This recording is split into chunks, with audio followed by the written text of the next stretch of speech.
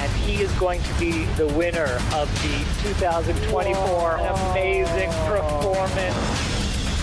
She's going to be facing the finish line of the Trans-Gran Canaria Classic. I can't put into words. Stand through the cattle guard and towards the finish line for 2024 champion.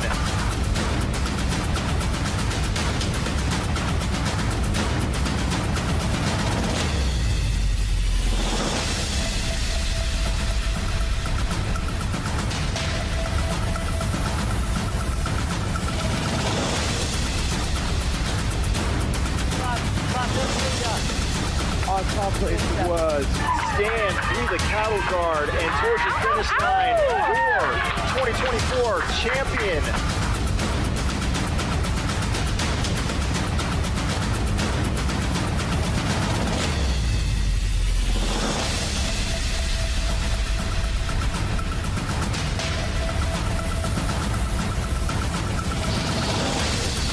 Every time he's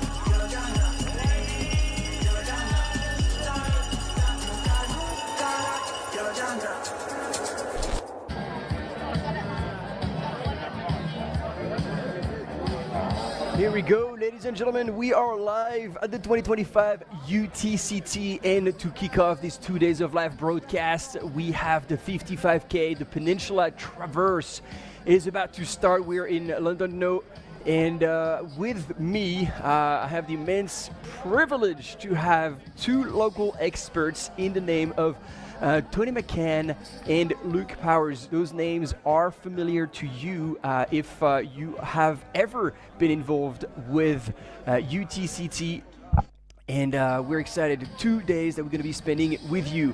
They are on site, so we're going to get first-hand insights on what's been happening, and I believe the one element that has invited to itself to the party is wind.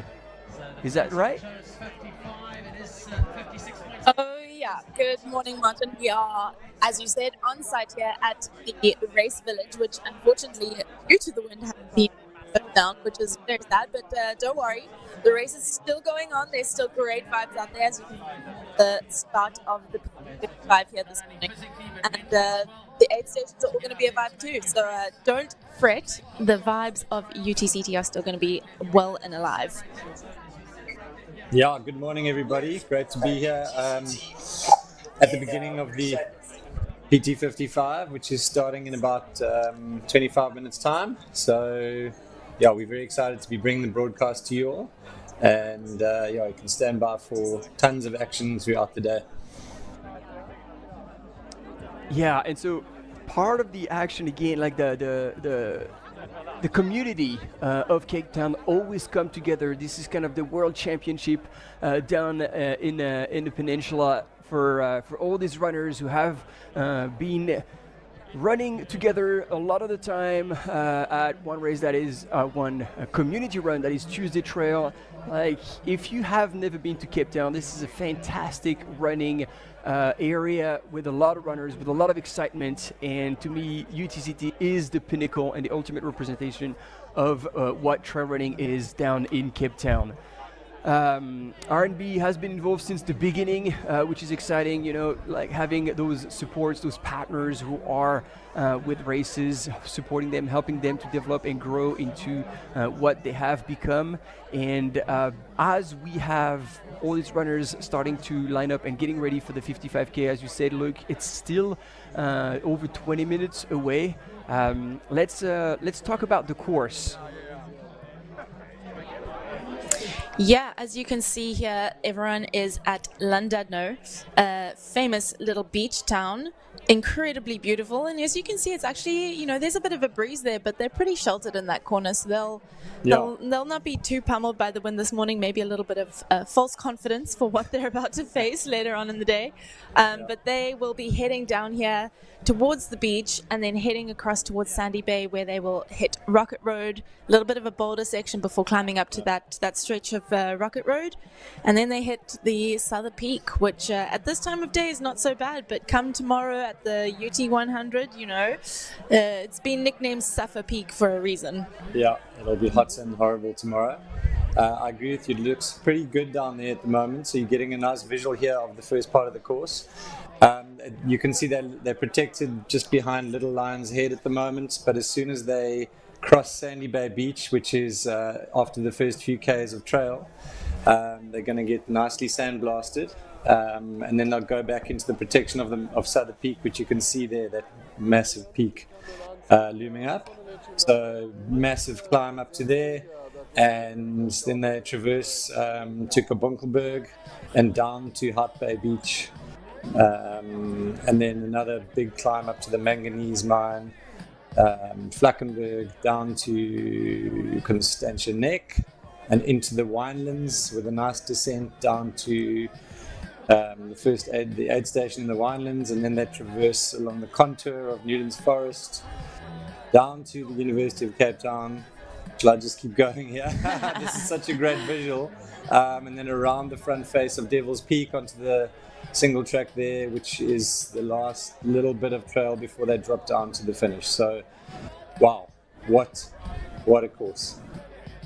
Now we've got 3 big aid stations for people to go and support at. The Hout Bay Aid Station, you can get a big croissant. I'll say that correctly for Martin. Coffee, and then you can also head to the Elfin Trail, another great aid station. Good vibes are going to be there. And then remember that the UCT aid station has moved to the Newlands picnic site. So don't go to UCT, go to Newlands picnic site. That's where all the action is going to happen. And you will see all of your favorite runners coming through there. And so talking about runners, like we do have quite a good lineup here. This race also being picked up by Terex. We have a lot of your fellow team partners, Tony, who showed up and were definitely going to have a crack at the top spots. And I'm thinking about Jeshurun Small, Robbie Simpson, Bianca, and who else do we got? We've got on the men's side, so we've got Jeshurun Small, like you said, from the USA, Robbie Simpson, previous winner here, Scottish lad. We've got Cody Lind from the USA, Charlie Hamilton from Australia, Kane, local legend. And then on the women's side, we've got Kimmy Schreiber, Bianca Tarberton, and that's it. So we've got a great show of Terex athletes here today. It's going to be an incredible event. If it was just them running, we would have an event on our hands. But it's not only them running. We've got it's incredible looking at the list of athletes who are here and how far, like from across the globe. We've got Greece, we've got Portugal, we've got the USA, we've got Australia. It's just so cool to see how this event has attracted so much incredible talent. And the PT55 today is going to be one steamy race, Joel. Let me know if you want to say anything. Yeah, and it seems like we're starting to see like the wind pick up a little bit on that start line. We might have a few caps starting flowing out at some point. But do I hear the suave voice of Maj? We actually once again have Maël Beckhausen, who will be out on the field reporting straight from the start to finish, possibly some aid stations as well if reception allows. So if we stop talking and wait, it's probably because Maj has something to say. Yo, folks, can you hear me out here at the start line? Loud and clear, Madge. Loud and clear. Race director Stu McCarthy here. Stu's looking good. We're at the start line here at the PTL 55. Everything's good. Vibe is high. It is windy, folks. The wind is out and it is absolutely pumping down here, but people are good. I'm going to get you in a bit close here. Look at this start line. Vibe is high. There's no, elite athletes at the moment rocking up at the very front here. So I bet they're just doing some warm-ups, but all the other people are pumped and stoked and excited. You can see that it is a beautiful day. The wind, obviously, free air conditioning from Mother Nature out here is the way we're going to refer to it today. It keeps you cool when you're getting warm, because when you're in the sun, it is getting warm down here already. So, yeah, folks, it's a good vibe. Everyone is pumped and ready to go down here. And as I mentioned before, we haven't really seen any of the what should we say, the elite runners pop their head around at the moment. We're waiting, and when they do, I'm going to get this camera right up in their face, see how they're doing. But that's it, folks. Yeah, hope all is good in the studio. This is going to be one throwdown of a race. I think in between the Terex athletes, there's a little bit of banter as to who's going to be able to sit at the dinner table tonight, because there's so many racing against each other, but it's going to be interesting to see. So that's the update from the start line. Good vibes down here, positive atmosphere. Can't wait to see it all go down. Right now, if you look at the under the arch, you'll see Mael, the crazy Aussie. Awesome, thanks Madge. Great to see you out in the mix there. And we'll be doing that the whole week. Yeah, looks good down there. Yeah, it's crazy winds, but that's what everyone's going to have to deal with throughout the day. Tony, just thinking of who's in the mix from the Terex top contenders and knowing what their seasons have been like, what do you think about who's going to do well today? Oh, wow. Honestly, there's so many incredible athletes here, and I think, naturally, Robbie does have an upper hand because he has been here before and has raced here so many times. But so does Jeshurun Small. I think this is his second or third time racing here as well. So he also knows the trails. He knows what's going on. Macy, unfortunately, Macy's actually running tomorrow. Never mind, I'll bring him up tomorrow. Cody, I think Cody is incredibly talented when it comes to technical trails. So, from that perspective, who knows? He could have an incredibly good day here today as well. Charlie Hamilton, I think, coming from Australia, maybe doesn't do so much technical trail, or not quite like Table Mountain. He comes from Canberra in Australia. So we don't know. I think he was incredibly confident. He saw the trails. He came a couple weeks ago. So he's been out there. He's been on the trails. He knows what's going on. I think these trails can throw anything at you. So we'll see how he handles that. On the women's side, Bianca, local legend, she's had an incredibly good year this year, winning in February this year in Tarawera, the 50k there. She also had a great race at the 21k at the Marathon du Mont Blanc, coming second there. And then obviously with her incredible win at Otter this year, absolutely smashing the course record. So she is on a roll this year, and I think the confidence is really high. And it'll be great to see, hopefully, that transfer into the 55k, a new distance, new territory for her. So you talk about a home ground advantage. She's literally starting from her house. She's waking up and rolling out of her door to get to the start line. And then Kimmy Schreiber, she's also had another incredible year. I think from confidence perspective, this has been a great year for her. Right? She has come second at this race. Unfortunately, in 2022, she had to take a little sit at Blockhouse because she cramped up so bad. But she has also come back and done the 35k, and I think she's feeling good. She loves Cape Town. She loves this race. So yeah, we'll see how she goes. I think her confidence is up there. She's prepared. Maybe, Martin, you can run us through some of the other elites that are showing up here today. Your potential Well, I mean, content. what I can say about Peter Frano, for example, is that like we've been this past few years used to seeing him on a bit longer distances, but he's been here before. He's done really well, and dropping down to a shorter distance at the end of the season will be super interesting. He's always super quiet, super composed, but man, he can deliver. So that'll be one to look out for. But I would agree with you with everything you said about that the men's field, and Robbie Simpson's been here, done that. Won it before, and he's had a stellar season. So like I think it will be very hard to challenge him. Charlie Hamilton, as you said, might not be as comfortable and technical, but he's got insane speed, and he will start really fast, I believe. Then is he going to be able to hold it together for the whole time? I don't know. As you saw, like he's a young buck and he's super excited about things, but maybe not as wise as the likes of Robbie or Jess Run.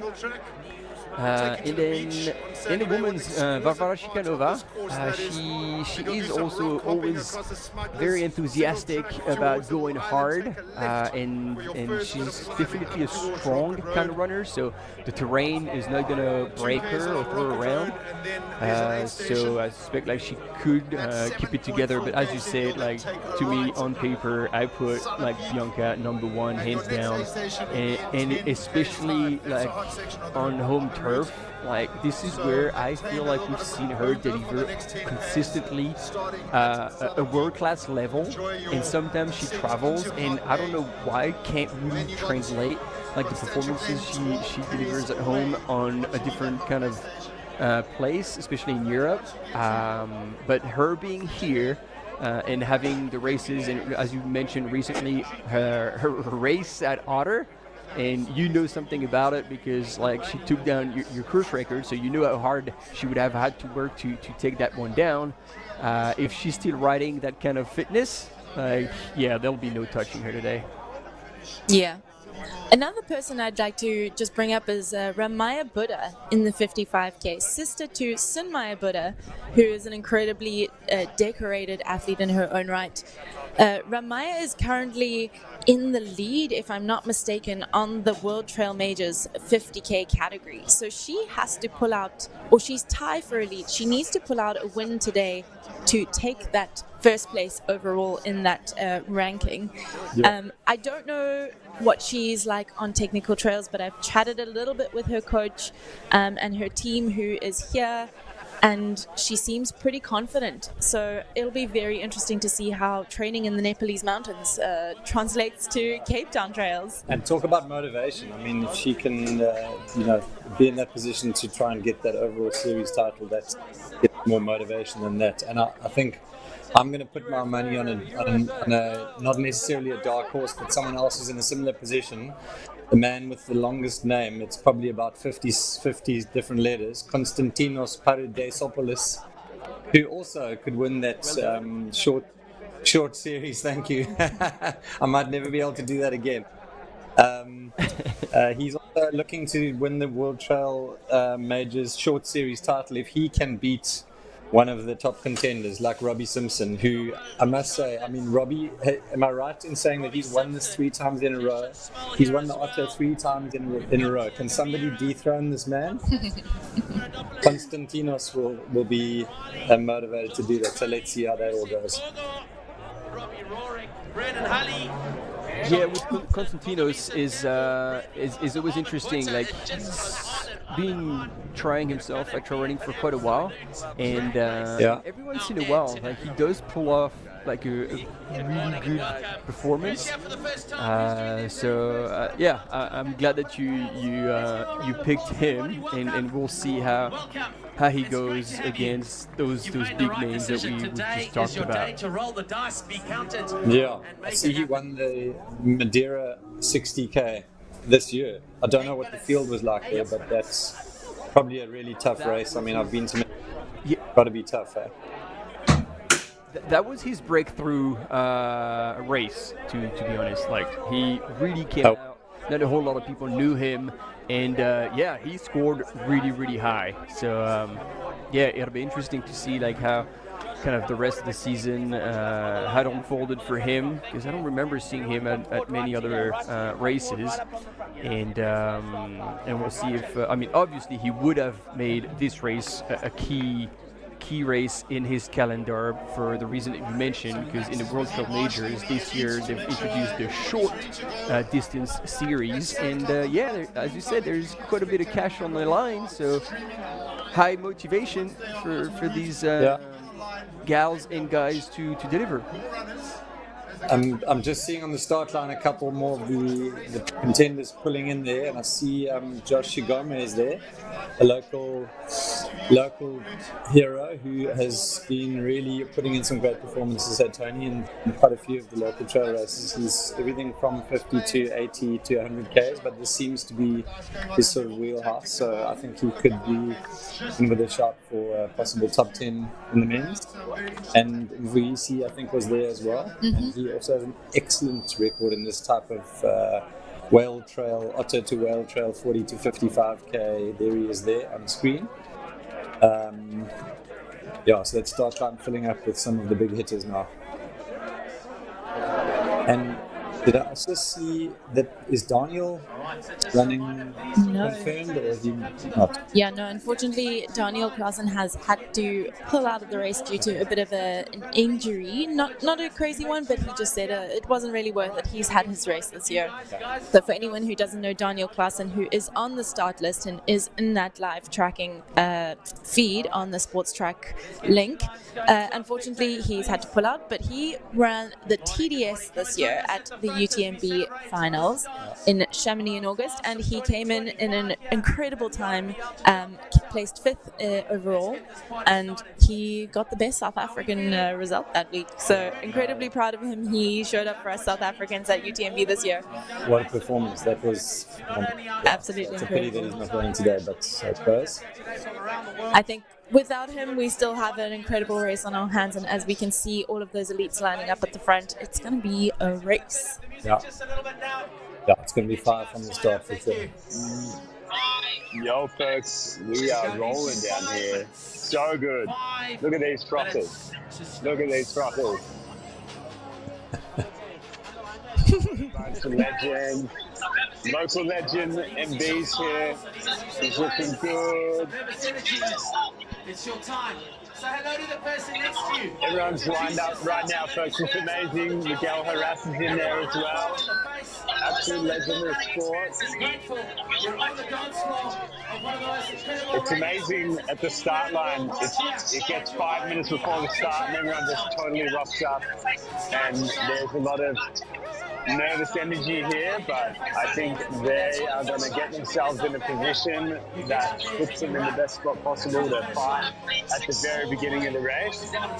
So you can see, look at these two lads, absolutely frothing.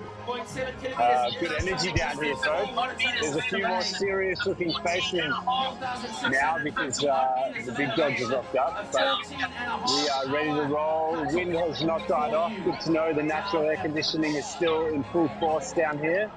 But yeah, folks, look at this. Everyone's pumped. Everyone's ready to go. The crowds are lined up, ready to let them all run out of this incredible start venue. Sun's out, vibes are high. Folks, I don't know what else to say except let's get the show on the road and let's get running. But you can see we've got a good mix of the ladies and the men at the front of the race here, which is what we love to see. And yeah, folks, I think you can see the crowd is deep. The positive atmosphere down here is electric. And we can't wait to welcome all these people back at the Gardens Rugby Field. And geez, I don't know, what's the finishing time going to be? 4 hours? 5 hours? What's it going to be out there, folks? I think you've got a spreadsheet that's probably better than my mathematics right now at the start line. Reminder to be kind, to look after yourself. Top 5 today? I think Robbie's is at 5 on the nose. I think, you know, maybe in a different year, but I think the wind this year is really going to throw people that, you know, those gusts you're running against a wall sometimes. Yeah. So, as much as these athletes are going to be ready to pull out some really incredible times, I just think the weather with them is not with them this year. I agree. Tony, just talking about the start line, they're going to run downhill. There's quite a combo of sort of stuff that's going to happen. They're going to run downhill towards the beach in the first half a kilometer. They're going to run across the beach, and So this is going to be fascinating to see how it all unfolds. have a little bit of time before they hit sort of some single track towards Sandy Bay. So there shouldn't be too much of a crush, because if I'm getting it right, there's a little bit of space on that not actually single track. It's wide enough to maybe have some space so that do you think people are going to be super motivated to kind of get forward a little bit faster than they maybe would have liked to, or do you think it'll be okay enough to be spread out and just keep your own pace that you plan? Yeah, I think traditionally this race does go out incredibly fast, just because you do have maybe 1.5 to 2 Ks of road to get to that single track leading towards Sandy Bay. And like you say, that single track is pretty wide. It's definitely enough for at least 2 people to pass or to stand shoulder to shoulder. So that is not necessarily the concern. I think people start worrying when you get past the Sandy Bay and you hit the boulders. Yeah. That single track then narrows quite substantially and is quite technical. So it does become very difficult after that to pass people. So I do think that there's some strategy at play at the beginning of the race here, because you do want to get ahead and you don't want to get stuck in any bottlenecks. So I think we are going to see this race go out really hard. And now we're just over a minute before the start. And so for people at home, if you're not familiar with these faces, so to the right is Charlie Hamilton, then Robbie Simpson, Bianca here with the white cap. Then we go to the left. I do not know the lady with the black backpack, but then is Ramaya Buddha on the far left. And then right behind her, Mash pointed him out, is Miguel Heras from Spain, Team Homa. And he's an old-timer. He's one of the legends of our sport at the time, with Kilian Jornet and Iker Correa leading UTMB. And it's interesting to see him on the 55K distance, but this is definitely someone who's not going to be challenged by the technical terrain. And then with the white in the second line, white top, white cap is Kane Rowley. As you said, Tony, he knows the course, he knows it's going to be a bottleneck, so he's probably going to try to have a shot at being at the front early. And ladies and gentlemen, just like that, the PT55 is on. Look at them there, they're starting like it's 100 meters, and they do that kind of pace as well up the hill and then onto the tar road and down to the first bottleneck, which will be at Sandy Bay. What an exquisite run to take part in. 55 years of pristine big time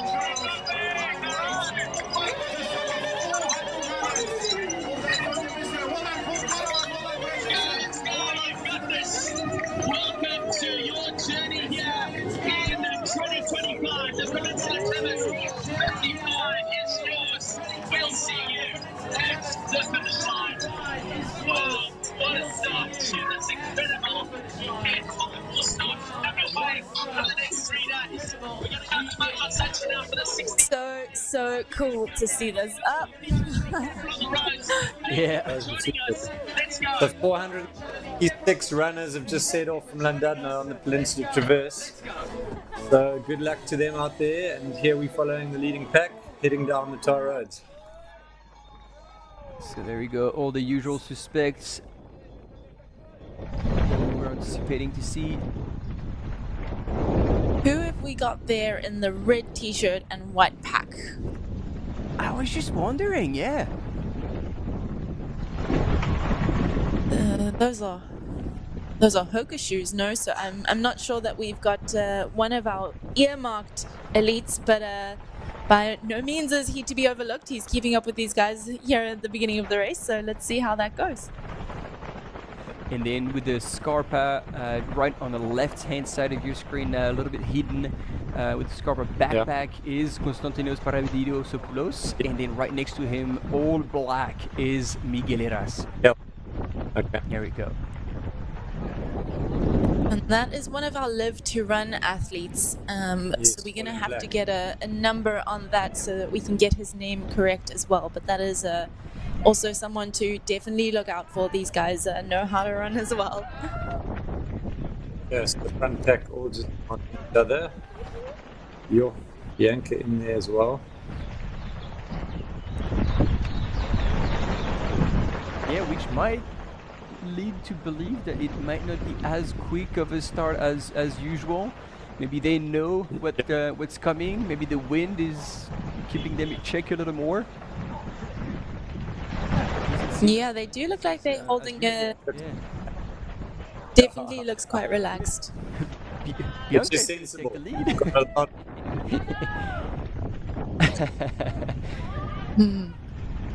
And actually a couple of spicy little hills in this first section as they zigzag through Llandudno towards Sandy Bay. I mean, this is quite significant. So everybody's just keeping it real here. See the gradients. That's gnarly. Done. And the wind. Yeah, we can hear that wind there. That also looks like Bongo Musa and Tembu on the side there, That's running up right. next to that stop sign. Also in black, he's in Terex. He's got the black Terex backpack on. I thought that he was on the start list. That is like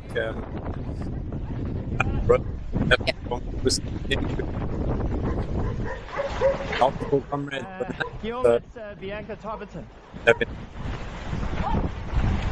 So, radioing you in. What's your bib number? 86? Oh. Correct.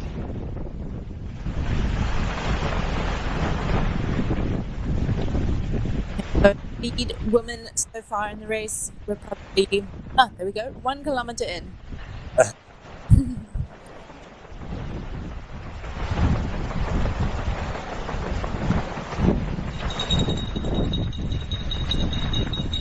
A little bit more climbing here before they drop down towards that entrance to the Sandy Bay parking and the trail that leads to the beach there.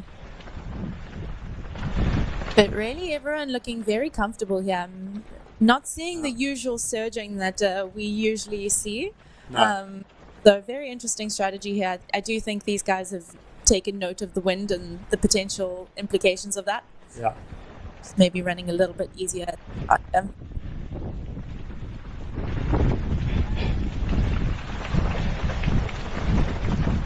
We'll see if we can get a view from behind and see in the women's field who's chasing and completing the podium so far. Bianca, locals' favorite by a mile. Yeah. It's got local, but from Hout Bay. So he's accessing the front crew, so they don't see him. It shows you the pace that people are able to catch from behind and sort of link up to this group. Another runner keeps growing to about 12 or 14 maybe even now. That's definitely looks like one of them there.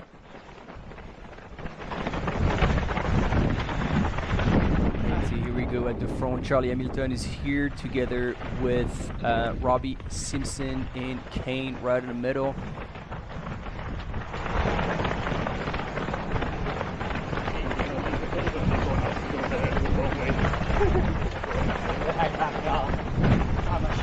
They're chatting away, so definitely a leisurely pace for these guys. I think it's more straightforward.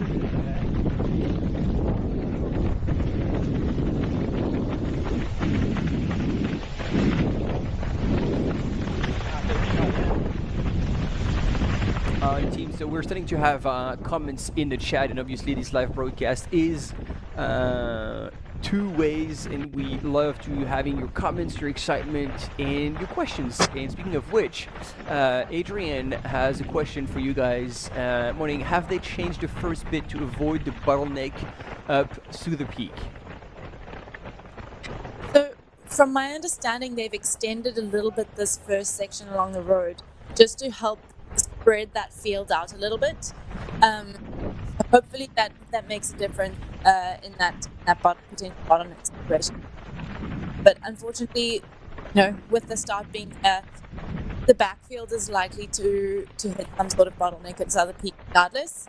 But hopefully with the extension here,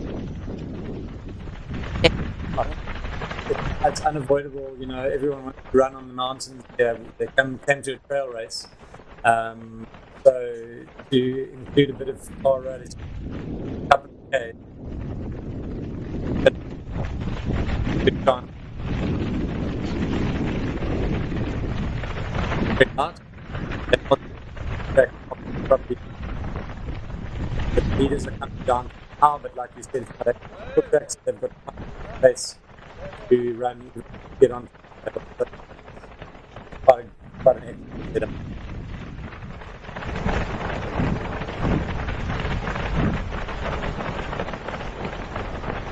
well, that business very quickly.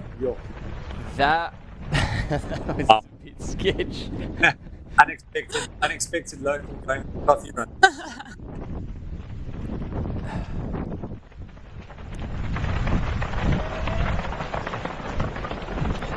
It's pretty close now to the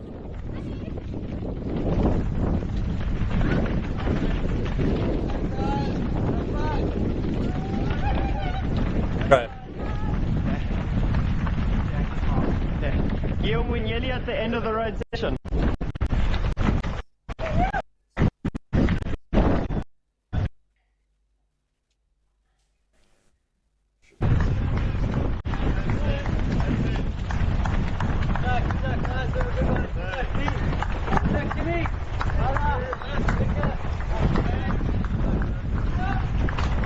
There we go. We've got second woman and third woman there, and fourth.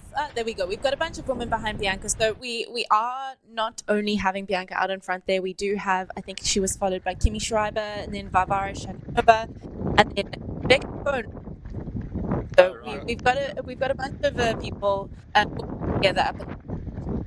Like 25 really.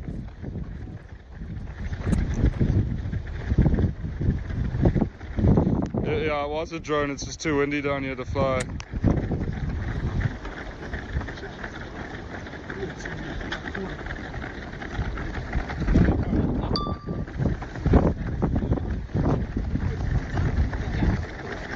We've got Antoine in the comments. I'm betting my entire fortune on a Buddha Sisters double this weekend. 2 wins incoming. I like this. I like this kind of bet going on. Bold statement, yeah. Copy. Very.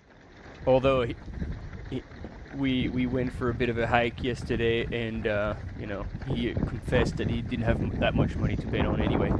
So not much at stake for this young man. But it will be super interesting. Rabbi does say, I've never been to Nepal as much as I'd love to go, but living in the high mountains, just see how she handles sea level air. So kind of sea level, once you don't have the altitude, it's very different. But terrain here, I just don't think it's very really. So it'll be interesting to see how she handles these trails here. Well, but you don't really get better high altitude training camp than living in Nepal. No, that's also very true. So. Yeah, I mean, historically we've seen, for example, Mira Rai or Bim Gurung at the time from Nepal, and they were incredible on the physical. They were extremely strong and were rarely challenged, and especially also on the steep climbs, always strong. Now, there's also a question I wanted to ask you, Tony, because you said that you've talked to her coach and her team. So who is she with over in Cape Town? Because that will indeed make a massive difference as well, like the support that she can get at aid stations, and if that support is on the same level as all the other top athletes for very quick transitions and having all the information that she needs to have as she's racing. Yeah, so she's here with a man named Ryan Blair, and he is part of the athlete management team at Asia Pacific Adventure. So it sounds like, from having had discussions with him both here and in Canfranc at the World Champs that happened earlier this year in early October. No, when was that? Maybe August, even September. earlier. Yeah, probably Early September. yes, somewhere around then. Time it's just gone too fast. So I had really great discussions with him in Canfranc as well, and both here too. And he has.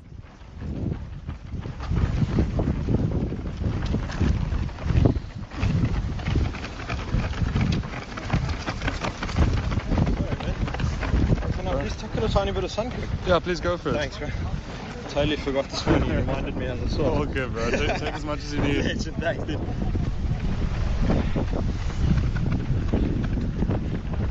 Enjoy.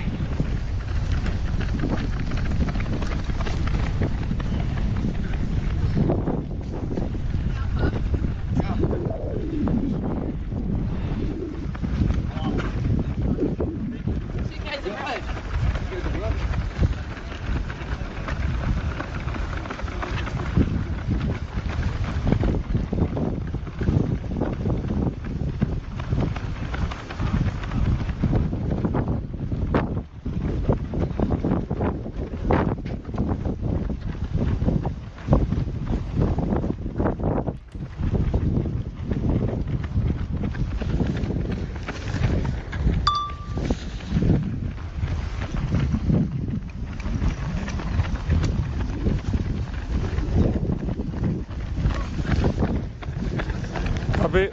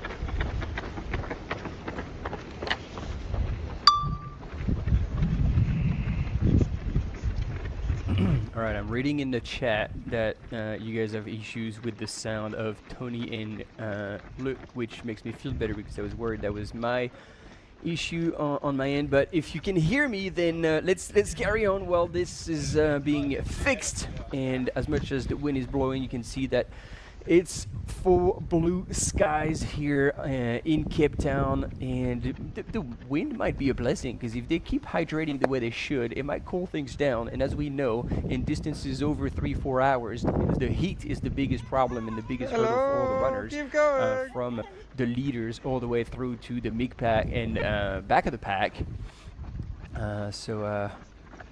As long as it's not a constant headwind, and since you've seen on the 3D map that the course is a whole loop, it will go around Table Mountain, and so at some point, and especially in the later stages, not only are they going to be sheltered in the forest, but they might be also sheltered by Table Mountain. So as much as we want to throw hurdles at these runners and make things even harder than they are, it seems like it's not going to be as bad as we anticipated, which is great news. And then later on, we're going to have Maj Backhausen as well, probably live from one of the next aid station. And as we said, now they were hoping to have a drone shot, but the wind is blowing too hard, and now we are entering onto that little bit of a bottleneck as they get onto the beach. And then it's going to be one steep, punchy climb, but very short. And then they're going to be on Rocket Road. This is going to be the first aid station, if I'm correct. And then, as Luke was mentioning, that long grind with big boulders up to the peak. If you wanted to know about technical, just... Yes, we can hear you back. We're back.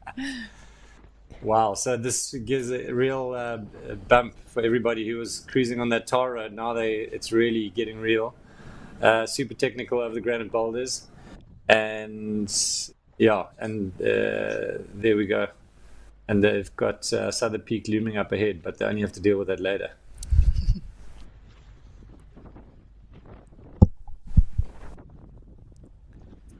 Yeah, so Martin, like you were saying just now, it's actually classic Cape Town stuff where you've got, I've just taken some friends who are running on the promenade in Sea Point on their coffee run, and they said that there was no wind. What is everybody talking about? And this is a classic Cape Town thing where these little pockets of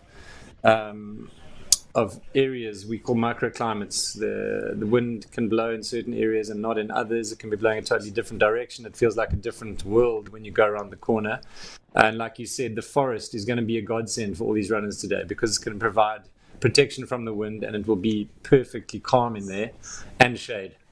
And because they're spending a lot of time out in the sun, in the wind, they're also going to get they're going to have to take on a lot of liquids because that hot dryness that the wind's going to take away the evaporation is going to be a huge challenge for a lot of these runs today.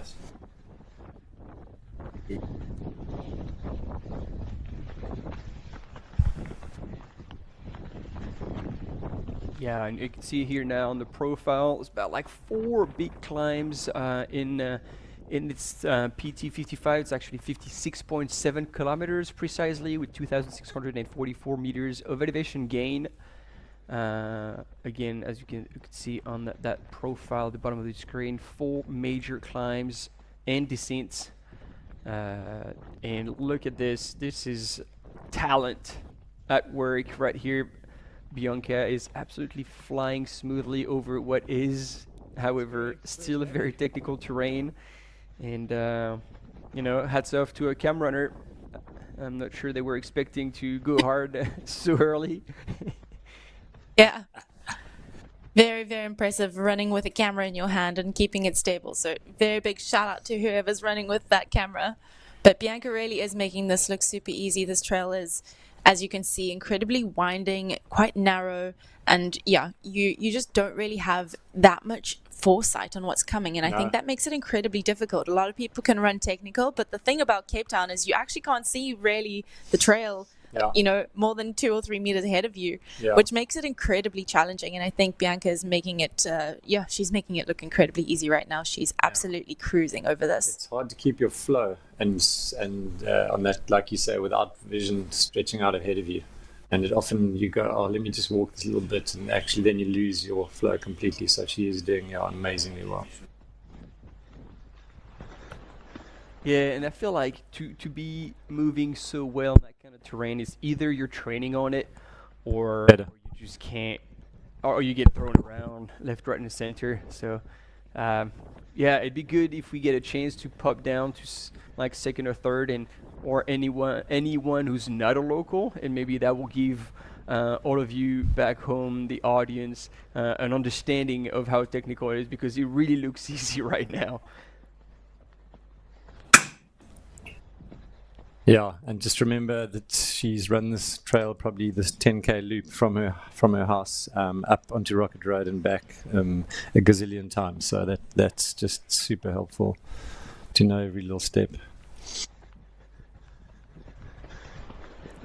Oh, and we've got Admire on the chat. I'm used to seeing him running. He's cheering for the Cape Town people. Yeah, we'll check. He's probably running one of the longer races. I think the longer the better for him. We'll double check that. He's probably just taking it nice and easy before the lead up to either the 100K or the 100 mile. And once again, just back to Bianca. In awe of her running over all of these rocks. She's really making this look absolutely just so easy. And we can't see anyone ahead of her. We can't see anyone behind her. But I'm sure that the lead men are probably not that far ahead. I think as much as they're incredibly good runners, a lot of them probably aren't as good as her on technical, especially like you say, when it comes to the local loop that she's on. Yeah. But we're heading into a break, so don't go anywhere. Stay tuned. Come back. We'll catch you on the other side.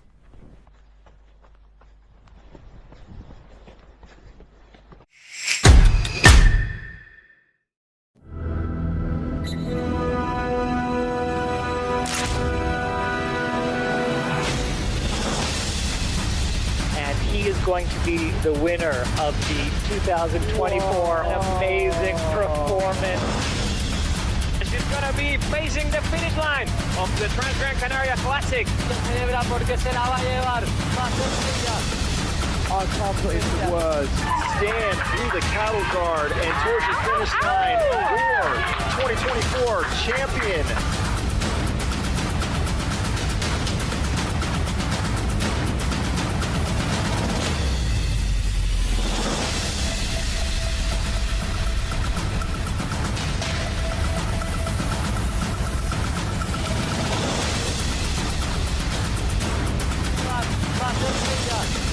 I can't put into words. Stand through the cattle guard and towards the finish line for 2024 champion.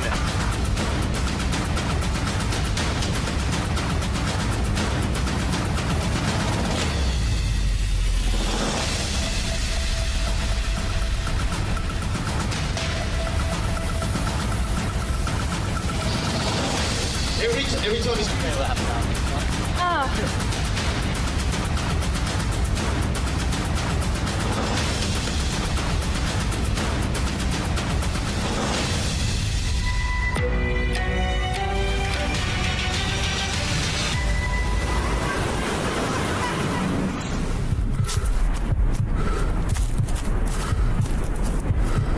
waiting for you with open arms. We welcome you here. Cape Town will remain a city of hope and opportunity for everyone.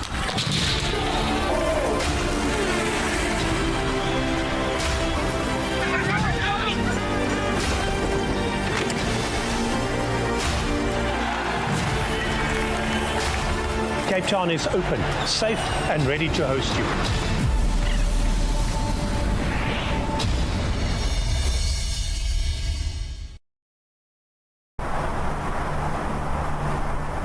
They call you crazy for the 4 a.m. starts, for the endless miles, for pushing your body to the brink. They might call you crazy, but that just spurs you on. Go further with Enduro 3, the ultra-performance GPS smartwatch from Garmin. This is R&B Ultra Trail Cape Town. A celebration of challenge and of the landscapes that surround us. R&B joined as title sponsor in 2022, and the partnership has helped shape the identity of UTCT, creating moments, traditions, and memories that define the event today. Here, on the trails of our city, every bell rings of promise, and every year, together, we go further.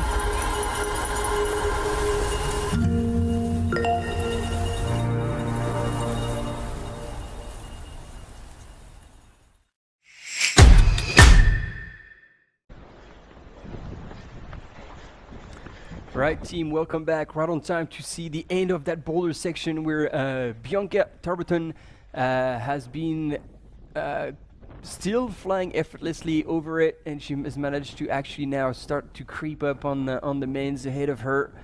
My guess, seeing how well she was going, she would have definitely put a bit of time on whoever is behind her.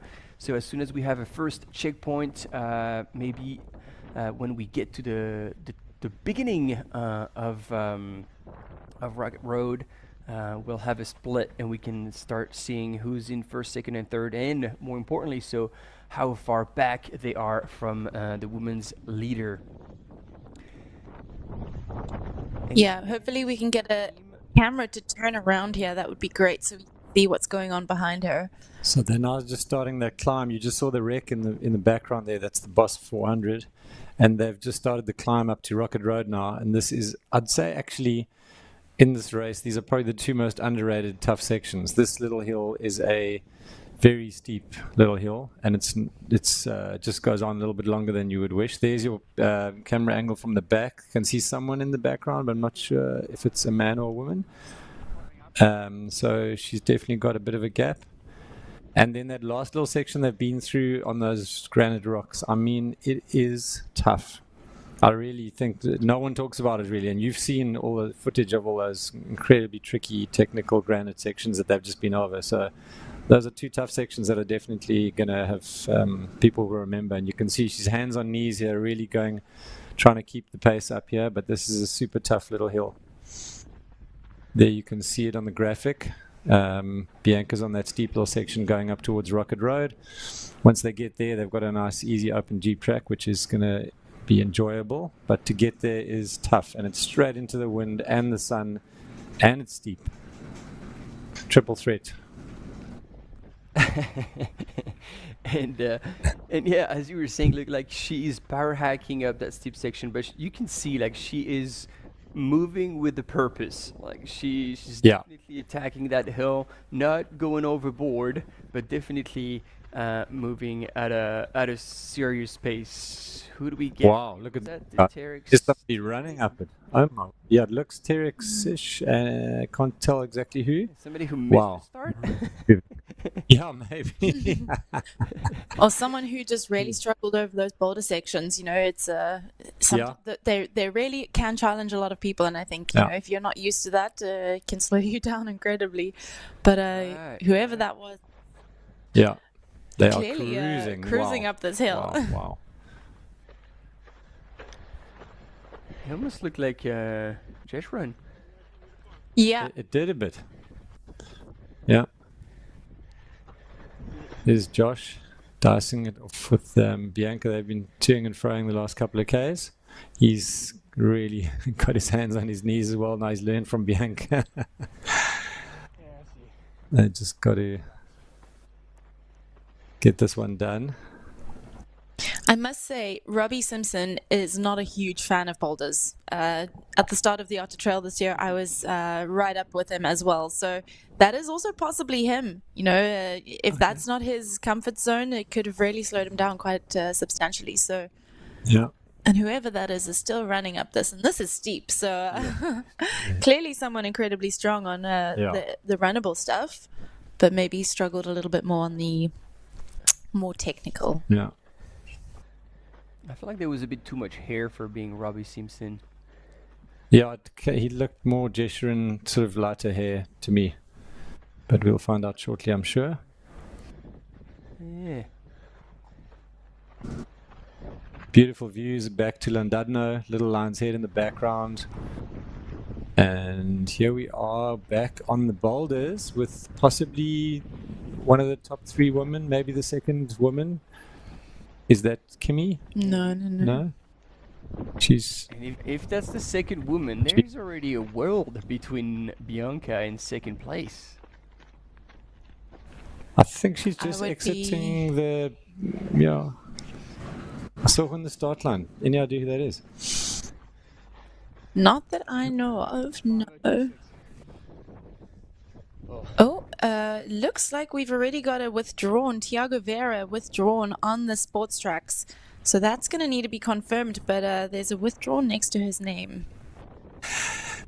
Just to give you a sense of really hard, tough that little section was down there on the boulders. Someone commented, as a road runner, this trail looks terrifying. I think that's appropriate. Yeah. So you can see they're still on this hill. It goes on and on.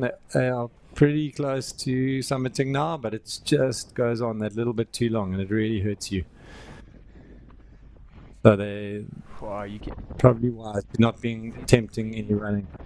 Okay, she's not too far behind. She's running up now. She's onto the hill, I think. She's made the turn.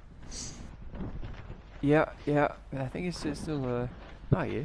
No. Maybe it was a replay. It wasn't entirely live. But that's still probably like 2.5 minutes. Yeah, a good few minutes, but still, she's in the mix there. Good effort.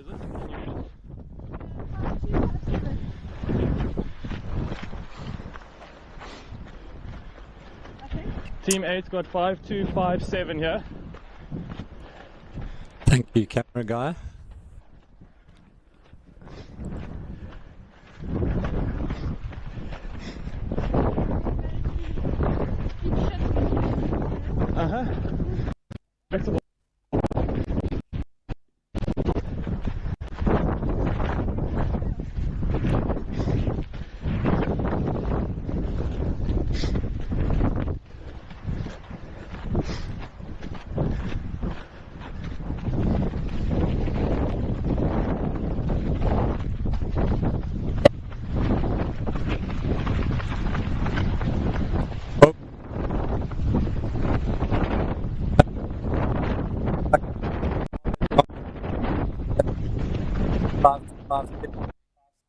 second place in the women's race. She's a few minutes behind Bianca Tarberton. And here we are back at the head of the race. It looks like with Robbie Simpson just ahead of the chasing pack with Kane and a handful of others there, and they are on Rocket Road and they're flying along here. So we get Charlie with the t-shirt. Charlie with the cap. Still that gentleman in the red t-shirt that we still haven't identified. Yeah. And one other, I can't quite see who that is at the back there. But they are moving fast towards the peak. I might have been a cam runner if we have now this angle. Maybe the last one of that tag was a cam runner. Yeah, correct. So 4 of them together: Kane, Charlie, Robbie, and the man in the red shirt, the mystery man. We will keep trying to find out who that is.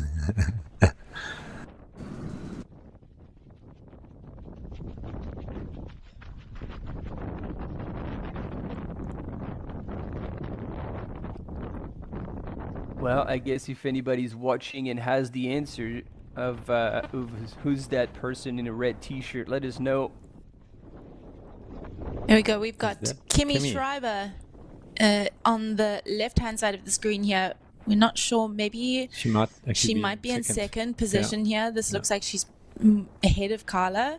But we can't see Bianca. You also see the position of her body while she's running. She looks like she's really leaning forward. I think she's probably running into quite a gnarly headwind. Definitely, yeah. You can see by the with the grass on the side, it's all lying horizontally towards the ground. So yeah, definitely running into a headwind here, and you can see based on her body position that she's working hard to keep moving at a good pace here.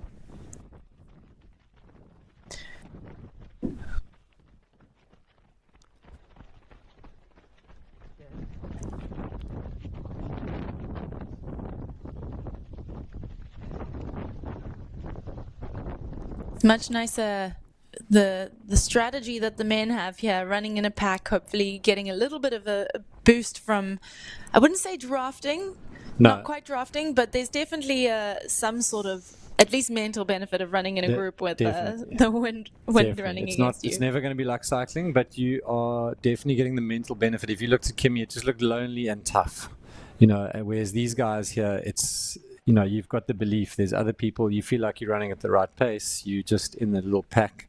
And if you actually are willing to hide behind someone like that guy, mystery man, he's actually got a nice barrier with these 3 dudes up in front of him. Yeah. So it's definitely helping. I think these guys will be coming up to this Rocket Road. Yeah. So that is not a full aid station. That's just a water station, so people can fill up bottles with water. Oops. Yeah. They're not taking on the water, but I think for many people in the field it's a must, because Southern Peak can get hot and horrible and long. So that's an option for everybody to get some water there. Our camera running back towards whoever's behind there. Yeah. And so I'm still a bit confused, team, because these guys know better, and they're running 3 at the front. So now Charlie is hiding a little bit, but I feel like indeed if they are running into a headwind, why wouldn't they hide a little more? I mean, they're a team. Yeah. I feel like at this point the wind will have been they'll be protected a little bit more from the wind as they've come around this corner now. It doesn't, actually looking at the trees on the side, it is pretty gnarly, so I take it back. But it definitely looks a little bit calmer, as I say that the bushes go wild, so I'm going to stop talking about that now. Look, I think those 3 up there are it's almost a shoulder to shoulder. Probably feels better. They're all incredibly good athletes, and so staying shoulder to shoulder probably feels like more appropriate, that you're staying with the people that you need to be competing against. Yeah, there we go. We're back with Carla here. There's Bianca. So that looks like Kimmy's ahead of Bianca. Possibly. She was, yeah. Because Kimmy's further along Rocket Road. She was in the sun already, so she could be ahead, yes. So it looks like we might actually have Kimi Schreiber in the lead, Bianca in second, and Carla in third.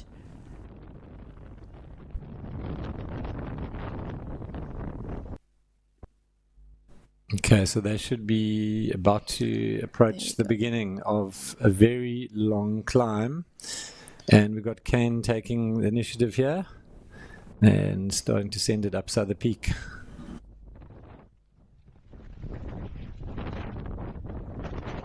I'm trying to look at the GPX, but it looks like Kimi is not carrying a GPS.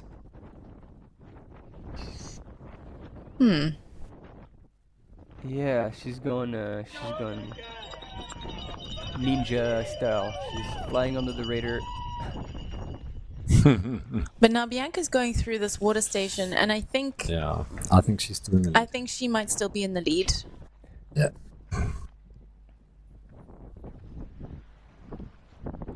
All right, there we go. First checkpoint.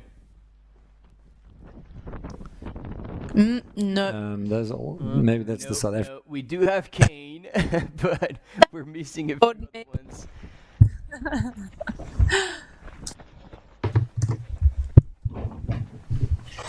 Yeah, so for those of you like joining now, we are just over 30 minutes into the PT55, the Peninsula Traverse 55K, 56.7 Ks precisely. And it's a group of gentlemen in the lead with Kane, Riley, Robbie Simpson, Charlie Hamilton, and the mystery man in a red t-shirt. And now going through the aid station, confirmation that she is in second place, Kimi Schreiber, while Bianca Tarboton, local runner, is in the lead. And Tony, who was in third? So I think this might be our third position, but we initially thought it was Carla Johnson, but that doesn't seem to be the case. That's Rebecca, Essex runner from George, local girl. That looks like she might be in third position. And then this, I'm not sure who this is. This looks like one of our international runners. So I think in the women's field we've got Bianca Tarboton, Kimi Schreiber, and then Rebecca Cohn. All within, not that far apart. I would say maybe 2.5 minutes separating the top three in the women's field. Okay, now you can see how...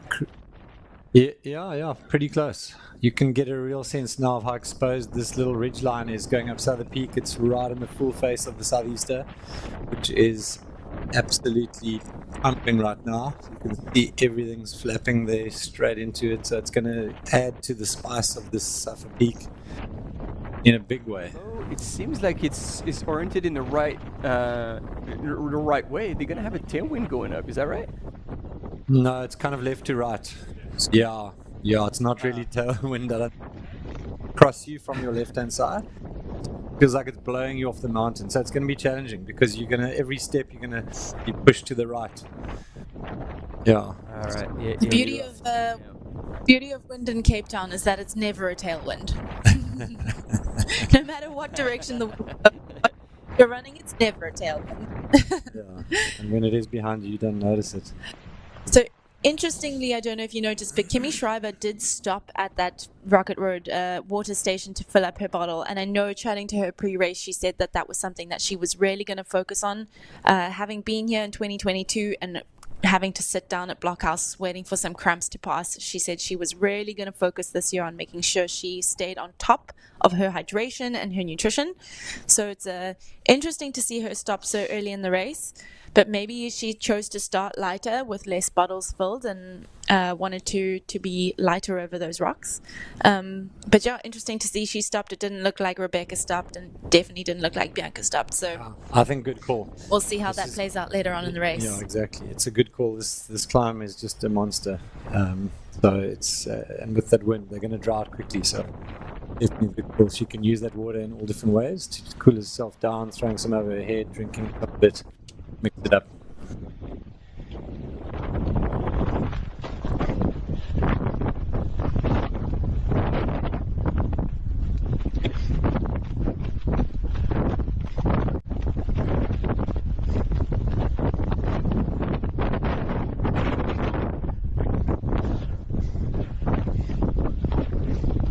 against somebody we haven't had on the screen, but seems to be appearing on the live tracking of the GPS is Ramaya Buddha, who is almost appearing on my tracking in front of Rebecca Kuhn. So obviously we would have had images of Ranmaya if she was there, but she looks like she can't be too far anyway. Yeah, she must be in the mix. Here we're getting some confirmation of this is possibly a Spanish runner, Beatriz Paron Alvarez, with the camera runner right now. The bun, so that looks like it could be her.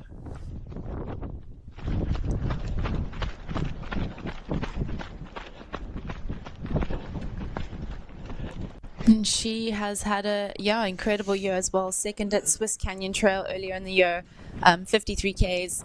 She was third at the Tenerife Blue Trail by UTMB. It was a 73K race, and fourth at Trail Verbia Marathon. So Verbia is no stranger to technical trails. That trail has got some pretty gnarly ridgeline sections. So she also knows what she's doing when it comes to technical running. Yeah, usually Spanish runners, when it comes to technical, we can never count them out.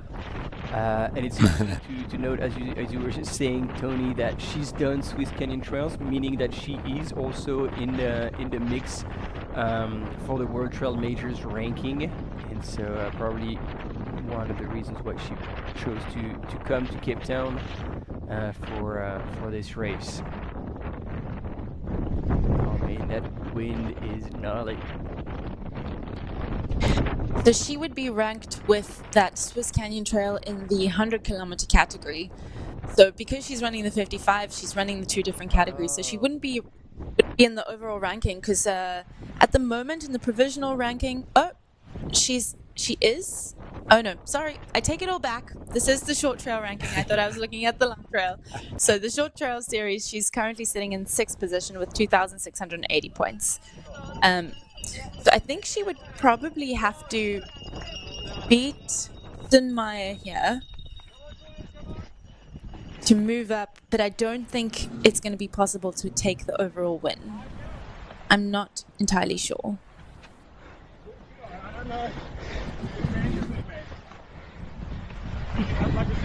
Actually, potentially. Depends how many points she gets awarded here. Yeah, and knowing that in case of a tie with the points, it would be easy considering the amount of races that two runners have, 2 second place or second place in the first place, then it comes down to the ITRA score, meaning that if you have a better performance, then that will be the deciding factor on who will have the overall upper hand in case of a tie when it comes to points. Okay.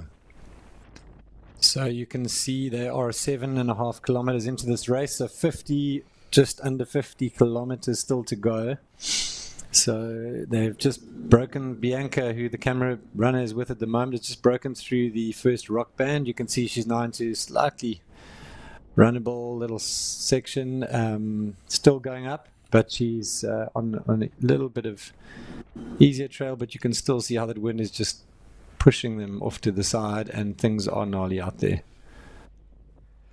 Well, Luke, talking about wind, I don't know if you've received that same video from Maj, who's on the ground from Hout Bay, but yeah, I haven't actually looked at it. Is it going crazy there? Oi, oi, oi. It's like it makes it what's happening around Bianca pretty calm. Like they have kind of a flattish cover tent, which probably helps not being blown up, but you can see the trees moving left, right, and center, and the sand being blown up. Woo! We're in for a treat today. Yeah, it's going to be wild. That's very exposed in Hout Bay down on the beach there. That sand's going to be whipping right through the valley there off the beach. Yeah, it's going to be very real.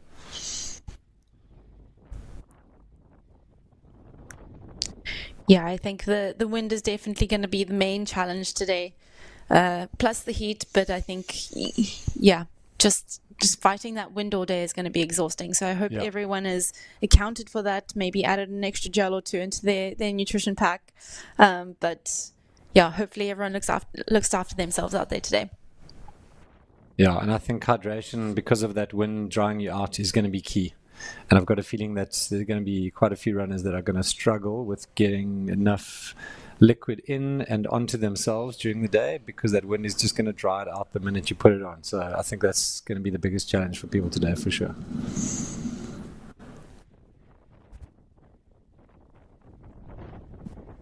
Okay, it's 19 degrees outside, we are hearing, so things are slowly warming up. So the heat's not too much of a factor probably yet, but that will play into the mix probably in a couple of hours or so as things heat up, because it is predicted to get fairly hot today into the mid to high 20s, I think. And once you get into that sort of part of the day towards midday, it's going to get it's going to be quite a combo.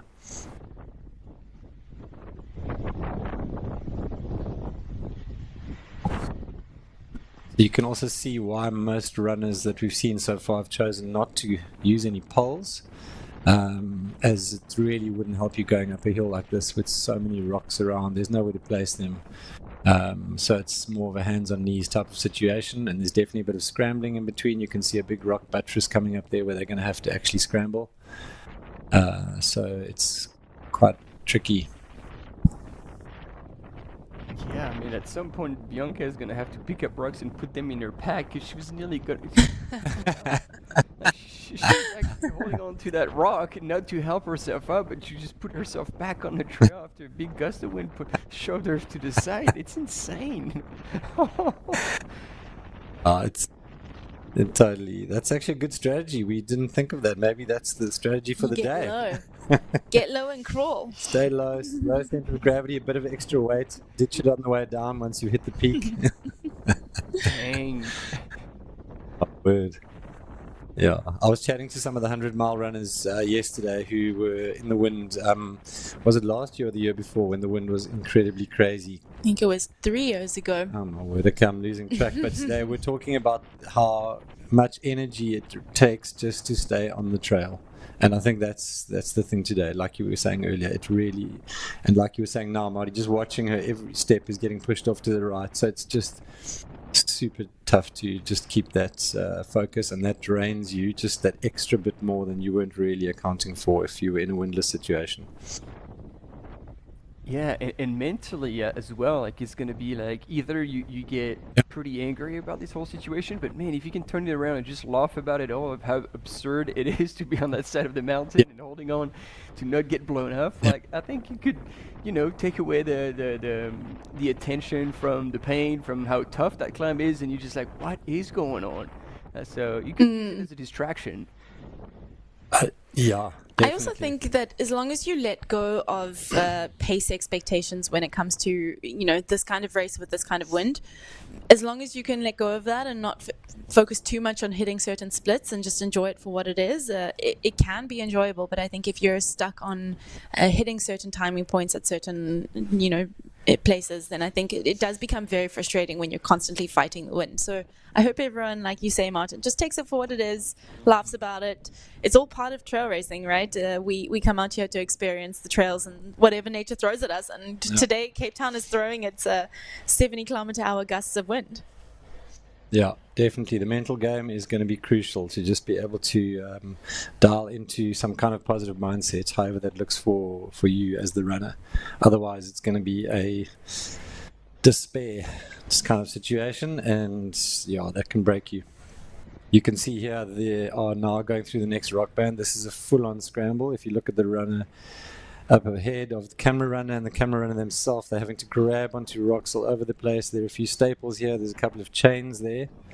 Just getting through that little bit is very tricky. They seem to be managing with one hand. Very impressive. Now he's got to catch up. But, yeah.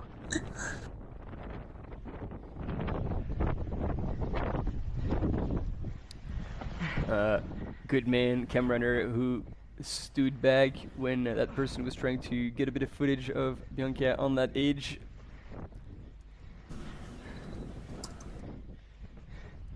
Very curious to see when we get some updates on second, third, and fourth in the women's race.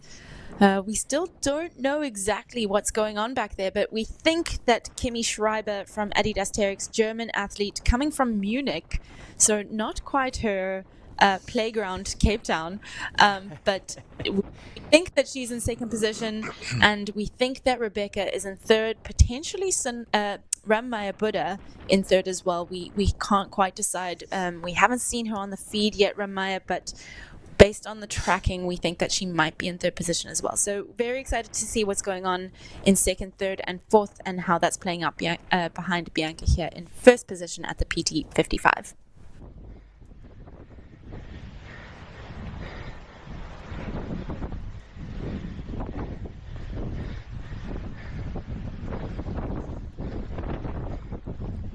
So she's going to be coming up to what I think is a bit of a false summit fairly soon. Yeah, That's there are the a few of thing. them on this peak. Yeah, Suffolk Peak is probably named Suffolk Peak because of how exposed it is, but also because you get to points so often where you're like, oh, it's finally done. Yeah. And nope, it's not done. Yeah, it's a very deceiving peak. I agree with that. Yeah, there's definitely a few little false summits. It doesn't present itself as this monster, but it just does keep going and going. So, yeah, they're going into some nice deep fynbos now. It would be nice to get a visual on the front of the men's race if possible. We haven't seen them since they started climbing the peak. Looks like we might have lost that. Yeah. Interesting to think like we're just under an hour elapsed already, and they haven't gone through 10Ks yet. So it shows like how that first part of the race is brutal and rather slow going. Before pushing a little harder pace. Team, we got a quick break coming up, but we'll be right back with you. Stay with us.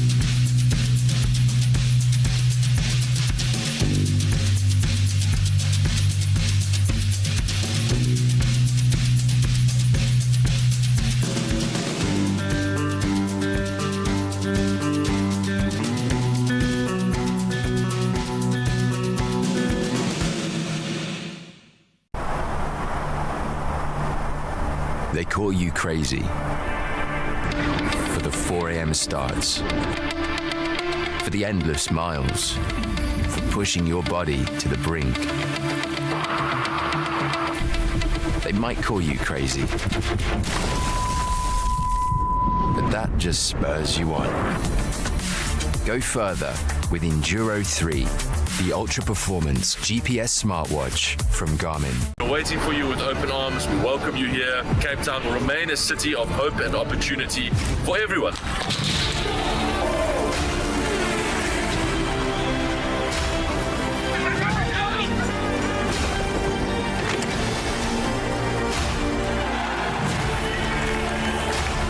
Cape Town is open, safe and ready to host you.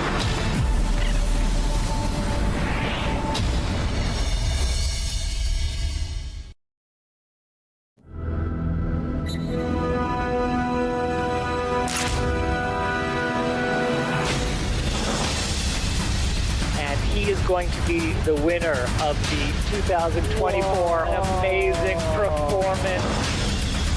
She's going to be facing the finish line of the Transgran Canaria Classic. Accomplished was stand through the cattle guard and towards the finish line for 2024 champion.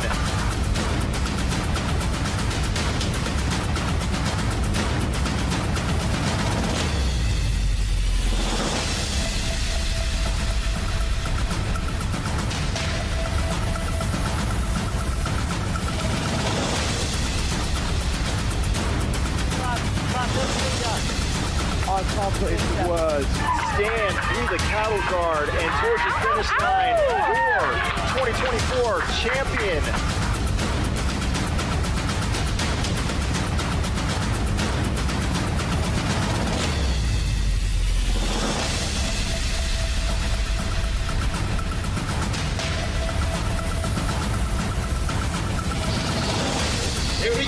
least 3 laps now.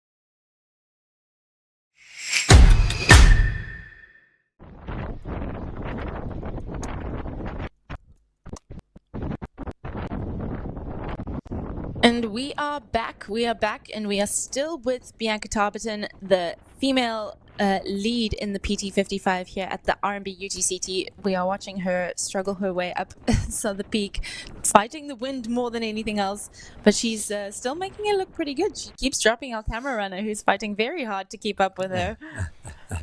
Yeah, and shout out to her runner. Apparently,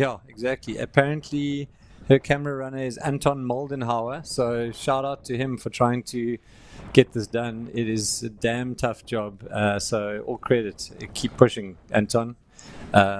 He's been given a shout out from Jared Whitson, who's on the chat, so amazing. Thank you for doing this. You are a flipping stud, as he said. Well done.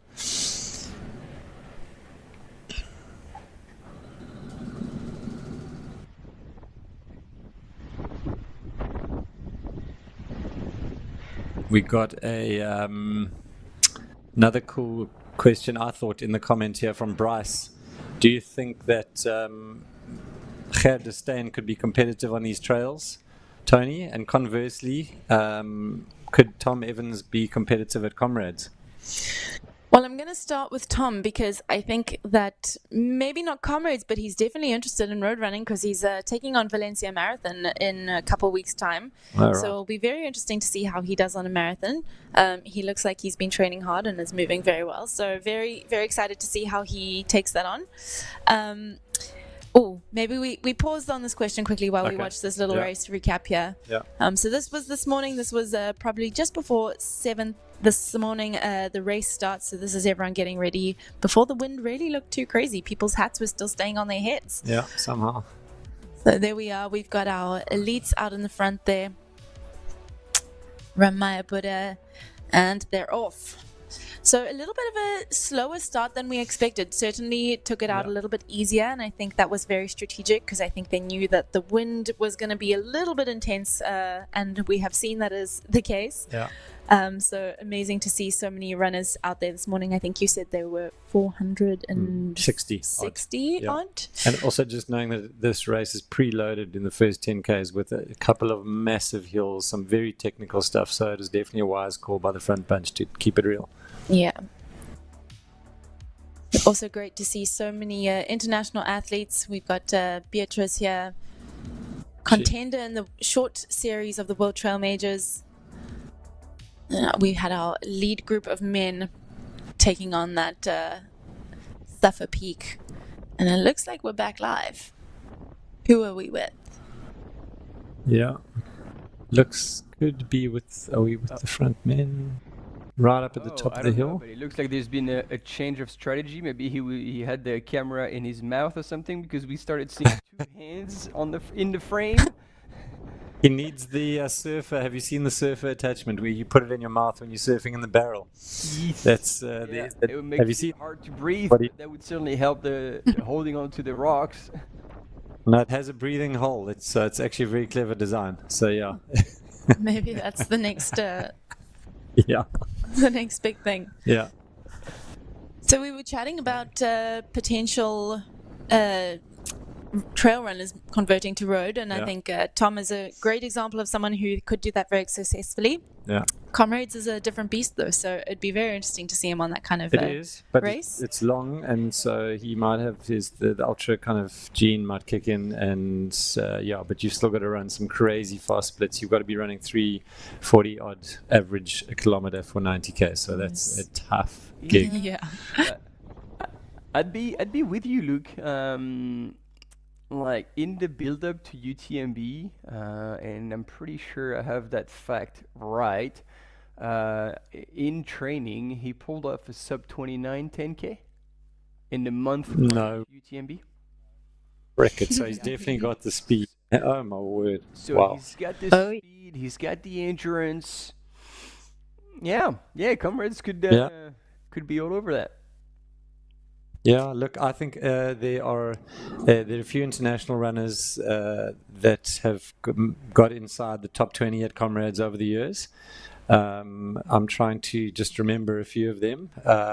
And one, what was his name? Ian Sharman has, I think, just popped out of the Wally Hayward medal, which is legendary sub-6 medal, which is usually gives you a top 10, especially on the up run. And I must dig into some stats, but there definitely have been a few attempts by some trail and international runners who've done well.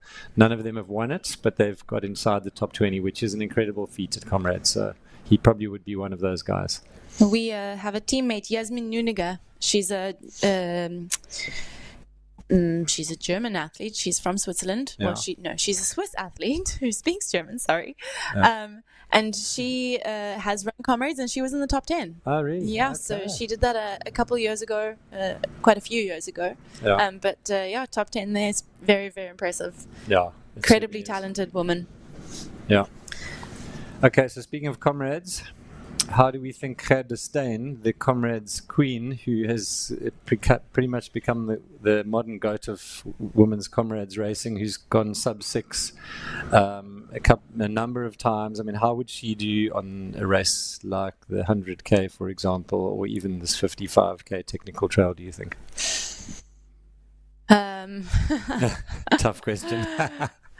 Yeah, I don't know. I've never seen her run on trails, honestly. Not technical trails. I've seen her run on, the Alpine smooth trails, and I think any race in the Alps, she probably would do really well. The smoother Alps, so maybe more in Switzerland or. She does train there. She goes up towards Teen. Yeah, she goes up towards Teen. She has a base up there where she does some road marathon training. I think she's up there at the moment for. The Soweto Marathon, which she announced she was doing. So yeah, she's definitely up there training at the moment. And I think, if she ever decided to do something like Sierra Zanel, I would be very, very worried because I think she would absolutely crush a race like that. I definitely think she has a lot of potential on the trail. She's got the engine, clearly. Yeah. It's just figuring out which kind of race is going to suit her best. Maybe that looks like a Western States or something like that, a Tarawera. I think any of those races she could absolutely crush. So, yeah, whenever she decides to come across to the fun side, I think everyone should watch out. Definitely. And on that theme, I think we should just remember that Bongamusa Mthembu, Triple Comrades winner, is in this PT55. We don't know exactly where he's lying, but we're guessing probably in the top 10.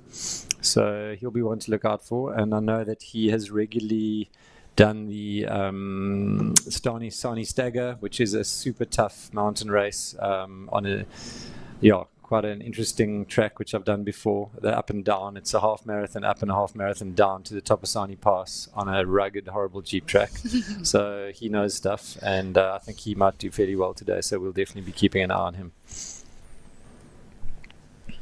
So before we lost signal on our camera runner, we were seeing Bianca just coming over the top of that southern peak. She has summited the climb, and she will be heading down onto a bit of a plateau. She'll have another sneaky little climb before she heads down onto that Jeep track towards Hout Bay. We've seen the woman heading over the top of the climb, and now we just wait, I guess, for them to come into Hout Bay. Yeah. Okay, so somebody, thank you for that, Martin, for reminding me. Ellie Greenwood is the other obvious Comrades winner who came from UTMB glory and made the jump and somehow beat the Russian twins in an absolute epic. I can't remember the exact year, but I watched it. I mean, she put on a masterclass to win Comrades with about 15 Ks to go. She broke the spell of the legendary Nugaleva Russian twins, who'd probably won about 8 or 9 Comrades between them over those years. A bit like a double Bruce Fordyce kind of act, and they were just frightening, and she took them down coming into Durban. It was unbelievable. So yeah, Ellie Greenwood, geez, what a total legend. And so that will also tell us something about Gerda if she wanted to transition to trails, because Ellie Greenwood was for over 10 years, I believe, the record holder at Western States before Courtney took down that record. So it seems like there's definitely a link between these two races when it comes to the type of runners who do well there. Yeah, totally.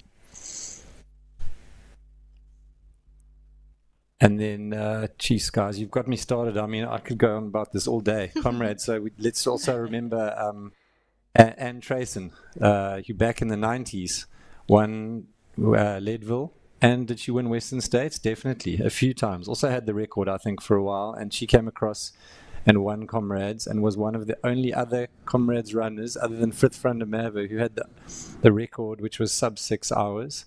She was the only other woman until Gerd de Steen who had run under 6 hours ever in the 100 years of comrades history. So she, what a total legend as well. All of these badass women, hey? Yeah. So, I think Anne Trayson gets a big mention also in the Born to Run book, which is a must-read for anyone, runner or non-runner, where she was one of the top few of the overall field at Leadville that year when the Tarahumara guys came up to run from the Copper Canyons in Mexico. So check that book out if you haven't read it. It's an absolute must.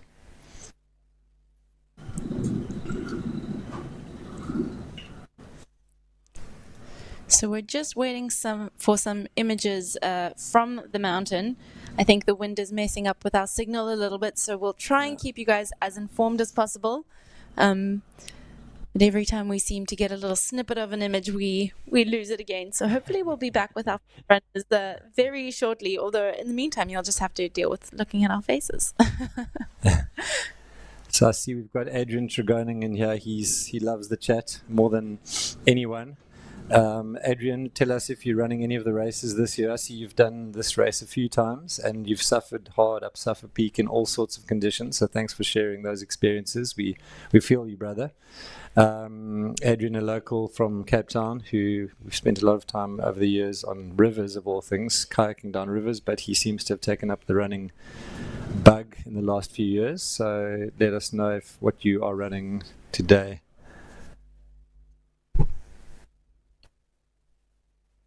Oh, goodness. 100% in sandals. My word.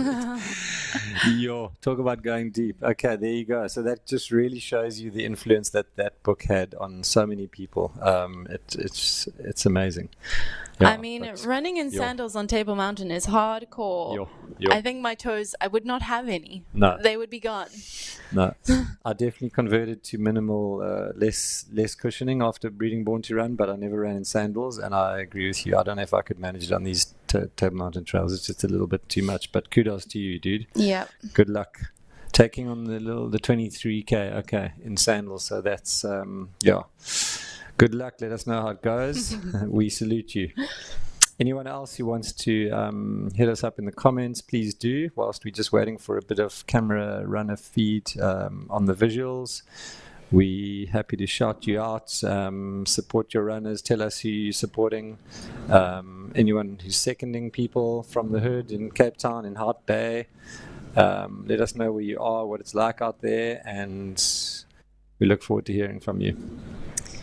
I actually met a runner at Tuesday Trails, a Mexican runner who's here to run the 100 miles. So he'll be starting a little bit later today here at the rugby club in Gardens.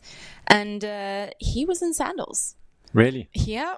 And he had run Tuesday Trails and he went, I love my sandals, but I think I might wear shoes. And I was like, that's a good call, my friend. 100 miles over Table Mountain at night in the dark with the wind in sandals. I don't see that going particularly well. So I think he made the call to wear some sandals, some shoes.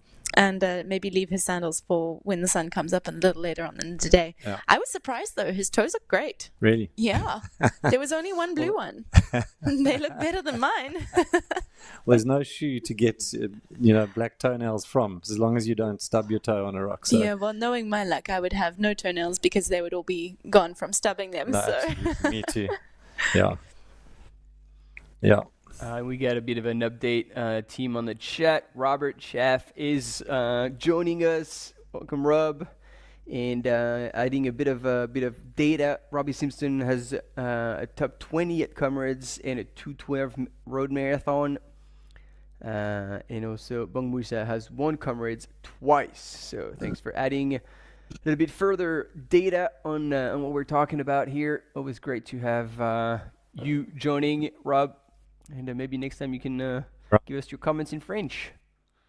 Because Tony can read it. I can talk about it.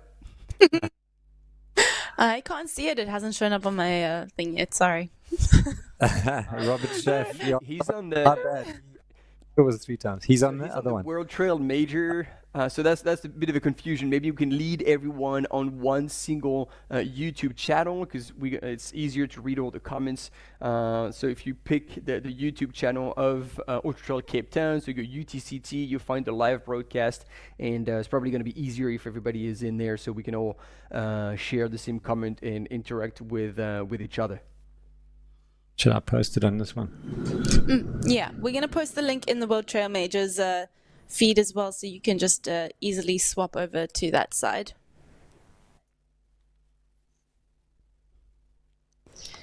Oh, sorry, my bad. I've put it there, but I'm going to put it there too.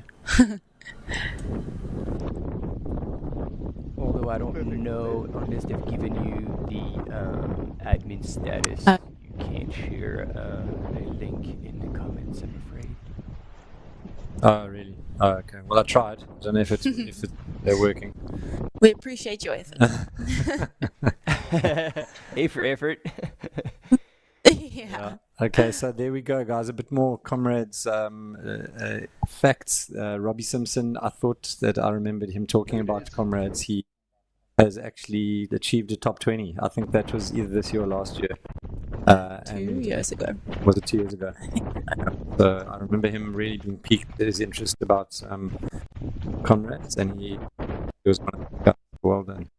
It looks like we're getting some images now from the top of between Souther Peak and Carbonkelberg. Is that right? Patchy images coming through. So it looks like he's about to start the descent, heading on towards that little sandy section before they really hit that Jeep track. Is that? Oh, I think that's Bongo Musa and Tembu as well. Looks like Bongo Musa, yeah. He's got that very neat style. Yeah.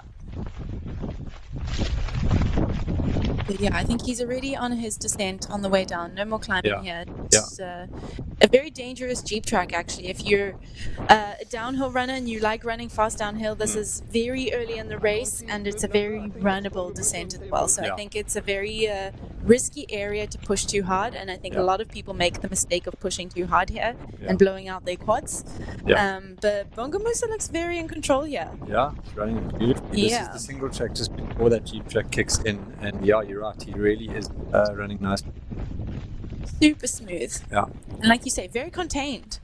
Yeah. I'm the runner with that has my arms flying around everywhere, but wings out. Yeah, exactly. Yeah, no, he's I think that probably comes from that super efficient road running style where you're metronomic, and you've just got everything tucked nicely. I mean, not that that's necessarily a road running thing, but I think it is very helpful in road running. You have the ability to just really dial into your style because you're not dealing with anything underfoot except the same tar every single step. Really, really cool images here as well.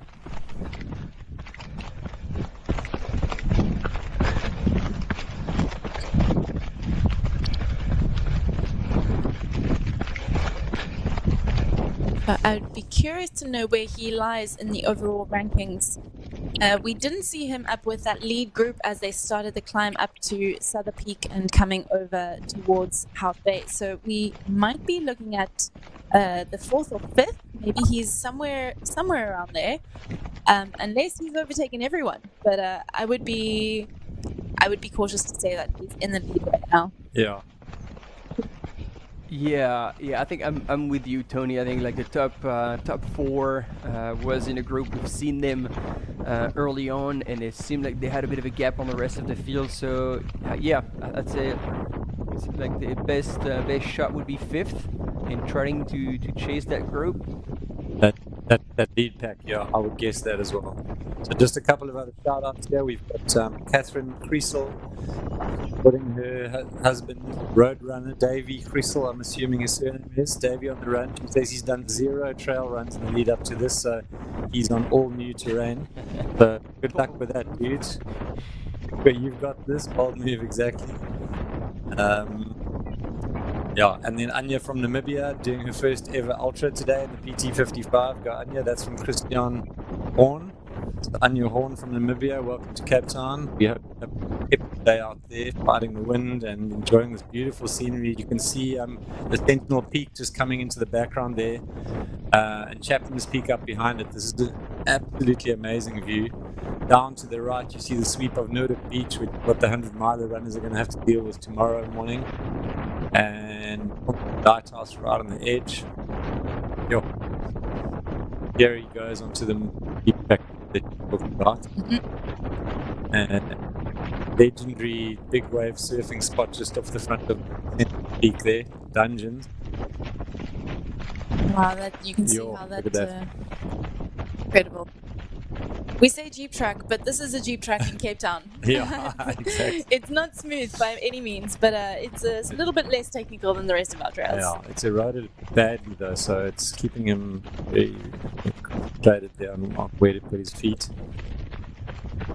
Seems to have a decent pace, not too crazy. I think this is pretty good. You want to make up time, but not let rip here. Yeah. Because otherwise, like you say, you're going to trash those quads and get in trouble later.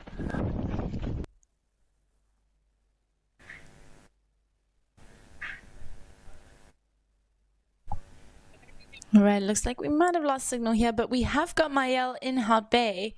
And we can see his camera, so maybe Madge, start talking and let's see if we can get a glimpse of what's going on in Hout Bay.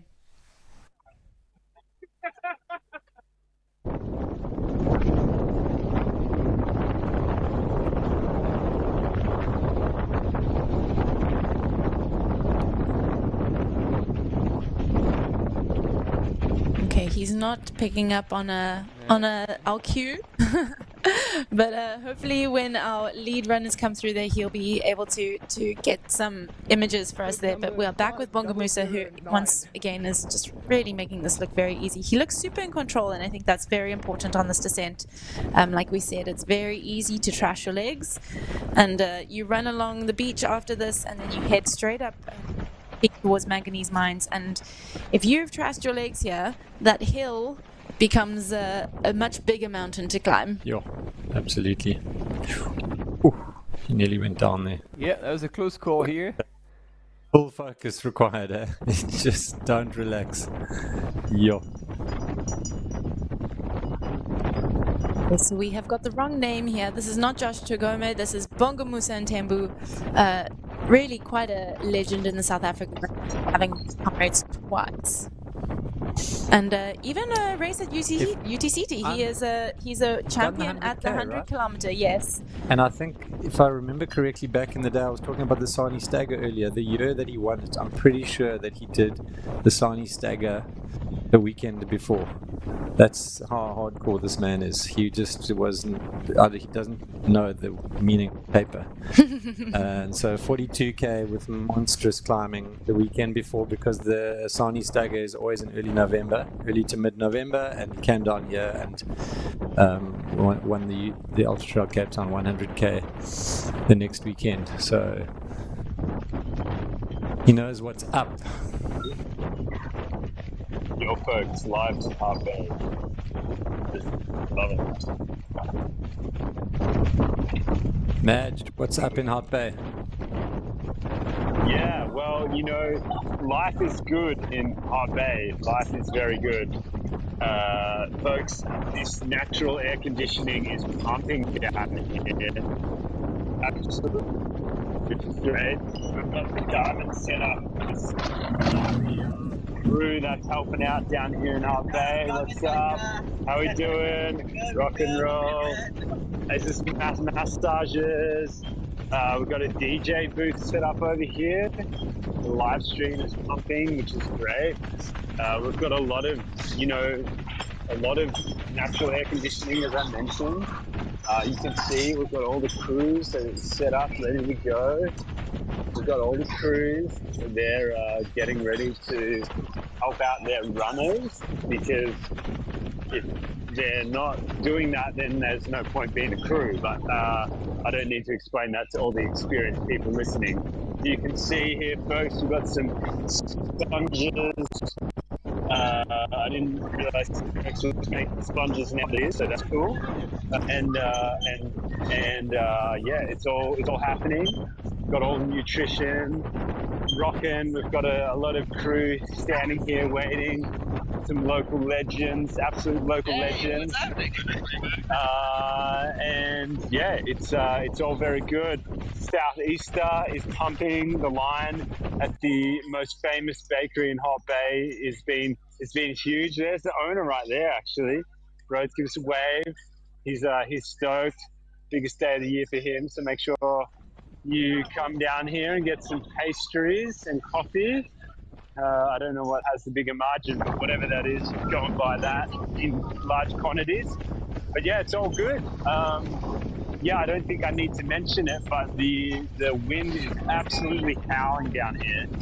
We get some massive gusts of wind blasting through here, which is just throwing up dust and throwing everything around. But it's going to be interesting to see what the runners are facing on the beach down there, because you can see the beach in the far distance, and the runners obviously running along that beach, coming towards us, and it's going to just be punching out a lot of sand at all the runners as they come across that beach. But the positive atmosphere here is high.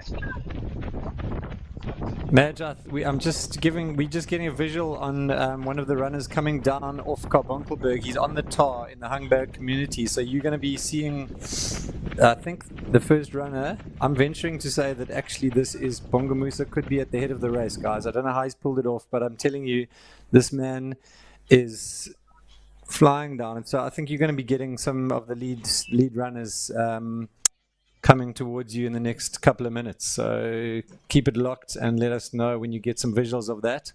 I just did want to say, Robert Chef, that I was actually right, bro. Bongamusa has won Comrades 3 times, 2014, 2017 and 2018. So do not write this man off. We're not entirely sure of his position in the field right now, but he is definitely a contender. He's won 2021, he won the UTCT 100k, and so his pedigree is unmatched, and he's on the road right now and absolutely flying down this mountain. So we can't wait to see where he stacks up against that lead pack, whether he's just ahead of them or he's just chasing them hard. We're going to find out soon, Madge. Keep us posted. He's chasing hard, because from what I'm seeing on the GPS trackers, these guys are already close to the port, if I can go it that way. Like they're down at the harbor, and it seems like, if this is correct, it's Johannes Wingefeld, our mystery runner, if that's still him with our top runners. Oh, in the red vest. One of the He's yeah. Well, Charlie Hamilton might be just a little further back from this gentleman, but I do not have the dot from Robbie Simpson, so I don't know if he's ahead or just below. And we're also getting a bit of intel that Kane is also in the harbour, so I think he's still in that pack. So I think correct. Correct. Yep. He's right with them. They're about to just get on the beach, and we don't have those traditional aerial shots that we have usually to give you a better overview of where these runners are going through, because as you can imagine, with such gusts of wind, it's impossible to fly the drones. But it's good to see it. Yeah, so I think that. Yeah, then the lead runners sound like they're on the beach already. So the trail has also changed a little bit. So historically we cut behind the houses along a little bit of Yes, that track along the Yes. the fire cut. Yes, Yeah, and it looks like there's a little bit more road this time, so I'm not sure if that's changed or if he's still going to hit that, but I think historically you're kind of up changed. behind there. Yeah. They've just put it onto the road instead of onto that little sandy track, which was actually quite tricky. Very sandy. You remember coming down, there's like a hell of a wiggle that comes down off the left there. Yeah, so that will make that also a much quicker section to come down, although I would think I'd rather run down the trail than the road. Just a little bit easier on the legs. Running downhill on tar is always pretty hardcore, so... Yeah, I think I would choose the road. just to relax for a little bit, not have to think. And he's going to probably slip in. There's a little gap in the fence here. Do they still take that? It looks... I don't know if it's coming up. I think it's coming up on the... On the right, and then they should slide through past the yacht club. There we go. Is he going in? Yes. Okay, security's been beefed up there. Cheapers. So he is now in the harbour, and if he's really unlucky, he'll be getting the lovely wafts of the fishing boats who have come in from their morning fish. Although with the wind pumping, it's probably actually pretty pleasant down there. Yeah, and probably not be going out anytime this week. No.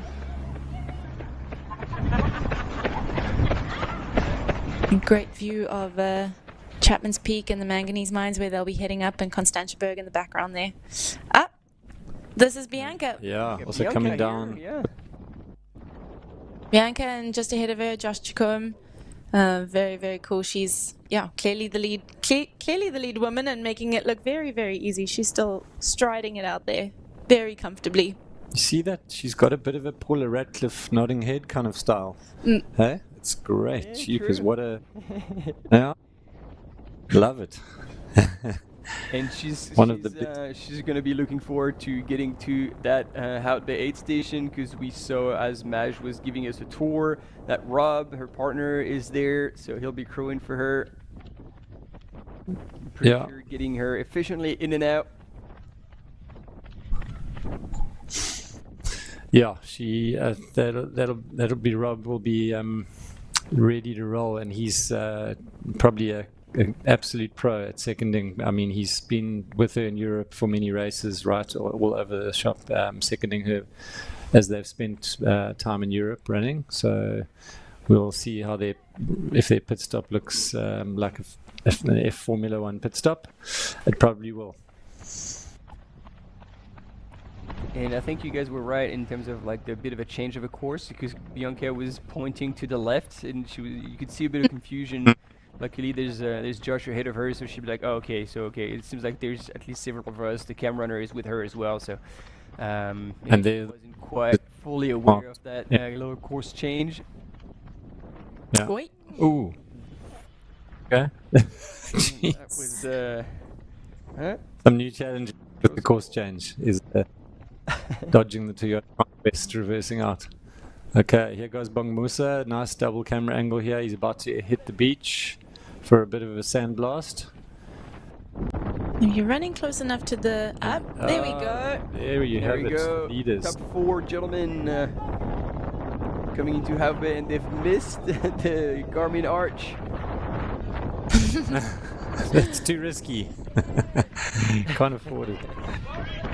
So that's Kane and Robbie Simpson right together, and the two other runners, I think, was that Charlie and what is the other guy's name that you've discovered in the red vest, Martin? Johannes Wingfeldt. That's right. So all four very close together as there we go, right in the mix. Johannes is not getting dropped here at all. He's looking incredibly strong, and they're about to arrive at the Hout Bay Aid Station. Here we go.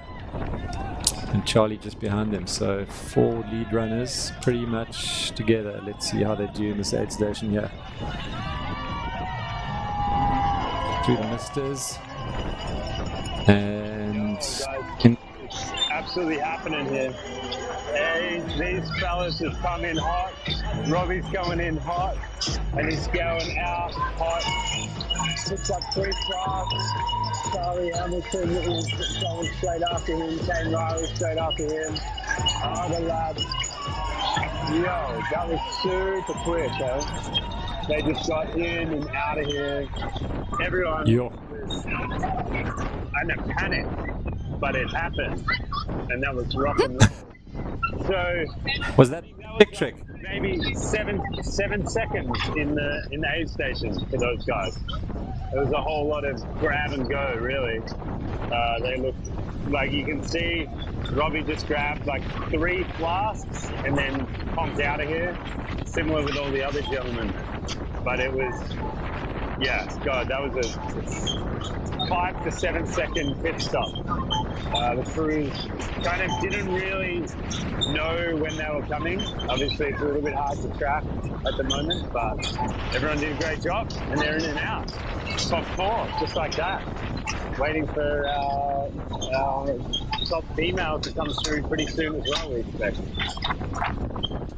Everyone's in a panic, in a rush. Wow, that was a total panic, eh? That was like Formula1.com. I mean, 7 seconds in and out. God, it happened so quick. Wow, that's crazy. These people are on a mission.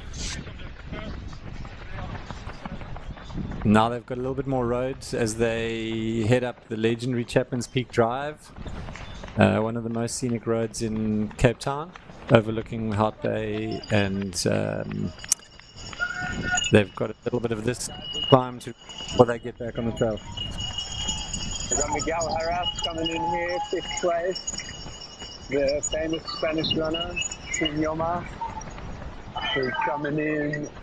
It doesn't look like he has crew, but yes, Martin will have great intel on this legendary sport. Miguel has been around for a very long time. He is, 5th place, doesn't have any crew, so he's kind of taking his time a little bit more than the other gentlemen. You can see he's grabbing a couple of flasks, and there's off.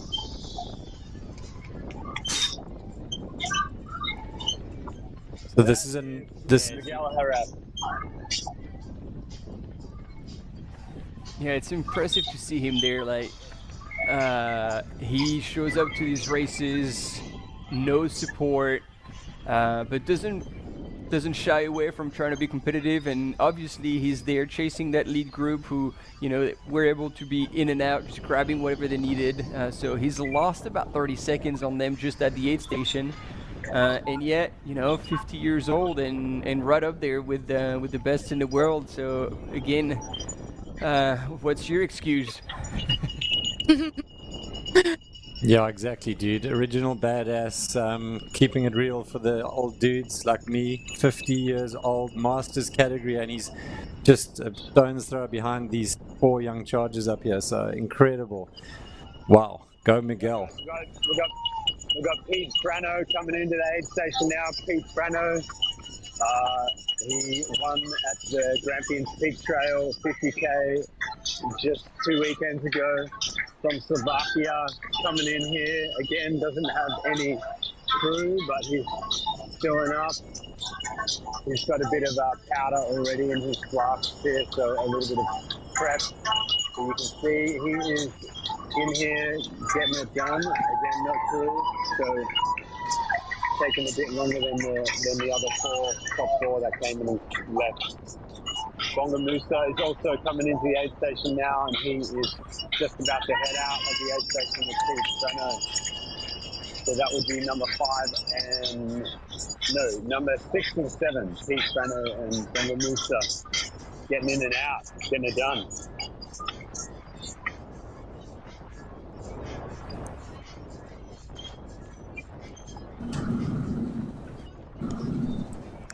Very, very cool to see all of these guys coming and flying through that aid station. Truly remarkable, considering this is the first time that they'll be seeing their crews and having taken so little time to, potentially look after themselves.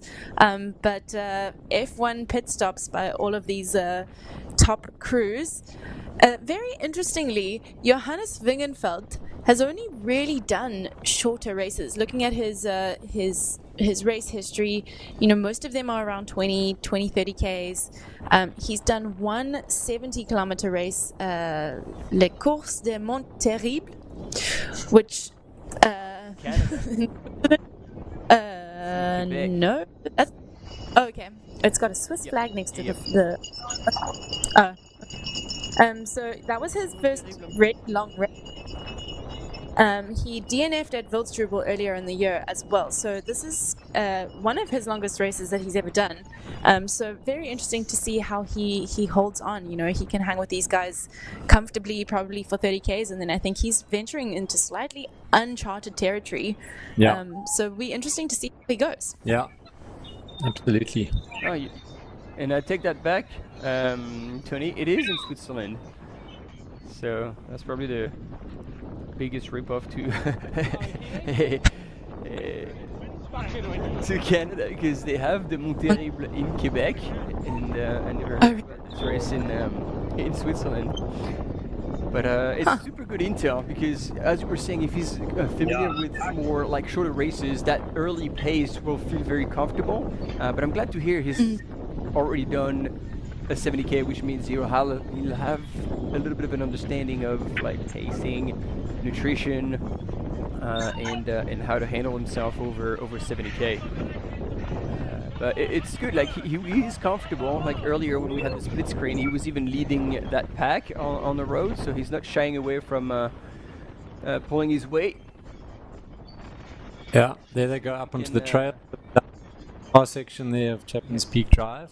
Now they're back up on the trail, so this is quite the beginning of the second big climb of the day, all the way up to the manganese mines, sort of just above to the left to the south of Fluckenberg, past the old fort, and there's the climb up ahead of them. They've got to get to that peak that's looming over there. So it's a big zigzag, and then it gets progressively steeper as they go. All still looking very strong. Yo.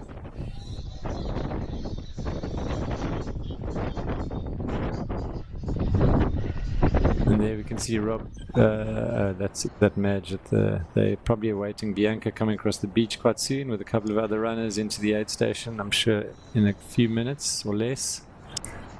Nice to see that little stream coming down there is not super deep, although look at the wind. Bianca is running sideways. Yeah. Water and sand. Ugh. In fact, I mean, is the Dyser River even running? That was super shallow. That's the least I've ever seen it. Yeah. It can often be a sort of shin to knee deep crossing. Yeah, well, the year I ran it, I was wading. Yeah, that sounds more normal. Yeah. Wow. I certainly didn't have the challenge of sideways wind pelting me with sand, so it's definitely a very real added challenge. The mental strain of having to constantly fight, I think, can be quite taxing. Yeah. Okay, let's see if Bianca can match the same. Very nervous crew chief here. He's ready to go. All the responsibilities. Robbie is poised and ready to crew like the boss. And we can see Bianca now about to come into the aid station. So we'll give you a front row seat to this crew pit stop for the lead female.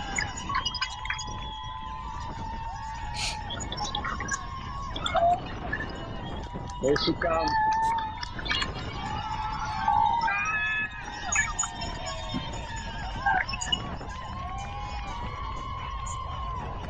Look at this, folks. This is how you do it, F1 style. Getting the gel, and moving through the aid station, got a sponge, getting the sponge going. This is how it rolls. Alrighty. And now she's working it out. Rock and roll. That's how you do it, folks. Young guys in and out. That was a crew pit stop and a half. Nice. MV. Yeah, let's go, MV.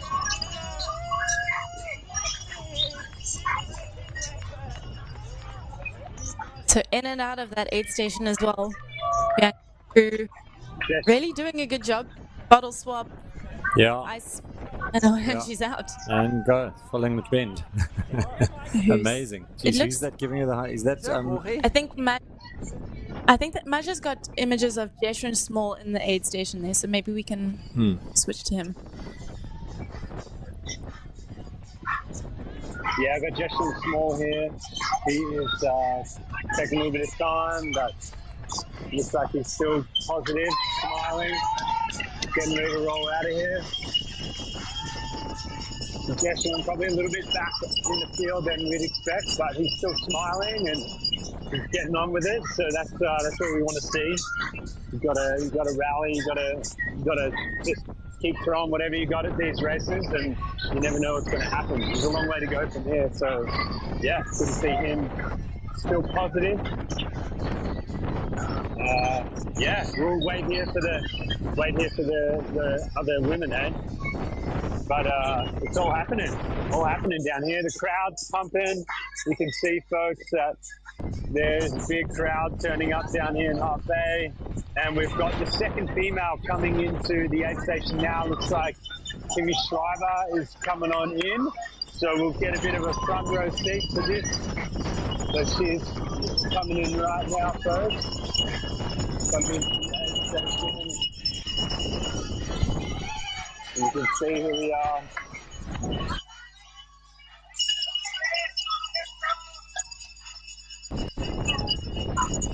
It's all happening, sponge bath, changing water. Not a whole lot of chat going on. Come in, grab the gels. Whoa, definitely get the gels. Whoa. Oh yeah, 13 females came in and out. There's a bit of panicking here. Yeah. That was a bit of panic. But you could see, the third female just popped in and out of the aid station right behind Kim Schreiber there. And we've got our fourth female, Maya from Nepal, coming in right now. She's going to get through. Yeah, Ryan is right there. Maya. From Maya, you can see she's doing the best. She's awesome work here. Her sister is seeing her, so awesome teamwork here. Look at this.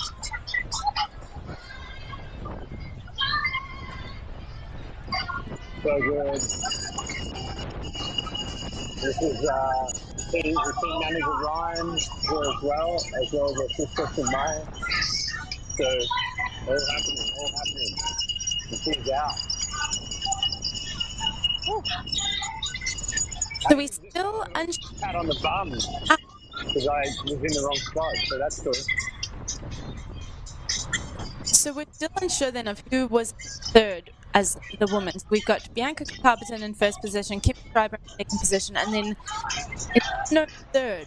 It was so quick and out. Didn't even get a visual. It was another magic trick. I mean, it could be Beatrice, possibly, or Rebecca Cohen. Yeah, so we will confirm that as soon as we can. I see that. That looked like Rebecca Lee running out of the aid station now. Okay. Measured. So I think we've got. And coming in, another person, another woman.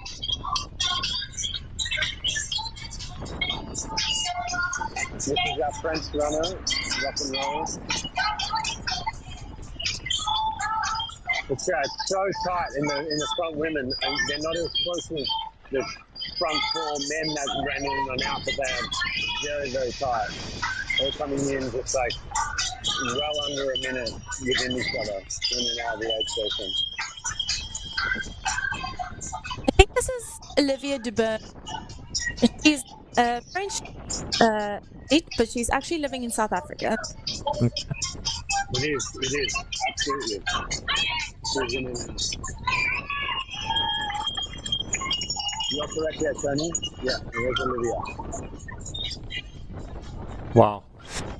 So actually the top five in the women, I mean, Bianca's got a bit of a lead, but crumbs, the podium is all happening. And it's interesting to see Bianca sort of seems to have finally locked in with Yeah, and they're teaming up a bit with a bit of a mini peloton going up Chapman Street Drive, which I think is very smart move. It's straight into the wind. They're in a bit of a straight stripe there, just working together. That's definitely going to help her.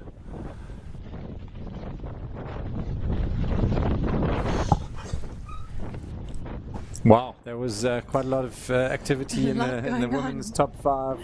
The positions 2, 3, 6, 3, 4, 5, 6. We're just a lot going on in that aid station, and that's going to be an epic kind of battle, I think, over the next 30 odd Ks to see who ends up on the top steps of the podium in the women's PT 55 of the RMB UTCT first race on the beginning of the 3 days of running that we've got going on here. I see Josh there pulling out of he's taken his turn on the front, and he's now decided, no, I'm going to just hang back and get a bit of shelter from the wind. There's a lot of discussion about who's going to take the initiative here. So we suspect that it was Varvara in 3rd position. We saw a red pack, and Maj confirmed it was a Salomon pack, and Varvara is indeed a Salomon athlete. So I think we might have our top 3 women confirmed then: Bianca Tarberton, Kimi Schreiber, and Varvara in 3rd position. So that is probably confirmed. I think after that we have Rammaya Buddha and then Rebecca Cohn. So we've got our top 5 women confirmed, but really at this point they are all so close together. It's an incredibly tight race from 1st to 5th. Really anything can happen actually at this point in the race. Yeah, 100%. And now we're back at the front of the men's race. We're following these guys up through the blustering trails of Hout Bay, through the beautiful Fynbos, which is giving you a good sense of how windy it is up there. So they're really getting battered full face of the wind. This is basically a full-on head to side wind coming in from the right. Ooh, man. Good man. That's a clap. Yeah, good sportsmanship, very cool. I think that's Kane. With his cap backwards. Local knowledge pays off. Kane, this is his home ground. He knows the drill, and he wasn't going to take that right turn. It's actually a straight turn. You've got to turn left. It's quite a sharp left. Luckily it was signposted, but it's an easy one to get confused on. It is. We actually saw last year Katie Mitayeva on the 100 kilometers. Incredibly lost at that point. So I think it can be quite confusing if you're running tomorrow, if you're running tonight on the miler. Just double check your routes, make sure you've got that loaded on your watch so that if you get confused by the signposting, you've at least got some sort of backup plan. Yeah.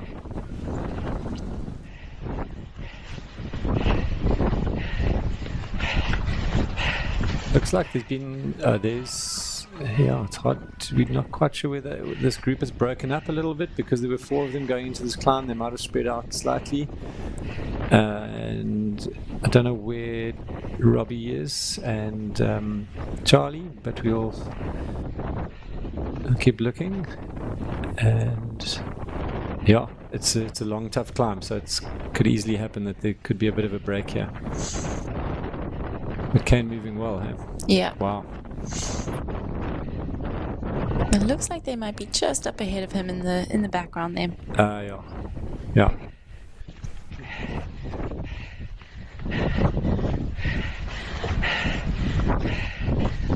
Are these guys closing the front pack? Do we have Robbie and Charlie up ahead?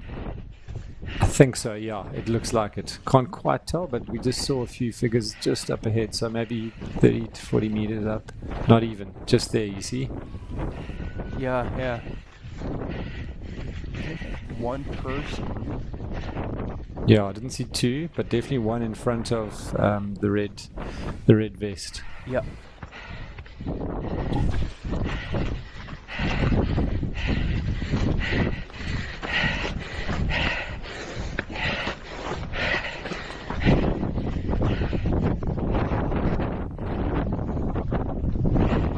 Okay. Our production team in the studio are trying to sort out the footer on your screen to have the accurate ranking in the top 3. So this is still not quite working if you are following the race like us on the live tracking website. It's still not working perfectly, so this is probably how they're originally pulling off the results. So they might have to do it manually, which might take a little while, but this is the beauty of the live. It's troubleshooting at its best.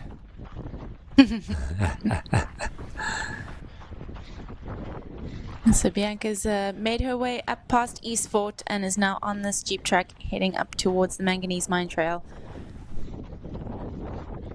It looks like her little group that she was with has just pulled apart. I actually think that Jeshrin Small has just passed Josh Jagome up ahead there. So he's rallied hard coming out of that Hout Bay Aid Station and is trying to move up a little bit in the field.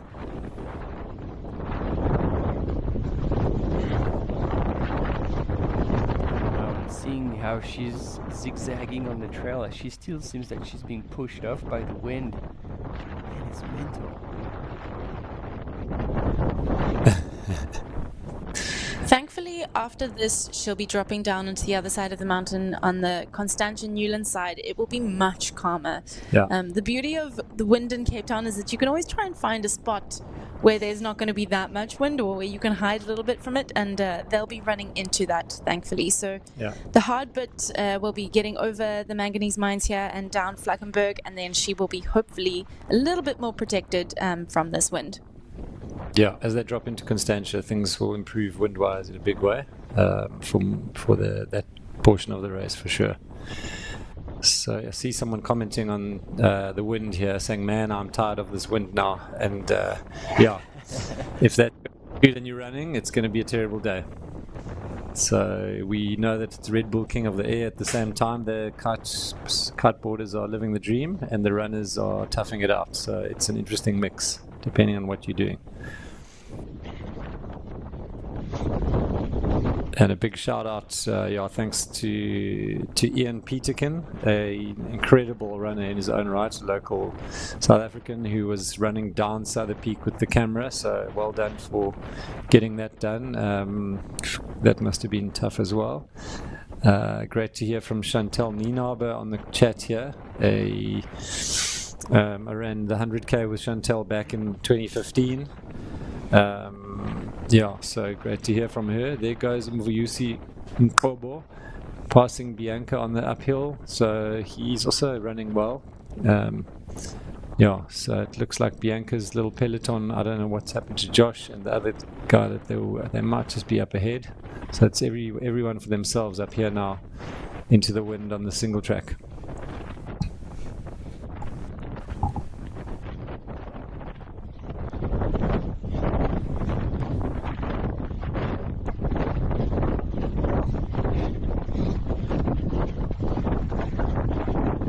And you can see on the right-hand side of the screen the men's camera runner, although we don't have any men in sight.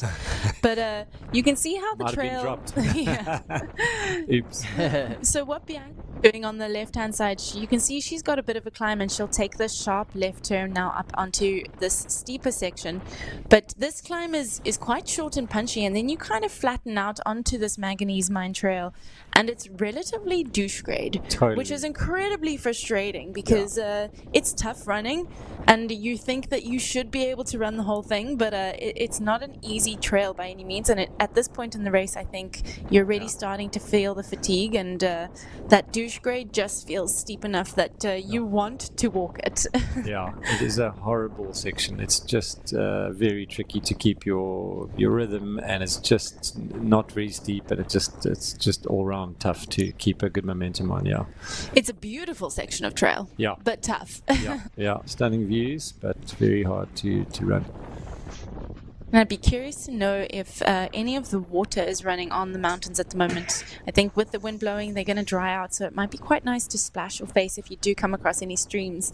But I haven't heard if the streams up near Manganese are running. There is one that's usually guaranteed in the corner there. Yes. That's the only one I would say is an option. The rest will be dry. Yeah, it's been so dry the last while, so I think that's the only hope. And there is one at the base of Flackenberg that will probably be running, so yeah, well worth popping into those.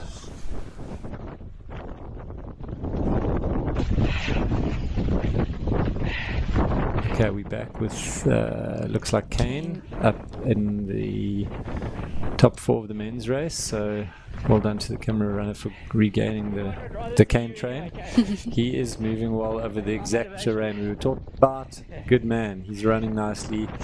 These top runners will all be need runners.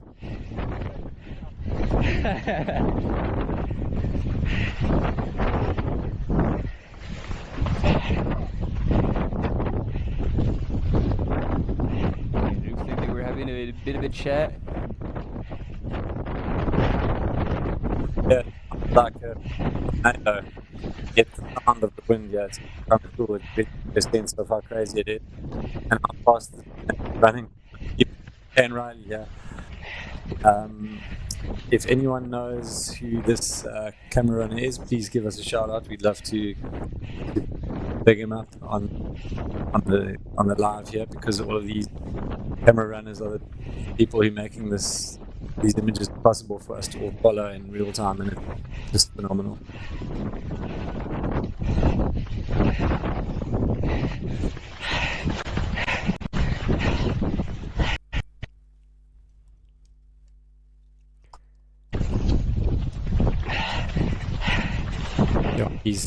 They're running 10 k's an hour, which is incredibly impressive on this stretch. Almost 2 hours into the race, so yeah, still lots of work to do. Yeah, 2 hours into the race, and they'll be coming up to halfway only at the Hout Bay Aid Station, so there's still a lot of race to go. Yeah, it's a way off. Yeah, so a lot of hard work in that first half.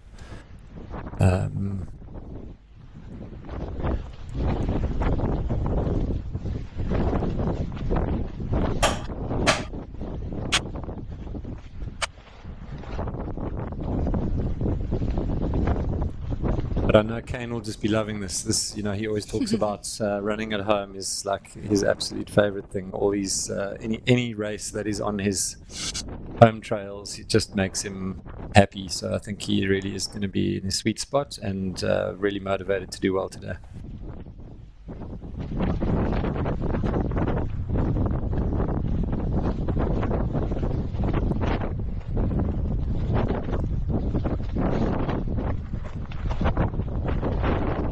Interestingly, I don't think that they're that far off of the lead men's time from last year. So Robbie, who won last year in a time of 5:18, he came through Hout Bay in 1:29. So I don't think they're that far off of the times from last year. It's by no means his fastest race here. I think his fastest race was just over 5 hours. Yeah. But I don't think we're going to be seeing our fastest times here today. No. With the heat and the wind. I think it's just that conditions are really not primed for that. But they're not that far off of some previous year's time, so they're still running incredibly well. Yeah.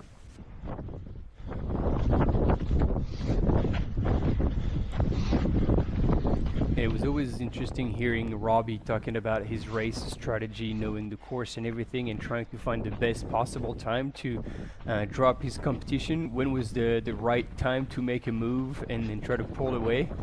And so it's good to know that regardless of the harder conditions, so far nobody's seem to be slowing down, and those 4 gentlemen up at the front are still duking it out, like just 2 hours in. So as we see Bianca trying to make her way up, we get a quick break, and we'll be right back with you shortly. Stay with us.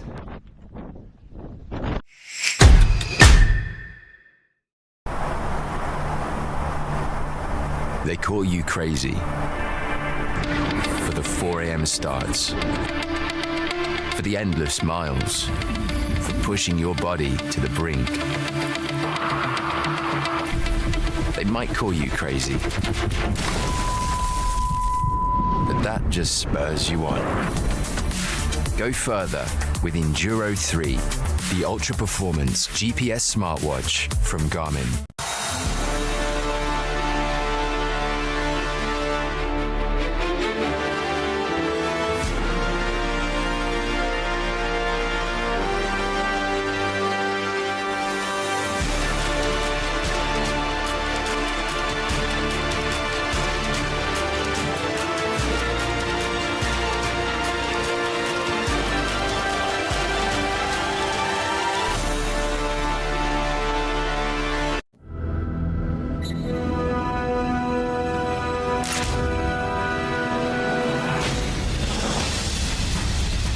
He is going to be the winner of the 2024 amazing performance. She's going to be facing the finish line of the Gran Canaria Classic. I can't put into words. Stand through the cattle guard and towards the finish line for 2024 champion.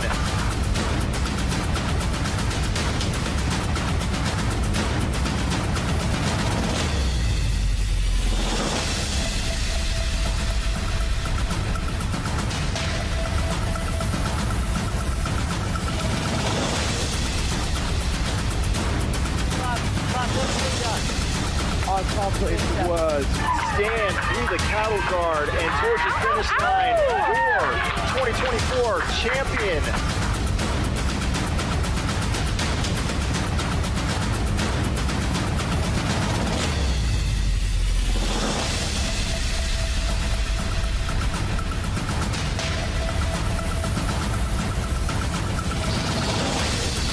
Every time he's playing lap now.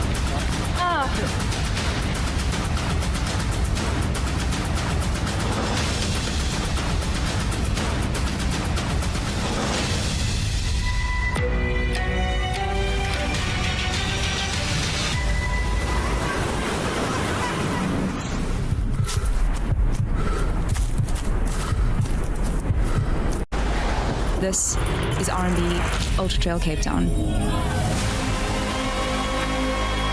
A celebration of challenge and of the landscapes that surround us. R&B joined as title sponsor in 2022, and the partnership has helped shape the identity of UTCT, creating moments, traditions, and memories that define the event today. Here, on the trails of our city, every bell rings of promise, and every year, together, we go further.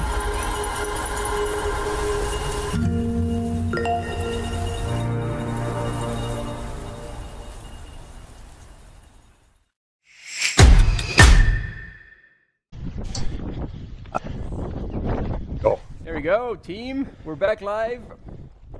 And still with Bianca Tarpaton leading the women's race in this PT55. She's been up at the front right from the gun this morning. 2 hours, 5 minutes elapsed in that race. And yep, it's quite tight actually, as we saw at Hout Bay. It sounds like Varvara was in second place. She just snuck by Kimi Schreiber, creating a bit of panic. But Kimi got out not too far back. And then rounding up our top four was it Ramaya Buddha? Ranmaya, yes. Or yeah, Ramaya, and then in right after was from France, Olivia Duberne. I think we had Rebecca Cohn in between Maya and Olivia. Yeah, so we've got some local girls there, which is very cool to see them mixing it up with all of the elite athletes from overseas.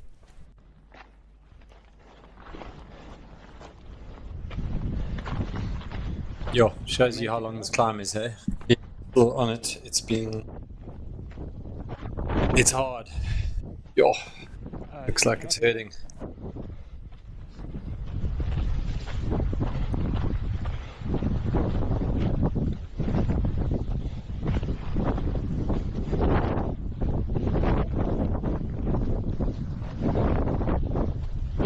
Loving the insights on the chat. Ian's average pace. So Ian is one of our camera runners, one of our amazing camera runners who are following these men and women in the frontier today. And his average pace coming down Southern Peak was 3:48. It's very fast. That's pretty fast. I would like you to just please disclose how the hell you know that, Adrian. Are you like, was he broadcasting live on Strava whilst he was running down? Like, what intel have you got, dude? How do you have access to his heart rate monitor? But yeah, that is incredibly fast. Wow. Okay, Bianca, come on. You are there. You've peaked by the manganese mines. Now you've got to deal with that slightly grubby uphill low douche grade section, but I'm sure she's going to be celebrating. There we go. She's breaking into a trot. Yo, she's going to be relieved to be off that very long climb that is now done. And she's heading towards Fluckenberg into the corner there, and actually will probably get a little bit of wind protection eventually when she gets towards that stream. Okay, here we've got a bit of a race recap from this morning. This was the starting line in Llandudno at the PT55, RMB UTCT PT55. That's a lot of acronyms.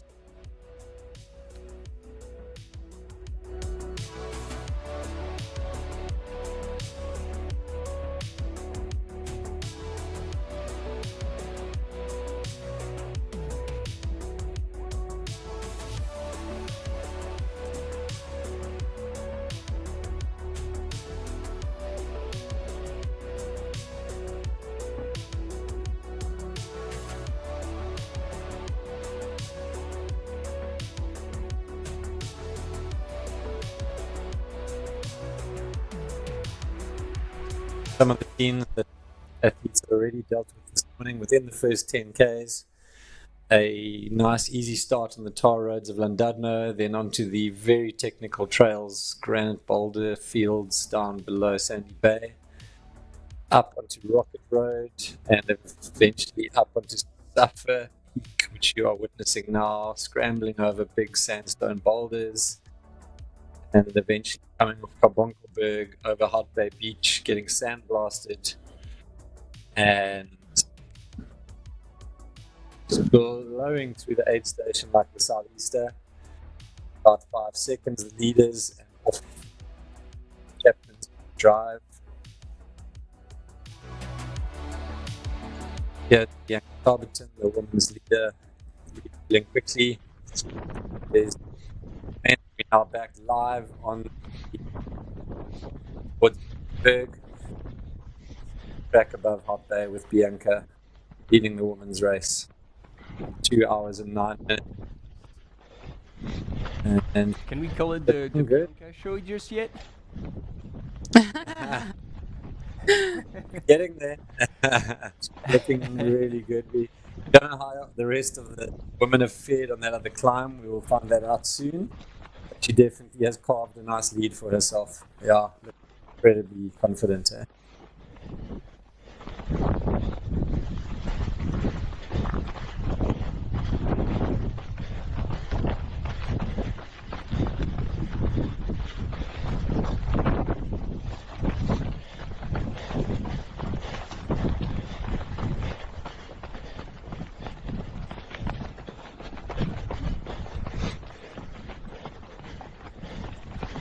If it is accurate, then yeah, she does have opened up a bit of a gap on the rest of the women's field, and then they all seem to be in a nutshell all together. Varvara Shikanova, Rebecca Kuhn, Kimi Schreiber, and Ranmaya Buddha.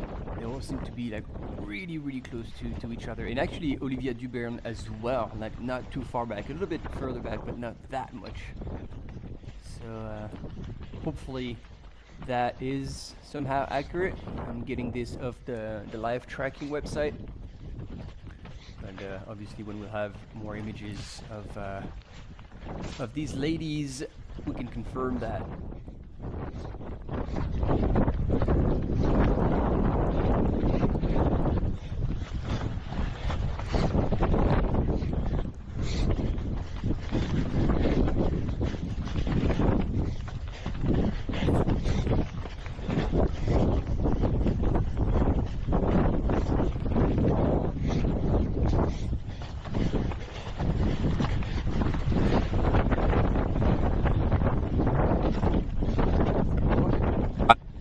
No.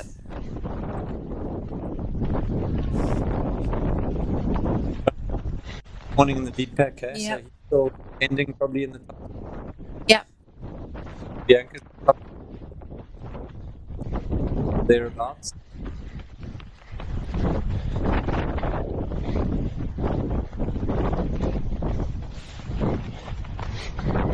Yeah, it'd be interesting to see what's happening behind Bianca in the women's field. I think that's going to be a very, very interesting race to see unfold. Interestingly, for Rammaya Buddha, so the Buddha sisters, Sinmaya, running the 100-kilometer tomorrow, live up in a village that's at 2,800 meters. So they're pretty high up, and the village that they live in takes 3 days to get to by bus. 3 days on a 4x4 mountain road, and not that I've ever been to Nepal, but I've seen some of those videos of people in those mountain buckies that are taking them up to some of the more remote villages, and they looks pretty gnarly. So this must be quite a different experience for her. Incredible to see. It would be incredible to see where she's been training for this. But I think the idea of having to get to your house by Jeep track for 3 days, I think that gives you a good idea of the remoteness of their village. Yeah. No, exactly, and I mean it just shows you why they are such good runners. Come from these remote parts of high areas like Lesotho as well. A lot of excellent runners you'll find in the top 10, and comrades as well come from Lesotho because they are training at altitudes of around 3,000 meters. The whole country is up at that level, and the same with the Kenyans up in northern Kenya, Eldoret, and all those areas. There's a massive plateau that they're all living at. That, like you said, are so remote, no cars can get there. So what do? You just run. Yeah. You run to work, you run to school, and that's life.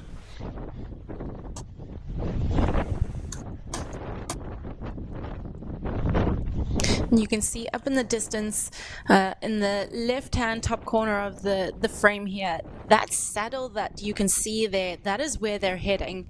And often when you look at a profile of this course, you see this section and it looks relatively flat. But I think this visual gives you a good idea. You're probably climbing in this section up to 200 meters of elevation gain. So it's by no means flat. And you can also see it's really technical as well. There's no particularly easy running at this point. If it was untechnical, it would be great to run, but all those little rocks and stuff just keep you frustrated the whole time with rhythm. Yeah, keep breaking your flow. Yeah. It's like there's a have you been through Meyringspoort in the Karoo? It's a slightly uphill mountain surrounded by mountains, tar road, and it's in 21 kilometers. It's a famous downhill local half marathon, and it is the perfect half marathon. The whole thing's downhill, and the total elevation loss in that 21 kilometers is 300 meters. But if you run it uphill, it's slightly vexing because it's exactly that, similar to this. Not noticeable, but it's constantly just jerking you a bit. So that's what she's dealing with now. Throw in that sherbet ton of rocks, and that's what we are dealing with on this little section. Yeah, and as you can see, like Tony, you were talking about the saddle, and right after, if you see on the profile on the screen, there's a red section and then a flooded in a red section. So these are grades around 20%, both down and back up. They go down to that saddle. So like the coal you were pointing out is actually when they're going to start like going down and then very quickly going back up the other side. And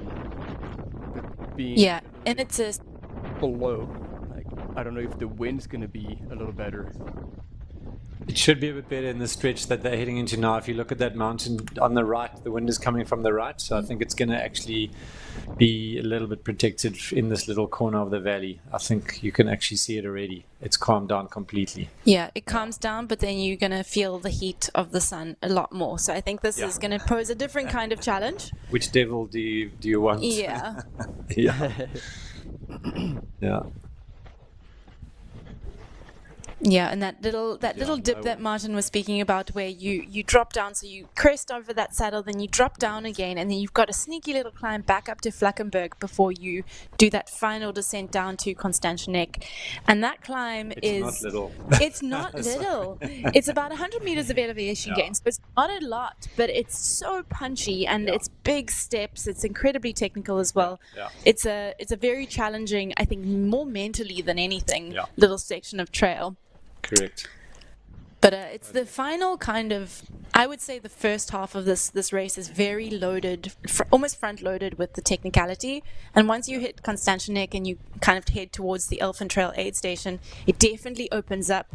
So I think it's very important as an athlete to hopefully know that about the trails and make sure that you save a little bit of energy for being able to run later on in the race. Yeah, I agree. Because you don't want to get to the flowing Elfin trails, which are nice and smooth, and not be able to really run because you've sort of ditched all your energy on the front half. Yeah, relatively smooth. Yeah, relatively indeed. Coming back from an ankle injury, I can tell you that nothing in Cape Town is smooth trail. That is true. Tell us about your ankle injury. Speaking of that, how's it all looking?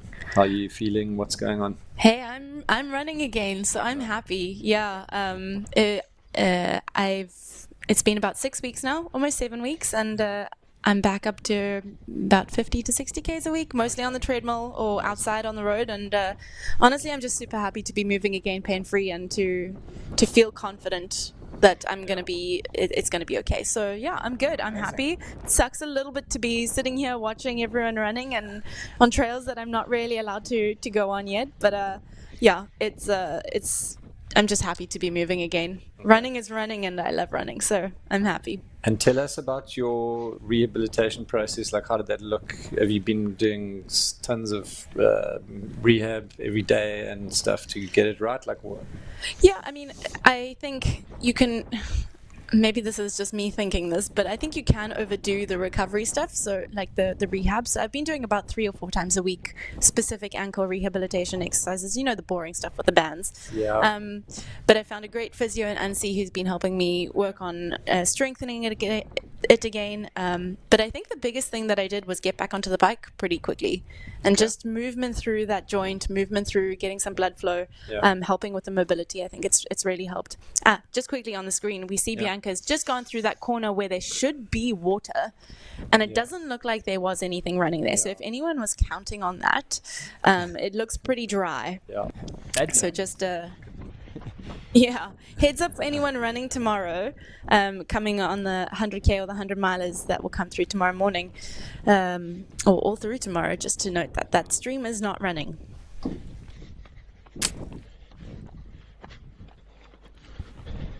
You got a great view of Little Lion's head in the background. So that's where they came from. If it's hard to describe, but the little peak in the back on the left-hand side, it's where they started. Yeah. Very cool perspective.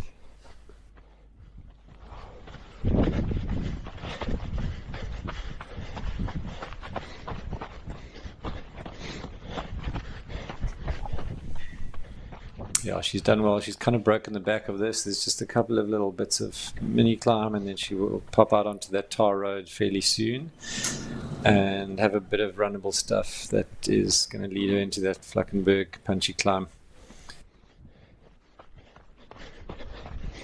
So still in the wind shadow, which is quite nice. It must be a rare treat. I think I would take the heat after having been blasted by all that wind for the last 2 hours, just for this little moment before you go back out into the full force of the wind. There you can almost see it's much more runnable all of a sudden. And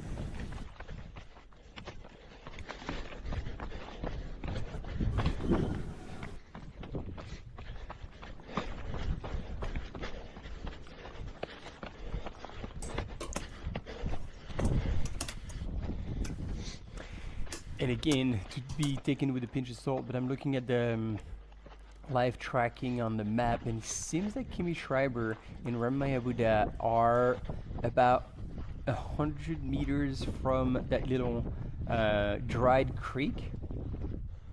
So I don't know exactly how often that little GPS point is is being updated, but that's an indication that possibly they're about like what, a couple of minutes, 2.5 back from Bianca.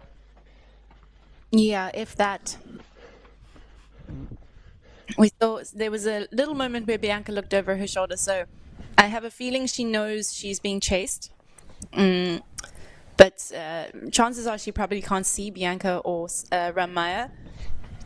But yeah, I think she knows that they're close on her heels, so she'll probably be wanting to put in a bit of effort here just to open up that gap a bit. But awesome to see how close this women's race is.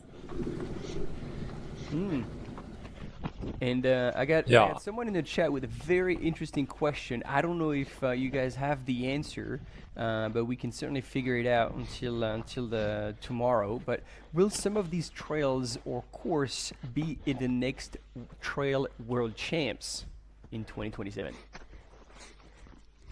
Very interesting question. The only thing I can confirm is that the person who creates the routes for Ultra Trail Cape Town is also the person who's going to be doing the routes for the World Champs. So it's not to say that the courses are going to be exactly the same, but I think if you are watching this for some insight into what World Champs is going to be like in 2027, you're probably going to get a good idea of what you're going to face, because a lot of the trails around Cape Town are going to be like what you're seeing on the screen.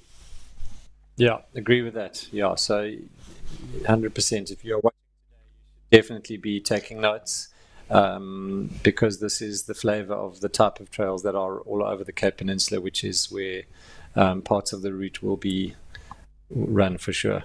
Yeah. Okay, it looks like we are heading towards a quick commercial break, as we just see Bianca heading up the rest of this, and we'll be back shortly. Don't go anywhere, guys.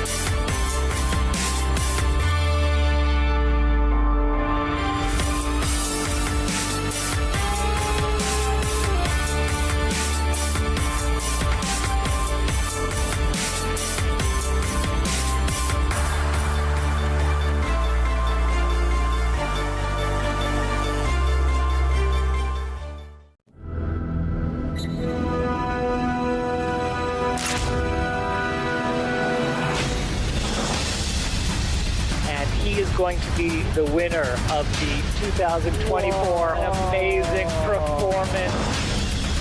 She's going to be facing the finish line of the Gran Canaria Classic. Uncompleted words. Stand through the cattle guard and towards the finish line for 2024 champion.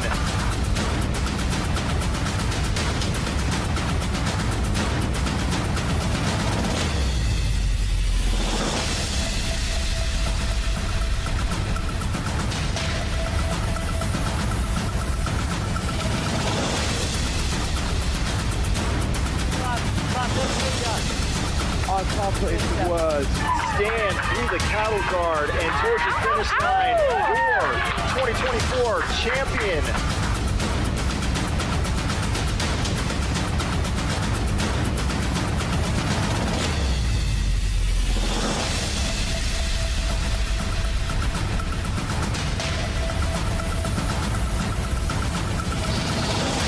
Every time he's going to lap now.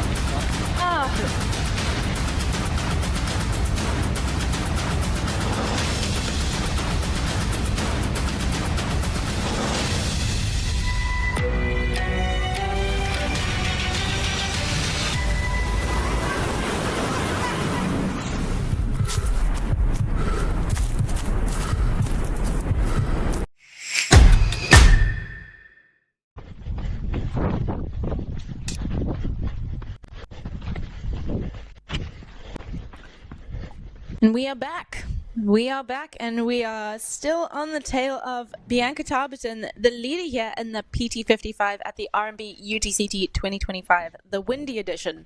That's what I think this year is going to be remembered as. Yep. Absolutely. Get some, we're back with Bianca Tarberton here, leading the women's race. Am I right? Mm-hmm. Yes. And she's getting some amazing support on the chat line here from many South Africans who are willing her on to win this race. Shelley Oosthuizen, 9665, and also saying, wish you were out there, Tony. So Tony and Bianca both getting big shout outs from all the Saffers. Lots of FOMO sitting here, I can confirm. So let's not forget that this PT55, the 55 kilometer here at the R&B UTCT, forms the finale, the grand finale of the Gran Canaria World Trail Majors. And this has a series of races that you can compete in throughout the year. And each race that you finish awards you a number of points towards the final ranking. And at the moment, I need to pull this up before I mess up the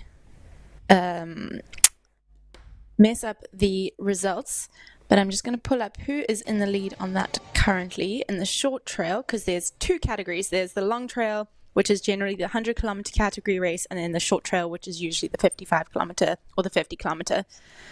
So in the short trail provisional rankings, we've got Fuzhou Zhang with 3,000 points, who is in the lead. But we have Beatrice Perron from Spain, as well as Ramaya Buddha, who are competing for that top position now in this PT55 at UTCT. But if you are willing and wanting to get involved, there are a bunch of races that you can compete in throughout the year, starting with the Hong Kong 100 Ultramarathon next year in January, moving on to Black Canyons Ultra, the North Face Trans-Gran Canaria, Mount Fuji 100 in Japan, the Mute Madeira Island Ultra Trail, Swiss Canyon Trail, South Downs Way, Quebec Mega Trail, Grand Raid des Pyrenees, Vietnam Mountain Marathon, Grampians Peak Trail, and then finally the R&B Ultra Trail Cape Town. So there are races all over the world. It's an incredible opportunity to go and explore somewhere new, somewhere that you've not experienced before. And this whole series, the whole idea behind it is to get you to go to experience these new places throughout your lifetime. So it's not about doing them all in 1 year. It's about the lifetime series, just completing them all over a couple years. So. Totally. Have you been to Madeira? I haven't. It's on the list. It's the one I've run in Madeira. I haven't done the event, but I did some of my own runs whilst I was visiting Madeira, and it is unbelievably beautiful. Those peaks up to Pico Rubio and those little connecting trails are insane. It's the most crazy landscape as well. Probably similar to Lanzarote and the Canary Islands, where you've got these big volcanic massifs that drop very steeply to the sea, and it is just so freaking beautiful. Very tough. I'm guessing the route, because I sort of dialed into the route a bit and ran parts of it, but I would love to go and run the event. I mean, all of these races, Mount Fuji is high on that list for me. Yeah. So is Hong Kong 100, honestly. I'd love to go and experience both of those places. There's a big draw to run in the Asias, so very excited about that. We've got our Who is this? Up, we're back with Bianca. So she is now heading down. She's dropping down, towards the Flacken. You can see Flackenberg in front of her. She's got to drop down into the valley, and then she's going to do that punchy little climb up the back of Flackenberg fairly soon. Yeah, you can see that profile at the bottom there. It's a punchy little climb that she's coming up to. Yeah. So she's getting some nice downhill running though. This doesn't look too crazy windy, which is probably nice for her as well. So moving well down into the valley here. Slowly heating up. It sounds like it's 21 degrees out there. Not too hot, but definitely going to get real as it climbs up through the day. Lead runner coming up here. Got the lead runner if you've got me.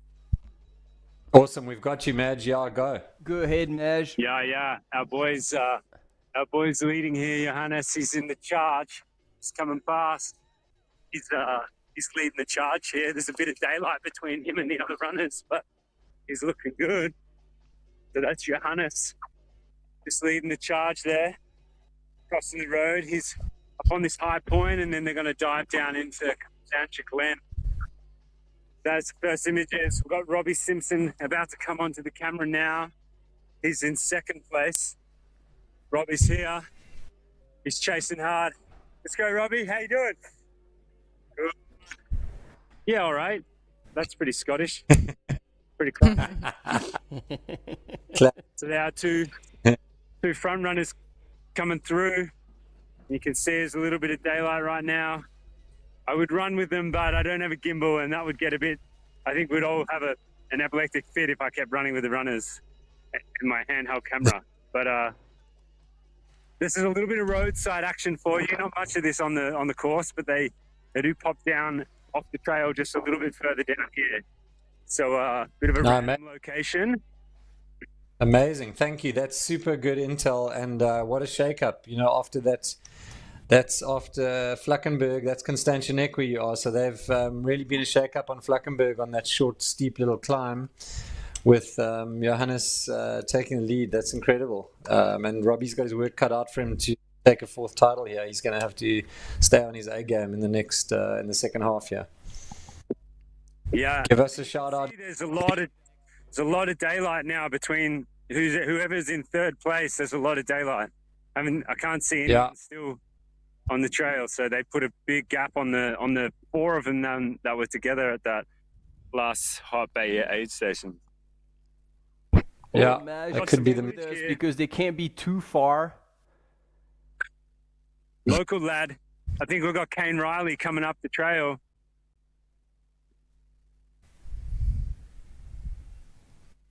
Yeah, that's it. Kane's going to be coming up here. See if we can get some audio of the man. He's having a look behind him, over his shoulder, seeing if there's anyone there. Yeah, Kane. Bro, how you doing? Oh, good. How is it out there? Lekker? Lekker. So good. So good. Bro, you're in third. You're doing great. Thanks. Rolling. You do it for the local contingent. All right, man. I'm going to let you go. Looking good, Kane. Let's go, man. So that was probably a bit of biased commentary there, but got to give Kane a shout. Loving your work, dude. Loving your work. All right, so top three at Constantia Neck, about to drop down into Constantia Glen.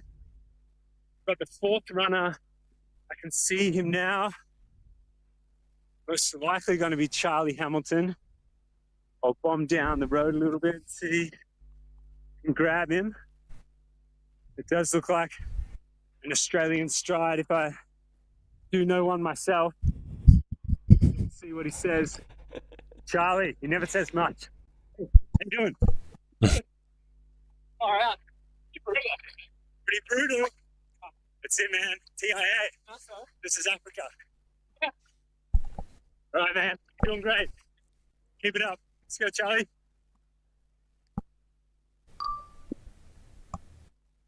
Right, so there we go.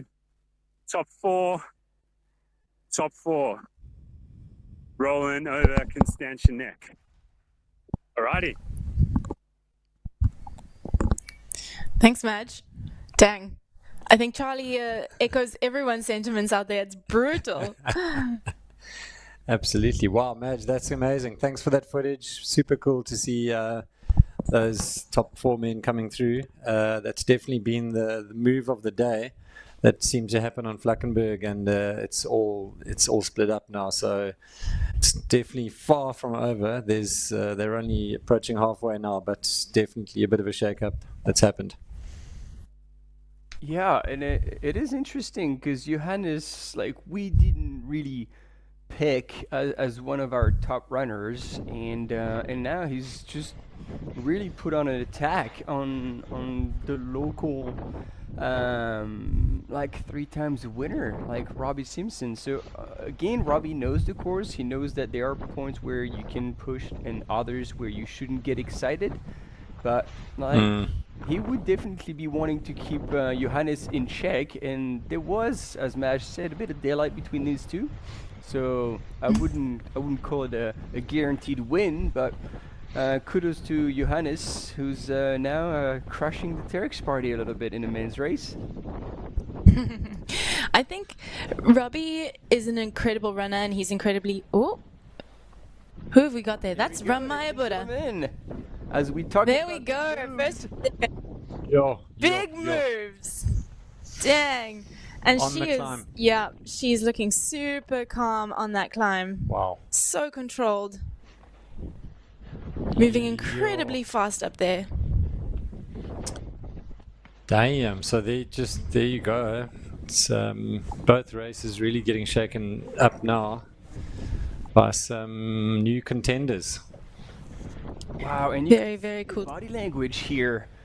Like Ramaya, just she looks like she like Bianca when she was attacking the very first little climb up to Rocket Road and moving with a purpose. And look, she's already put a whole lot of distance on Bianca, and Bianca is hurt. back up and. Yes. I don't know if she's going through a low from an energy perspective, and maybe she didn't eat enough, or maybe the wind has taken a toll on Bianca. There's something going on, and it is a massive shift, and it's probably the worst time for Bianca, for Ramaya Buida to come and challenge her, because it didn't look like she had much to respond to that attack. Yeah. No. Yeah. Super interesting, and I would agree that Bianca's body language right now is not looking super positive. Like you say, she was really attacking that uphill on the way up to Carbonkelberg, so it's interesting to see, and hopefully she's just collecting herself and saving some energy for that more runnable section at the end. But yeah, this is a big move. This is a big move from Ramaya, taking over, coming in to Hout Bay in 4th position and having overtaken 3 women to get to here in the space of maybe 5 kilometers. So very, very impressive move here. It's been maybe an hour since they've been through Hout Bay, so it's been a bit of time. But yeah, very, very cool to see her moving so well. Yeah, Ramaya, like she, as you said, like she's moving super well. There's a spring in her legs. Despite the climb, she's still moving at a really good pace. And I think we can say from here, I mean, it's not done until it's done, but I think Antoine's de la Tour's wealth is growing for his bet on the double win for the Buddha sisters this weekend. Yeah. He had called it. Yeah, he did. So interestingly, this is also only her second big international race. The first one being Hong Kong 150K in January this year. So very cool to see, even without the experience, she's still coming out here and putting on such an incredible show. And I think that we're not sure entirely what Bianca's going through right there, where there was a physical low, but I think that was a mental blow of note. I mean, that's like the Bruce Fordyce pass. You you think you're well in the lead, and suddenly someone just passes you out of the blue, and you're like, what the actual? And I think that was super tough to deal with. So that she's going to have to rally and not panic. Yeah. And just stay locked in. There's tons of time to go and see, and we'll see. But looking good up front here now. Really moving well. Yeah, I think Bianca knew that she had some woman on her tail. You know, we saw her looking over her shoulder a couple times as she was coming over the saddle towards Manganese Mines. So I think she did know that there were some women chasing her hard. But for that to happen, to be passed in a moment where you're already mentally struggling is, like you say, an even harder blow, and it's very hard to rally after that. So I think, you know, if you're out there and you want to give her some extra love, I think that will really help her mental space here to keep rallying hard. But she's had a big year. You know, she started her racing in January. Here we are with our men. So this is the water point as they're coming up. Beau Constantia. Yeah, just at the top in Beau Constantia Wine Farm. Okay. Robbie has Robbie. closed. Yep. Robbie's closed, and he's actually made a faster transition. Off he goes again in the lead. This is a very strategic race. He's looking back. He's going to try and put on some time now on Johannes. Robbie is specializing in the ninja move of the Ninja Bomb Aid Station move, and he's out of there, and that's another classic mental move, right? Yeah. Like, gone. Round the corner, out of sight, bada bing. Very impressive. I wouldn't be surprised, you know, I spoke earlier about Robbie not being the most comfortable over incredibly technical trails, and that descent off of Flackenberg is gnarly. It's really, really technical. It's chunky. There's big rocks. You know, it's not runnable chunky, in my opinion. And I think it takes a very special kind of runner to be able to move over that very swiftly. And I think Robbie would have been a bit more cautious over that. So it doesn't surprise me that he didn't come off of that section in first position. But yeah, and I'm not surprised that he's in the lead now, because race strategy, you know? This opens up now into a much more runnable section going through all of those wine farms. It's very runnable. You're running on the Jeep tracks around the vineyards. So it doesn't surprise me that he's now put in a bit of a surge to catch up and overtaken here. And so then that's an interesting point that you're mentioning now, Tony. It means that if these two gentlemen, like coming into Desmantry, like in the last descent, which is a bit of a technical descent, we could assume that Johannes would have the upper hand on the top section of that last descent, and then maybe they could fight it off in the last kilometers. I think Robbie potentially found that out. He's gonna try and make a move before that. Yeah. Look, Dead Man's Tree, there's sections of it that are pretty chunky, but it's nothing in comparison to what Flackenberg is. Flackenberg is very steep as well. So one wrong move, you're falling pretty far. Whereas Dead Man's Tree, you know, it's relatively a flatter gradient at least. So I think he has less fear over that kind of thing. But I don't know. Yeah, I think if you're an incredibly talented technical runner like Johannes is proving to be, then if they're together at Dead Man's Tree, he very might well have the upper hand. But like you say, I think Robbie will definitely put in a surge while he on the runnable stuff, and hope that that's a big enough gap to hold off second. Yeah. Here we're getting some footage of the exact descent you were talking about, coming down to Constantia Neck off through the silverleaf trees. I can't quite see who it is, but it might give us a good sense of this. It's very tricky, steppy, kind of weird, quite steep actually, surprisingly steep descent this. Any idea who that is?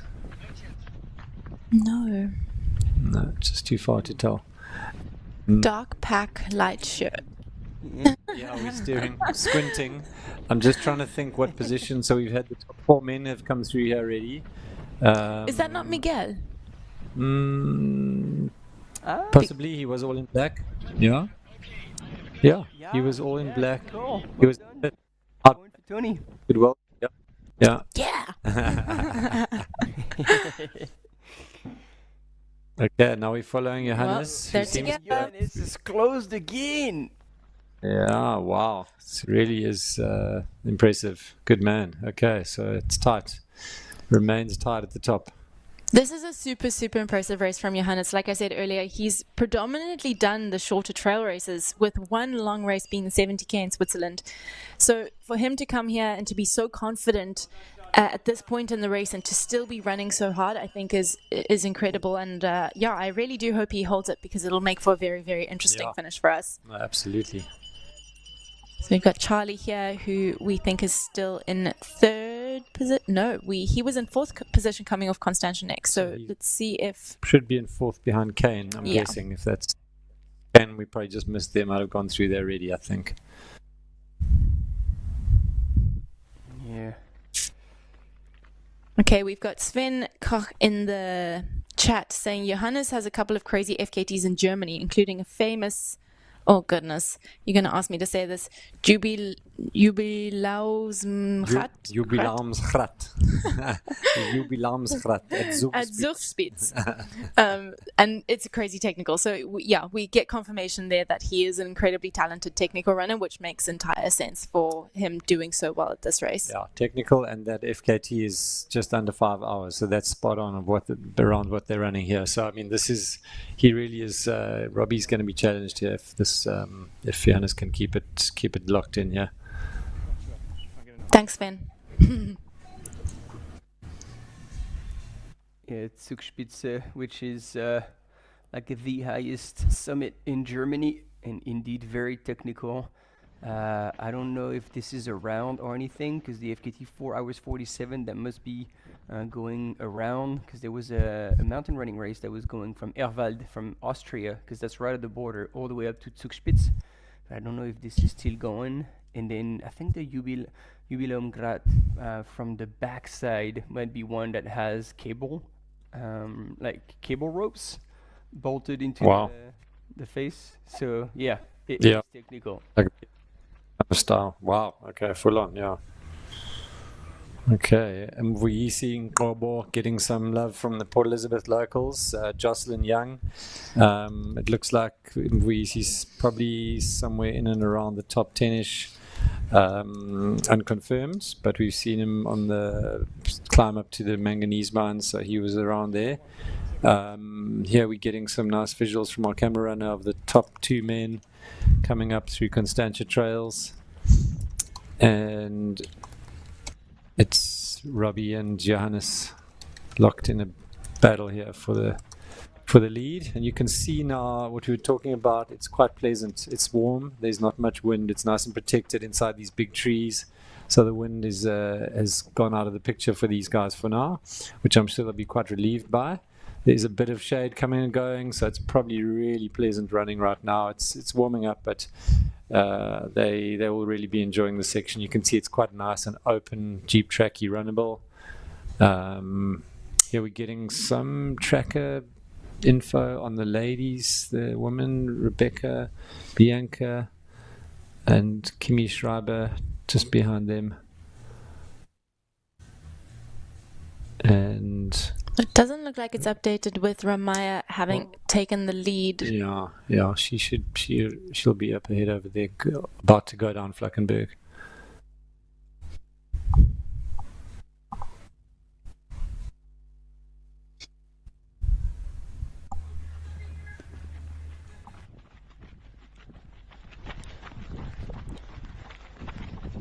So they've got about 2Ks before they hit that Elfin aid station. So they've got a nice runnable section here before they get some crew, and I'm sure they're going to be very grateful to see people. It'll be probably just about an hour and a half since they've last seen their crew and last got any top-ups of fuel and water and food, unless they stopped at the last aid station, which we did see them both do. I think to just get briefly water. for water. Yeah. It'll be interesting to see if they can keep up their 7 seconds pit stop style. Guessing they might take a little bit more time, maybe 30 seconds, to get some food and water this time at Elfin Trail. So here we're seeing... No, that definitely wasn't Miguel. Yeah, We're it not wasn't. actually sure. 5346. Oh, nice That work. looks Yo, like you the. got good eyes. I eat a lot of carrots. Okay, so our next runner coming into Constantia Glen. He's also going to be approaching that little water station shortly. A new face in the mix of the top 10 of the men, or maybe even the top 5. James Miller, South African. It's telling there.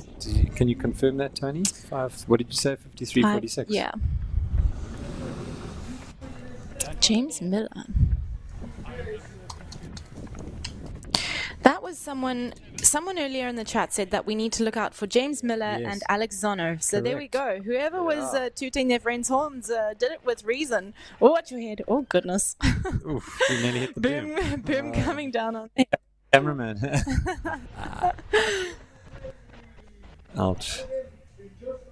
James Miller. Let's see if we can find any information. If you are James Miller's friends, please pop in the chat. Tell us all about him.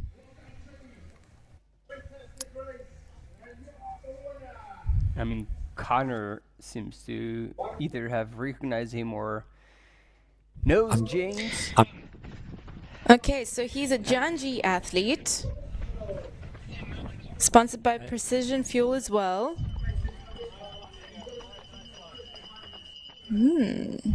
I think this is Miguel, guys. He's just following Miguel, who's right here. Look, coming in Yep. to that water station. I'm sure he will be following him quite shortly. So both having a really good day out there. Miguel's taking his time to properly fill up with water. Both, and there's Maxine Riley giving him some water top-ups. Flo in the background, all giving him a little bit of assistance to just get his correct amount of water in here. He's dropping some stuff in the bin and getting some Coke. Good man, old school. Love. Okay, and Miguel is out of there. So solid, not in a rush, getting it done. back to James Miller, who was on the screen a little bit earlier. He ran the Paris Half Marathon earlier in the year in March, and he got a 66 time. So he is a solid runner in the mix here. Oh, yes. Yo, that is insane. Who said trail runners can't run fast? Wow. Yo. So very, very Go impressive. James. Yeah, very cool to see runners like that coming up and surprising us all, but clearly for reason. And so we had a quick glimpse of Johannes, and he's again taking the lead over Robbie.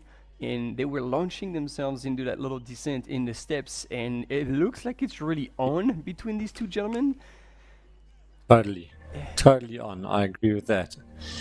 And just speaking of the leaders of the race being on, I've just heard at the finish line here, I think in 1 hour and 52 minutes, the leader and winner of the 16K race has just come in. So that started at 8 a.m. in Constantia, in a similar area that we're seeing now at Constantia Glen, and Bo Constantia, and they ran up and over the top of the mountain down Casteelspoort, and have just, the first runner I think has just arrived at the finish. So that's a very impressive time, 1 hour and 52 minutes for 16 very tough Ks with a monster climb up front.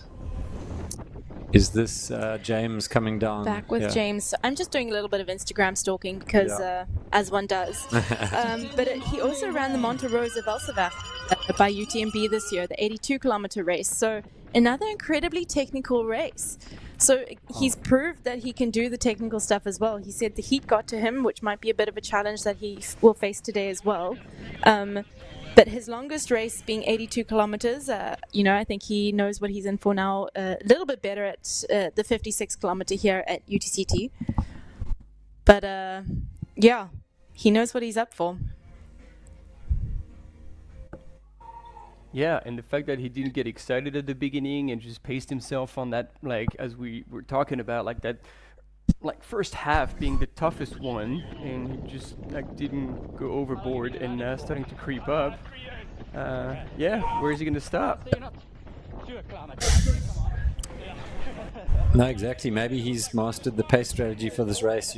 That's the hardest thing to do when there's all that froth at the start line and you're there with all these elite athletes. Madge, what's up? I think he's talking with our cam runner.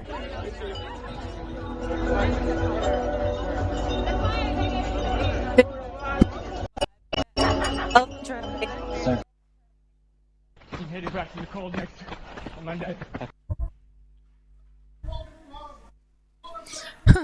So I think he's definitely not a local. I think he lives somewhere in the UK. I haven't quite been able to gather that from his social media. Come on, up your stalking game, I Tony, know, please. sorry. Repeat, registration number CAA 484265, a white Hilux with a British Femi bumper and a rooftop. Somebody's Yeah, well, the dinosaur. Yeah, somebody's breaking the rules there, but don't worry, Max is on their case. I see that the dinosaurs are back in the mix, which have become a feature of our landscape here. It's super epic to see them. Peter Frano. Second at CCC at UTMB last year and a top 10, I think, this year. Yeah, those are credentials, eh? Yeah, or Wow. and he also won the Transvolcania ultramarathon this year, 74 kilometers on the La Palma Island. Wow. So incredibly talented runner Yeah. here as well. Okay, looking calm, cool, collected, dousing himself, grabbing some water, and he's out of there. That was pretty neat. Looks like he's kind of hurting yeah. a little bit though. Hey? He looks sore. Yeah. I don't know. He didn't look super happy there. He looked like he bit frustrated. Something definitely wasn't moving super nicely there. Yeah, his legs look very anal.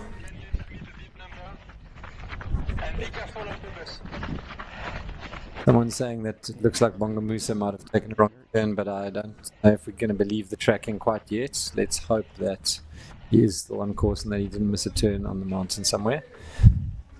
Man,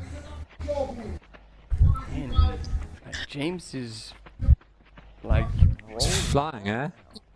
It's strong, yeah. Getting some intel from Jess Minier saying that he does indeed live in the UK, and I think I heard earlier on the live stream him saying that he's excited to get back to the cold on Monday. So I think the heat is definitely something he's struggling with, although he should be no stranger because he competed in the MDS, Yes. the Morocco Sand Desert Marathon, multi-day stage event in Morocco, and he came 7th. So he's no stranger to heat either, that's for sure. Yeah. So you can see they're really in a flowing section now. This is just coming through Brommersvlei Avenue here on these Constantia trails. This is probably the most smooth runnable section that there is out on this 55k course. You can see it's just nice and smooth, no rocks.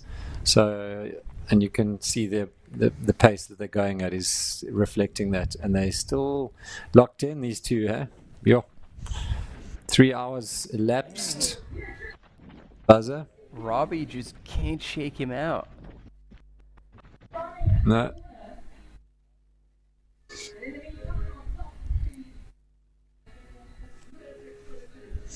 Okay, and it looks like if that is accurate, the Constantia Glen splits were about a 2-minute gap. Those two have got over Kane, and then another half a minute or a minute on top of that for Charlie.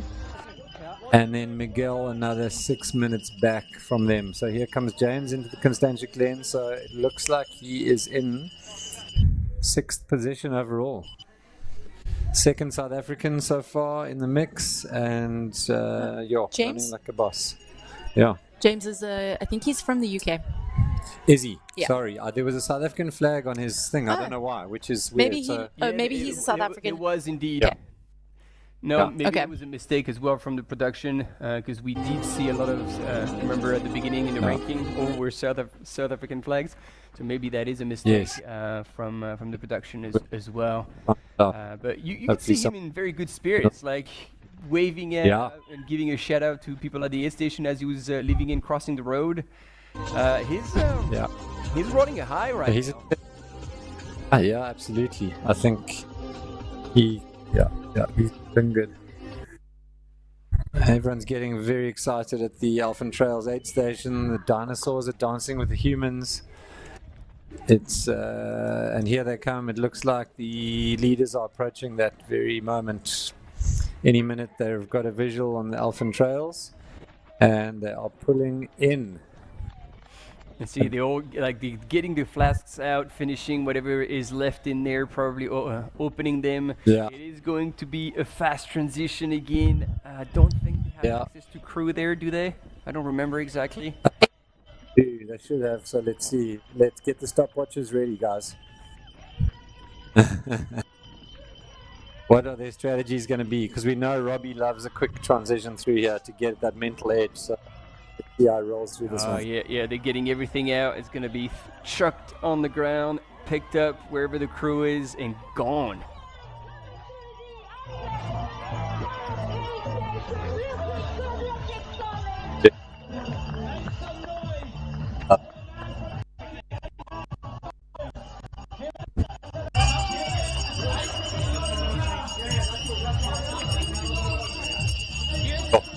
Bandana, not going around the neck, but just to cool him down while he's at the aid station.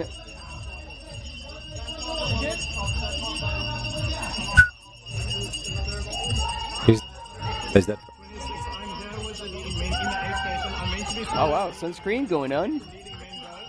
Yeah.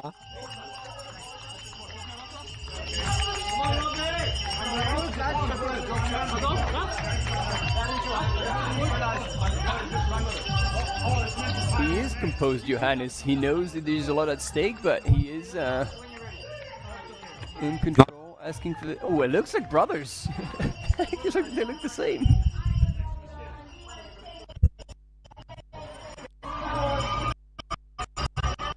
All right, and out of there together. Oh, no, Robbie's still there with Babs. Buddy. He's going hard with the coke.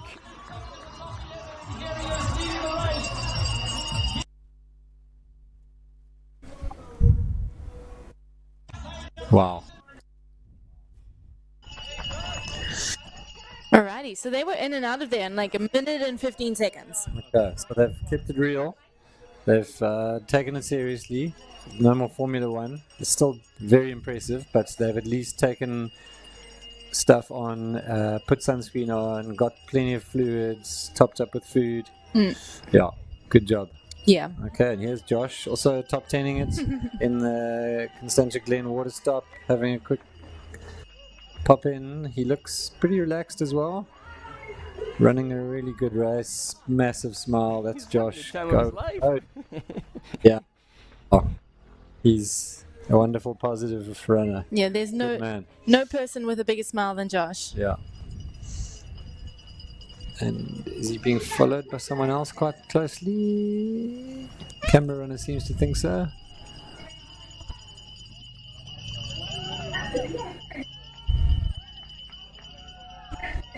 There we go, the MVP. Nice. So, Vuyisi is a truck driver who lives out near George.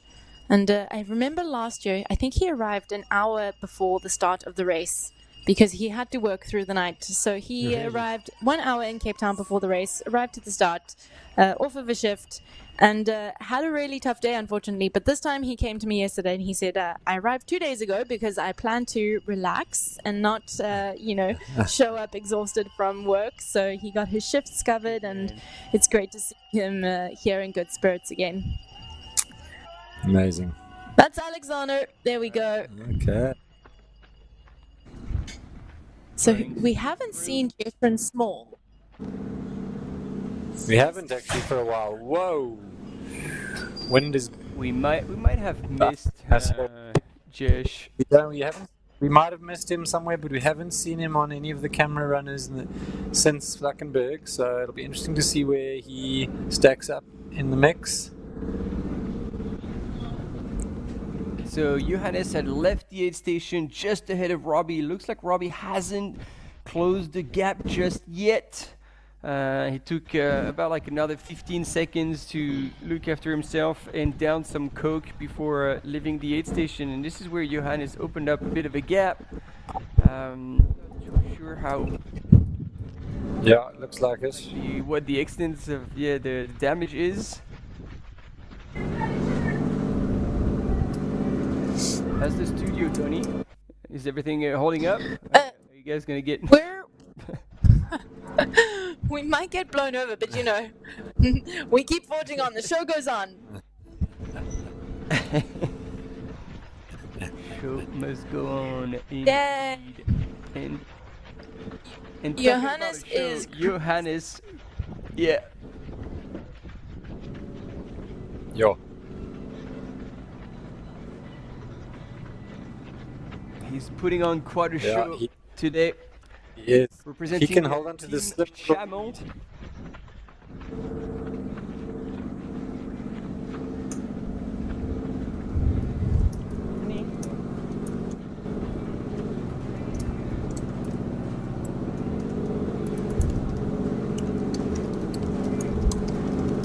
If he can hold on to this little mini break that he created out of the tent after that Alphen Trails and build slowly on that, wow, could be a bit of a shake-up here. He's looking really strong.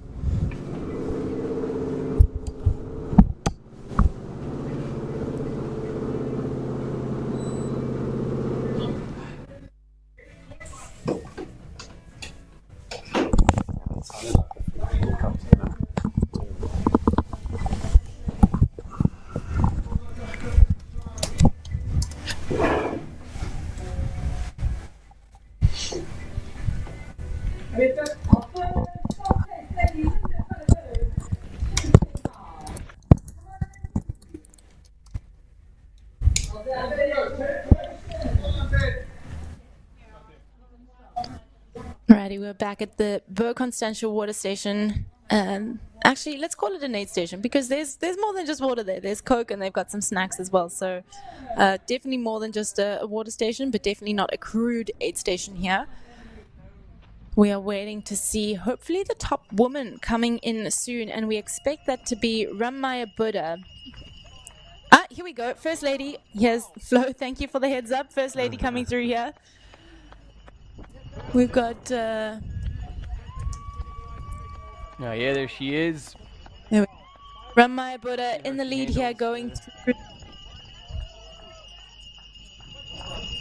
She handles the aid station.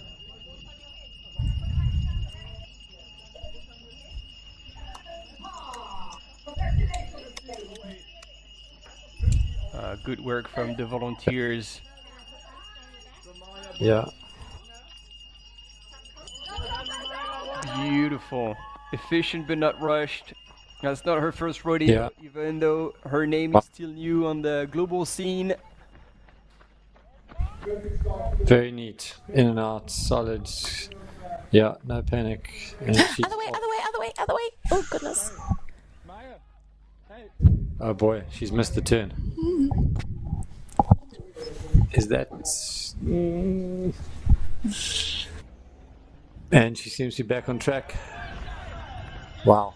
And here comes the third runner, Ken Riley. Local boy getting massive support coming into the Alphen Trails aid station. Dinosaurs, humans cheering him in. Only a couple of minutes back.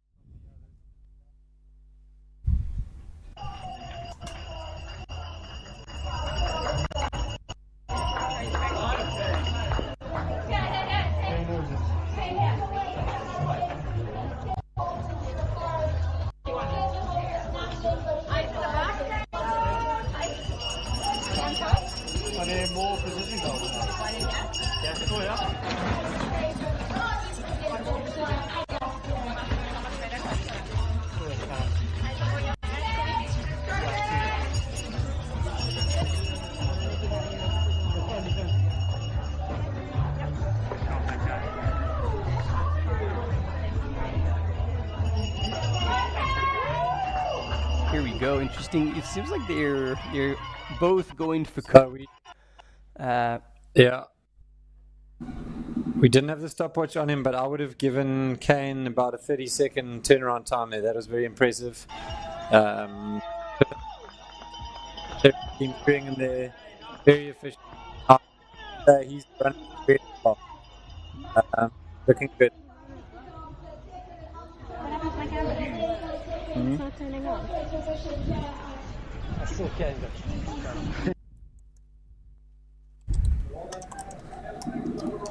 That's the terrain they're going to have to deal with shortly. What you're seeing on screen is the Contour Trail and Devil's Peak on the right, and McClear's Beacon on the top of the mountain there, and the Contour Trail that goes right through that forested section down below. Boardwalks, trail, and a big climb in the middle of all of that. So that's where they're heading towards right now. Just over 3 hours in, a couple to go for these leading runners, and we're back with the leading man at the head of the race here.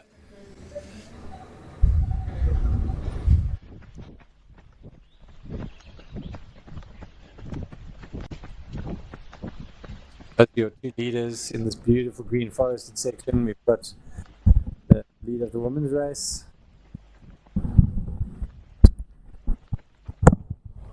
running really well. Wow, she's forest, yeah. Absolutely.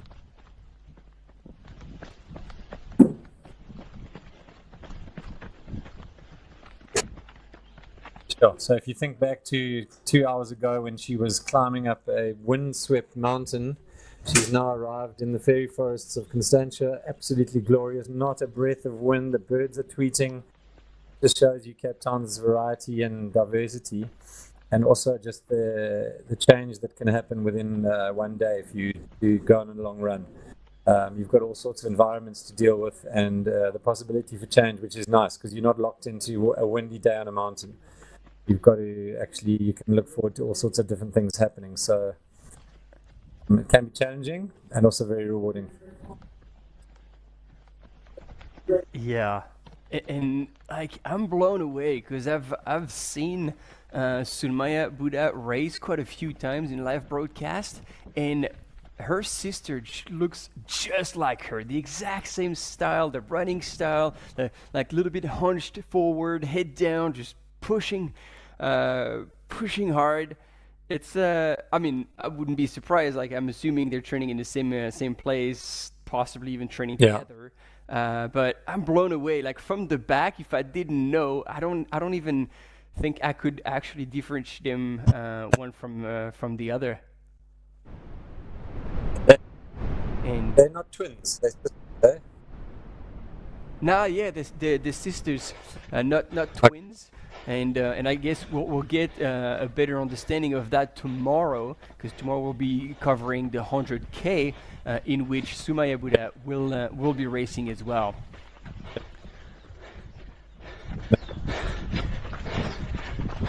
The camera runner is really putting on a big effort here to keep with the leading man. Oh. Yeah.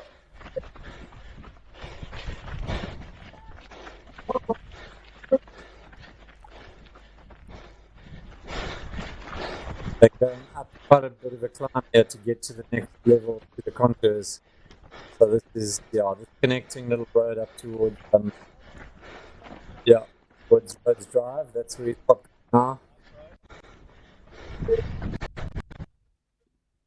Place for the ladies' race.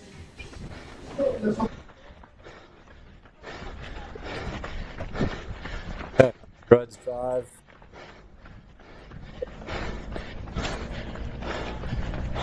And Luke, I'm going to take a stab at assuming that Robbie is right behind, and this is probably actually what Johannes was looking at, right behind, like over his shoulder, as he was taking that 90-degree left turn, because on the live tracking website, which again hasn't been fully reliable, it looks like the two GPS dots are really, really close, like within 50 meters of each other. So we're still seeing Johannes in the lead. It looks like Robbie is possibly just keeping him in sight, not just making his effort just yet, just putting the pressure on, but from a distance, Yeah,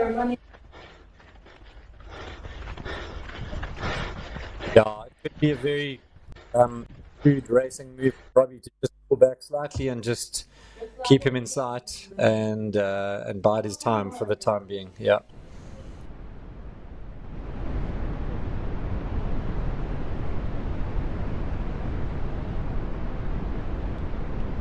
And actually, just as you predicted, we didn't even notice that, but pay attention, brought it up. The drones are back up in the air on that side of the mountain. It is sheltered from the wind, and so it's good that we have those aerial shots again, and probably gonna have them for the rest of the race. What do you reckon, all the way to the rugby club? Should be good, yeah. Yeah, they might not be able to fly them here in the City Bowl, but I think for the Newlands Forest section, it'll be good. Yeah, because it's still extremely windy here.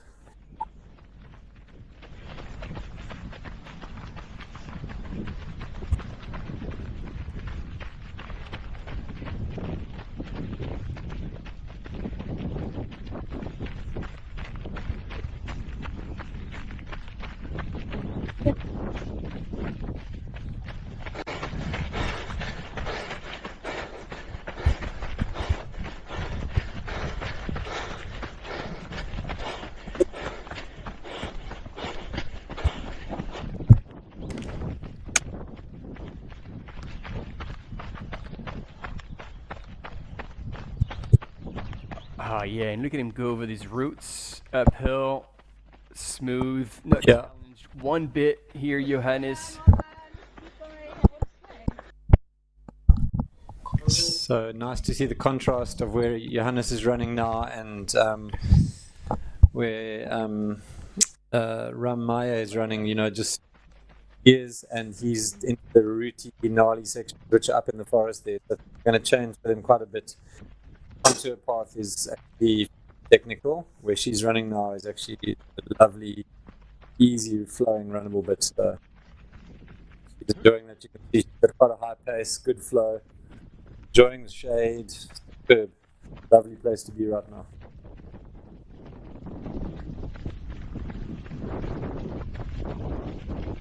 And just like with the main, I'm going to try and have a look on the GPS trackers to see hopefully some indication of the gap in the women's race.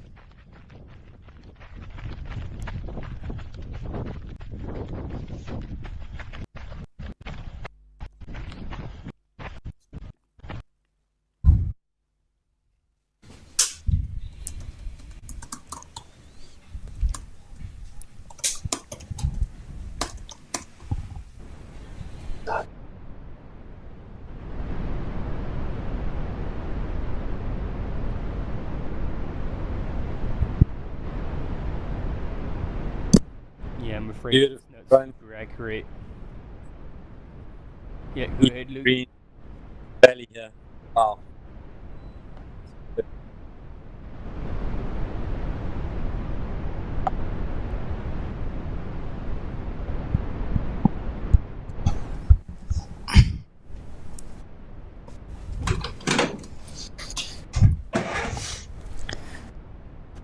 If you're looking for somewhere to go today, head down to that Hout Bay Aid Station. It is going to be such a vibe. There's coffee stands, there's going to be moving dinosaurs, there's some food trucks there, so go and check it out. David Berkey, all the way from Switzerland. Welcome home, David. Is that the audio from the aid station, or is that behind you, Tony? That is behind me. So we are at the finish line at the Gardens Rugby Club, and the 16-kilometer runners who have taken on over Table Mountain and down Casteelsput. And if you know Casteelsput, it's pretty much a funnel for wind and pretty technical. So I think people are going to be having an interesting time coming off of the mountain there. But we are hearing the audio from their finish line here. We've just opened the door a little bit to get some fresh air. So sorry if it's a little bit loud, we will... Yeah, just a little toasty.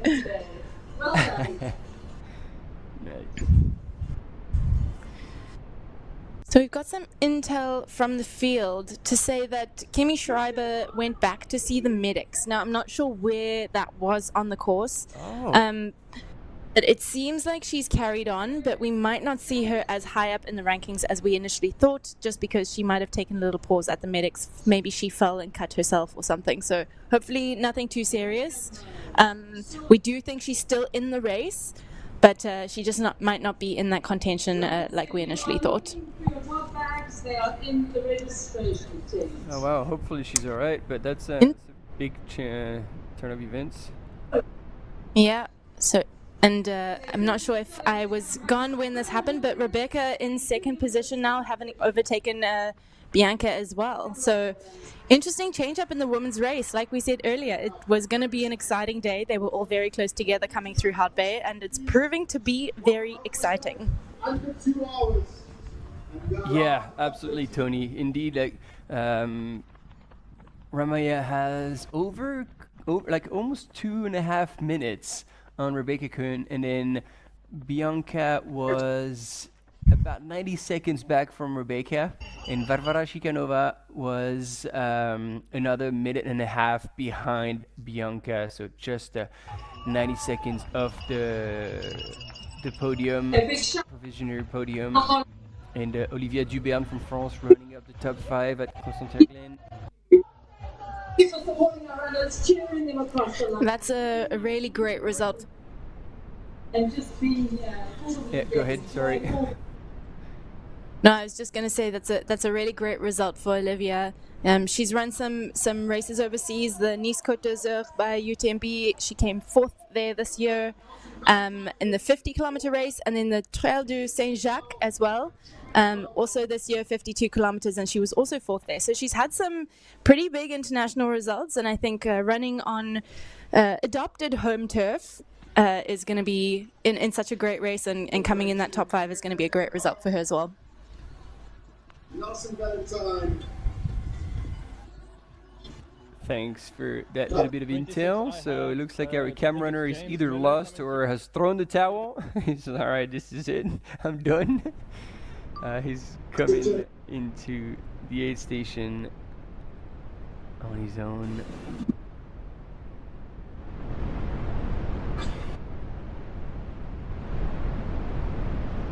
Yeah, team, please bear with us. It looks like we're going through a little bit of a dark spot when it comes to reception. So as we had images of our top men and women, we're waiting to see them again, and there we go.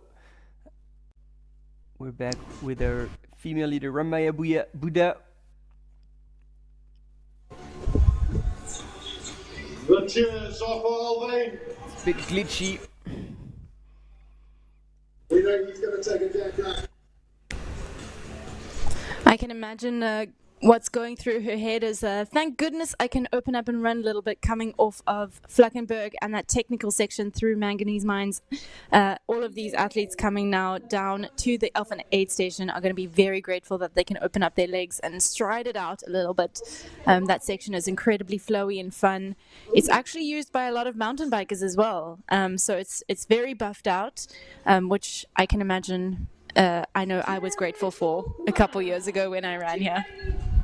Yes, it is. Come on, Jeremy. The final push. So she's maybe got 1-ish kilometer to go before she hits that aid station. Oh no, even less. A couple 100 meters until she hits that aid station, where she will hopefully see her crew, who will swap out her bottles, keep her cool, just make sure that she's ready to take on the rest of this race. Yeah. As you said, we can assume that Ryan's going to be there.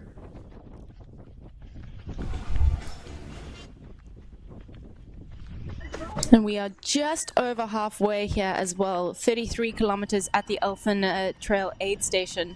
So they've done just over halfway, and 3.5 hours in.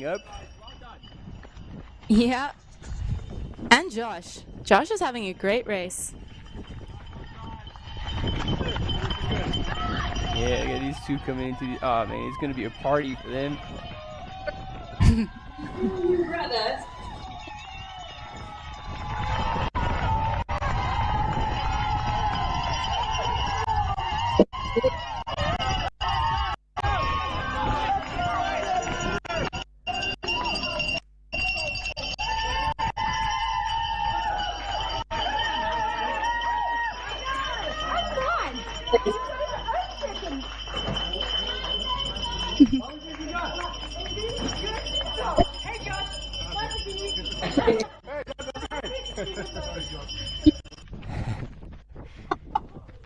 Party's on.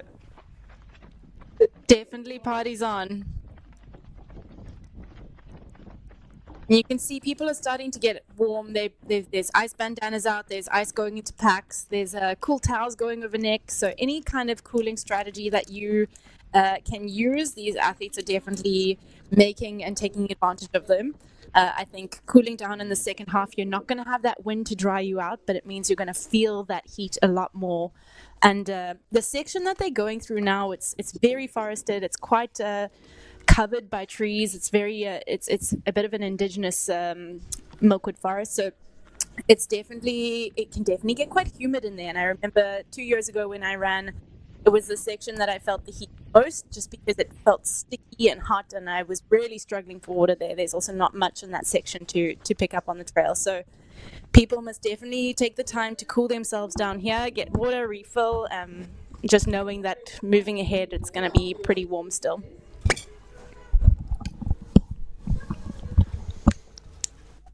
Okay, guys, not going to believe this. Literal, actual caffeine in a cup. Somehow done the impossible. We have a coffee. My mom came to the party. Oh. Your mom delivered us water? She delivered us water. My mom gave us coffee.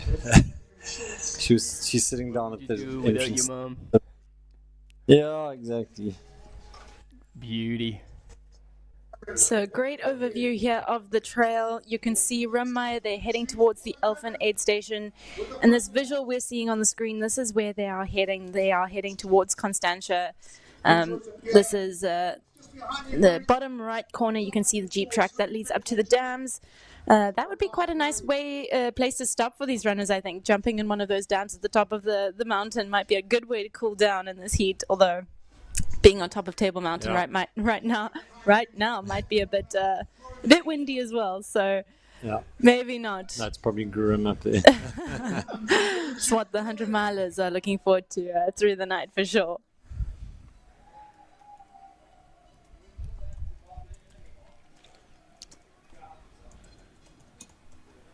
It's going to be great to see Rimmaier heading into that aid station, hopefully seeing her crew and Ryan, her coach, so very excited to see that, and then interested to see who's coming into second here.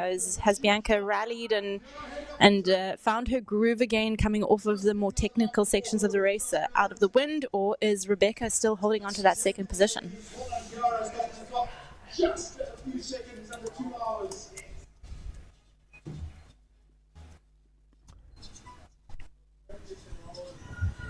That's awesome photo, ladies. It looks like Rebecca is back in second again. Don't take my word for it. The next update, things might change a bit.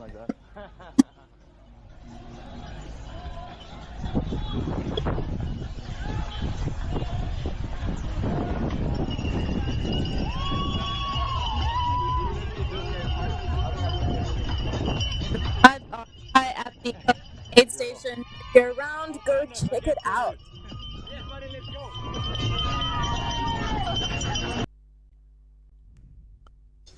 Jenny Wells. That's right, Jenny, that's what I'm talking about. 13 overall. Yeah, it always seems to be a big party down there, and also where it seems like a lot of people are streaming on socials, which pretty much sucking all the connection from our live broadcast, so that's why our images are so glitchy. Interesting to note, so Anna Tarasova, who was the female winner here last year, she ran through Elfin Trail at 3:29. In the 55 kilometers. So she was running quite fast. I think she finished in 6:02 last year. So I think we're looking at a fairly slow time this year in comparison to some previous years. But like I said, like we've been saying all day, I think this wind is really going to slow things down. It's making conditions incredibly challenging.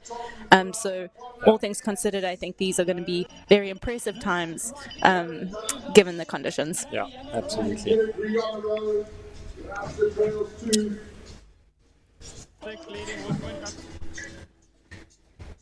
As they run through and win that giant car. Okay, so yeah, here she comes, team.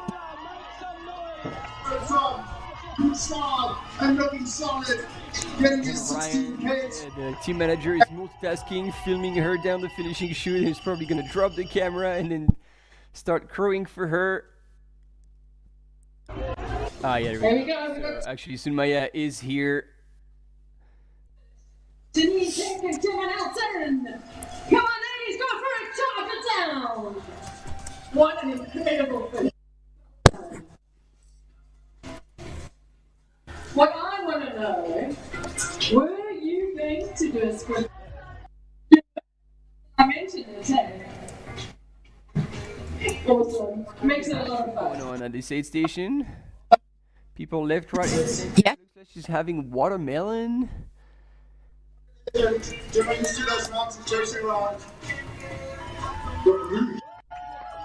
But whatever happened, it happened quick, and she's off. Yeah. Again.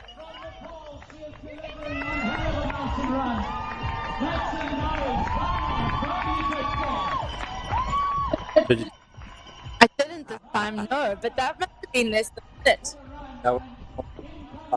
30 seconds to 45 seconds. That was very impressive. So she's not actually that far behind the time of Anna Tarasova from last year. So Anna went through in 3:29, she's 3:33. So we're looking at about a 6-hour finish here. Wow. Yeah, that's going to be an excellent time for today. Yeah, absolutely. My memory is not really helping. She's struggling with getting confused. She's like, there's no trail here. What do you mean? Welcome to South Africa.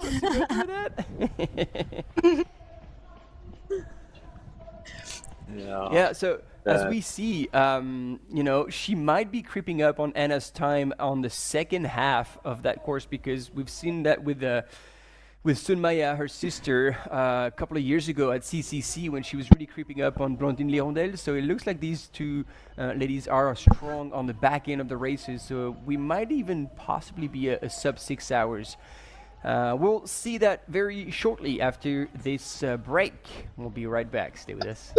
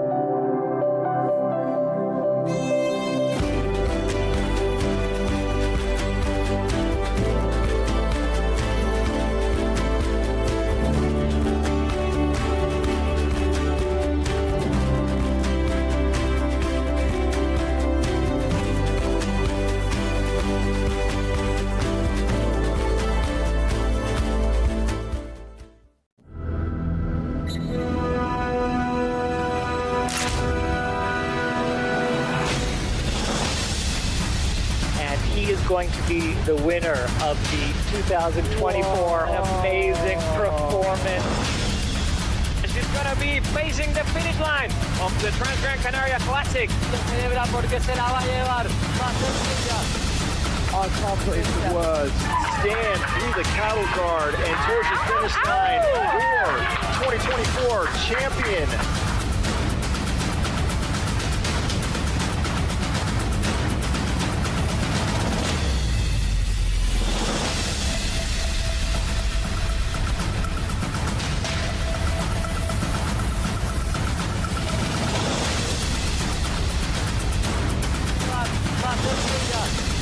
I can't put into words. Stand through the cattle guard and towards the finish line for 2024 champion.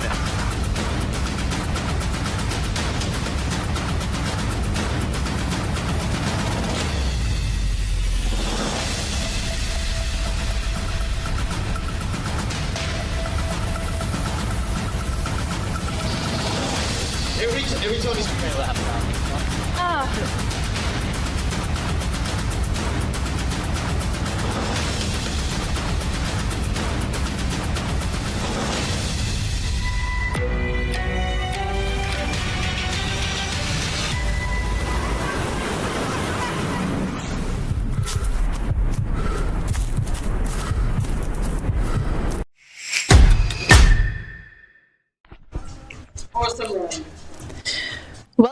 Welcome back, and we are watching Ramaya Buddha here at the PT55 at the R&B UTCT absolutely power her way through the Constantia Greenbelt here. She has just passed the Elfin Aid Station in first position, going through there in around 3:33, so about 5 minutes ago.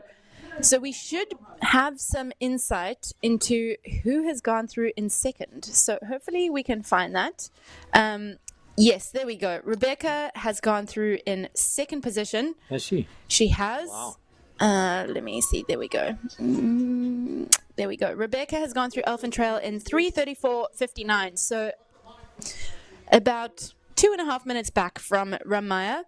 Wow. And then Olivia DeBurn has gone through in third. So Bianca Tarberton has dropped down to fourth position. She has not yet gone through that Elfin Trail aid station. So Olivia DeBurn is another 4 minutes back. So we've got 6 minutes between first and third position in the women's race. Wow. Jeez. And fifth position, we've got Varvara Shakinova. She is only 1 minute back from Bianca in fifth position, going through that Constantia Glen aid station. So very, very tight race in the women's top 5.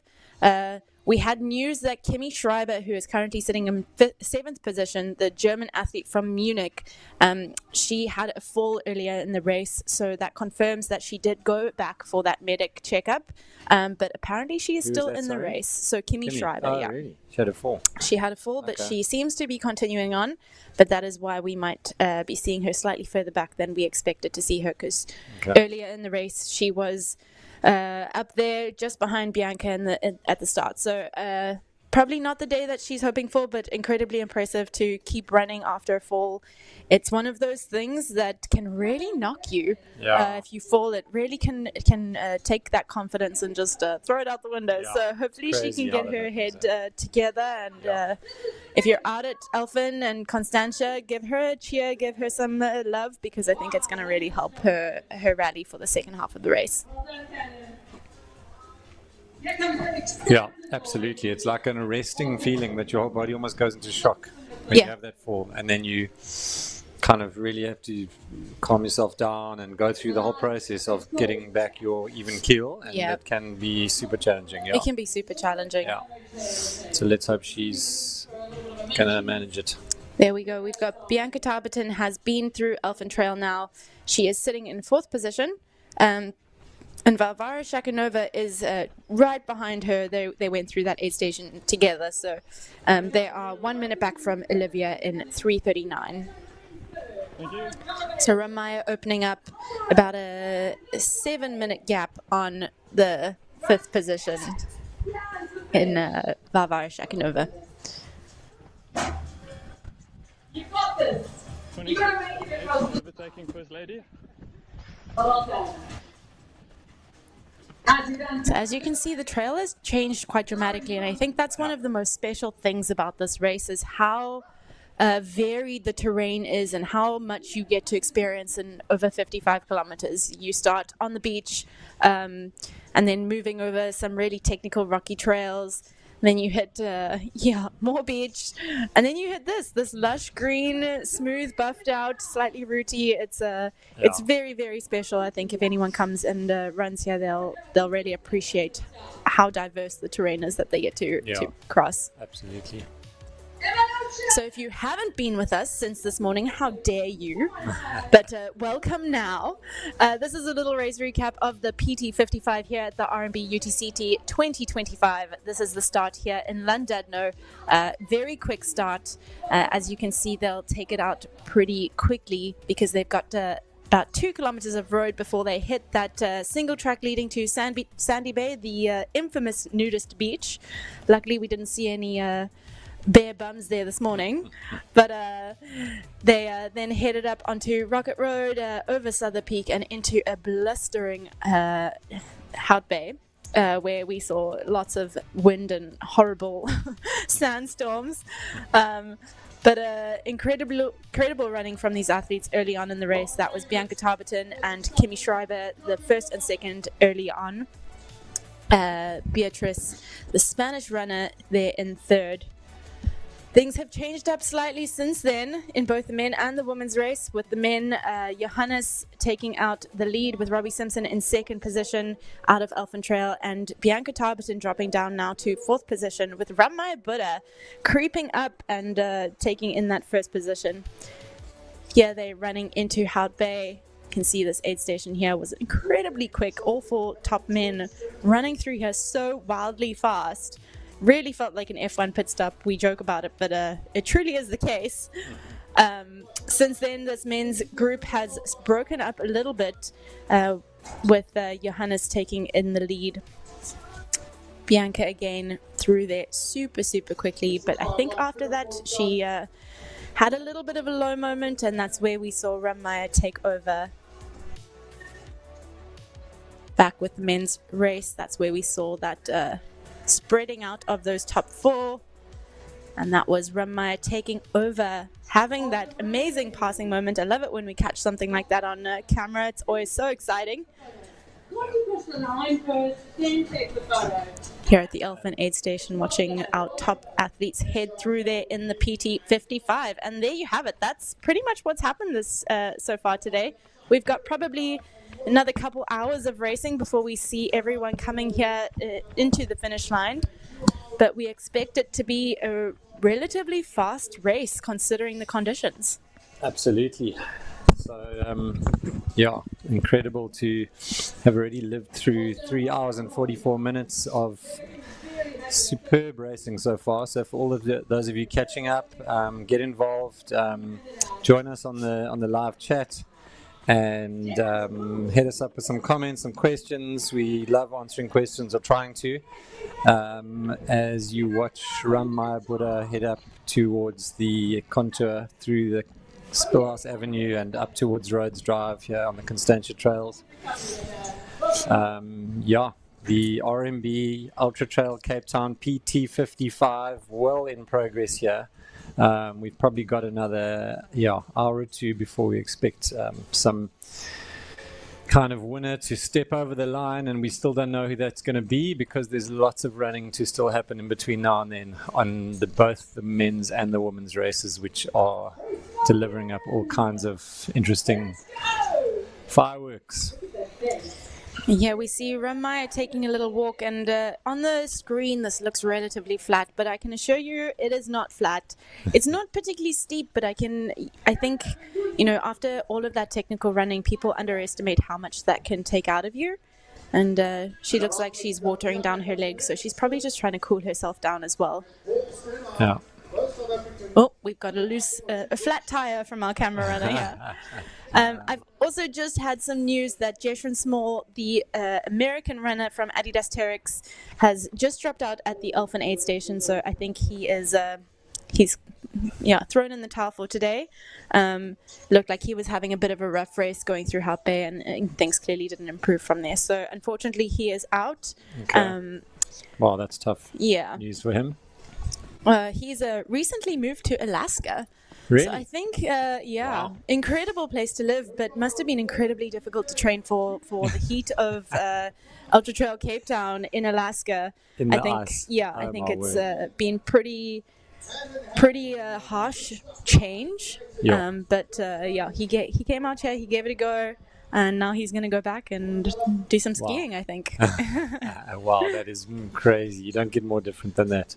Yeah. Yeah. Here we have Ramaya just coming up towards that Cecilia Forest parking lot where she will head up into those upper contour paths. Hopefully we will be getting some insight as well on the men's lead going through that nursery ravine checkpoint, but I'm not currently seeing any updates from that.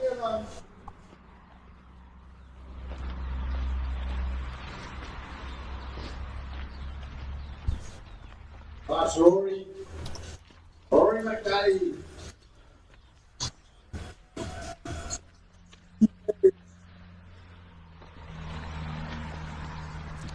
There we go. We do have updates indeed on Nursery Ravine. So we've got Johannes Wingenfeldt in first position, still going through that Nursery Ravine checkpoint at 3:24. Robbie Simpson in second, just a minute behind that. And Kane 3 minutes behind that. So our first, second, third have all been through there, as well as Miguel Heras. He's climbing up. So who we don't have is Charlie Hamilton, who has not gone through that Nursery Ravine checkpoint. Either he's slowed down or his tracker hasn't picked up on that point. But interesting to see him not in the top 5 anymore. But it also looks like it's about a minute, if that is accurate, that Johannes has got on Robbie, which is quite significant. So Robbie's definitely doesn't have him in sight anymore. So if he can hold that towards the finish, he's looking really great. And I'm just wondering if Kane Riley, if that timing is accurate, because he was only 2 minutes behind them at Elfin Trail. So then that's showing 13 minutes. So it'll be interesting to see if that is accurate or not, because Kane was looking great and running really well with only 2 minutes behind Robbie and Co. So we'll wait to see if that's how that all pans out. Yeah. And the timing website got us again. Yeah. Yeah. But we'll keep you all updated with live images from the field, as we're seeing here from my Buddha, who's coming up to Rhodes Drive now, just to be and going back onto the trail, crossing the tar road, feeling those hills, but she's still nicely, just keeping it real, keeping it locked down, doing what you need to do, and running really well.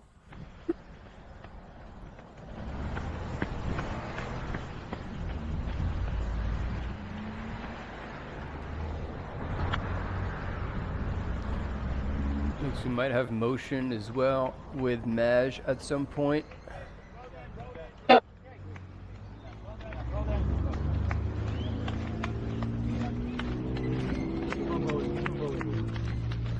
Feeling this. Looks like she's quite warm. Yeah. And I imagine living up at 2,800 meters, you're not getting super hot like this, that's for sure. Just like we were saying with Jesserin, it's just a totally different world. Even if you've got the benefit of altitude, you cannot do heat training up in the Himalayas. Yeah. Unless she has a sauna attached. You were mentioning about Jesserin moving to Alaska. Do you know what brought him there? I'm very curious. Yeah, so his partner got a job up in Alaska, and she was moving up there. So he followed his heart. But I think they've moved to Anchorage, so the same place that I'm gonna forget her name now. The TNF athlete. I can't remember her name now, but there's a couple athletes who live up there. What's her nationality? Claire Rhodes. She's American. If you can hear us. We've got Madge. Yeah. We can hear you, Madge. Loud and clear. Newlands Forest picnic area. We've got the big screen, and we've got Meg McKenzie on the small screen here. We are chilling out here to come through. It is what we do. We just hustle, and we use a car, and we get there faster than them, and it's a way more effective way of traveling than trail running. But, you know, we're not here to talk about car travel. We're here to talk about the epic sport. The cockpit is waiting for you. The new aid station for the RMB UTCT.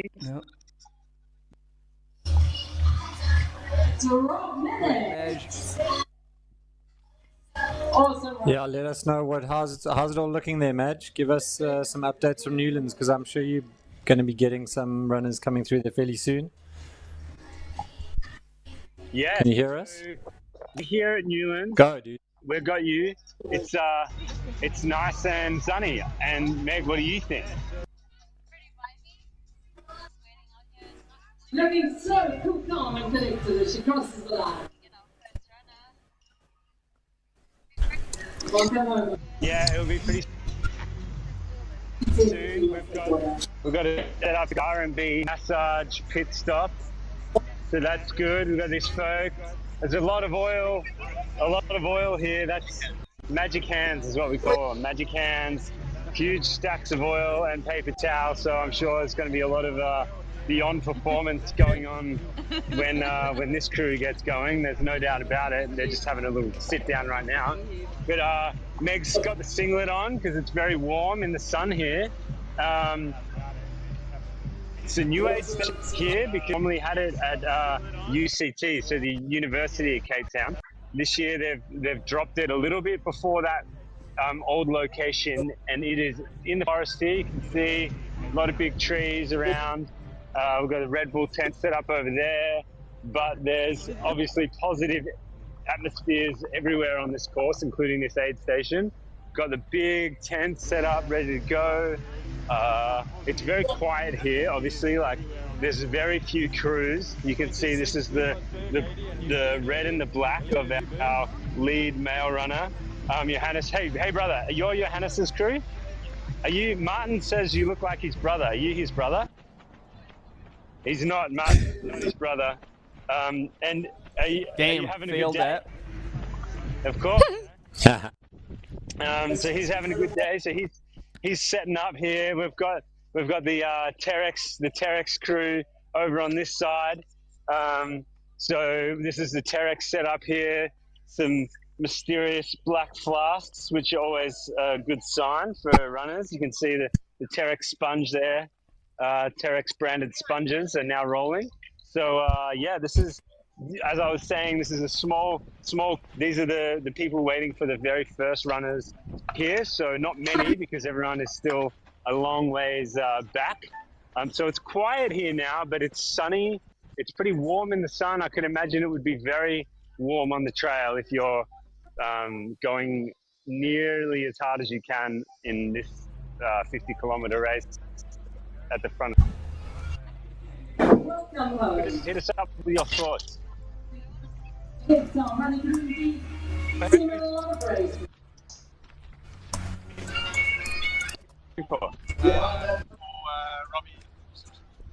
Robbie Simpson. Oh, sweet. Okay, overkill. Yeah, the cheetah, the psychedelic cheetah. Love cheetah.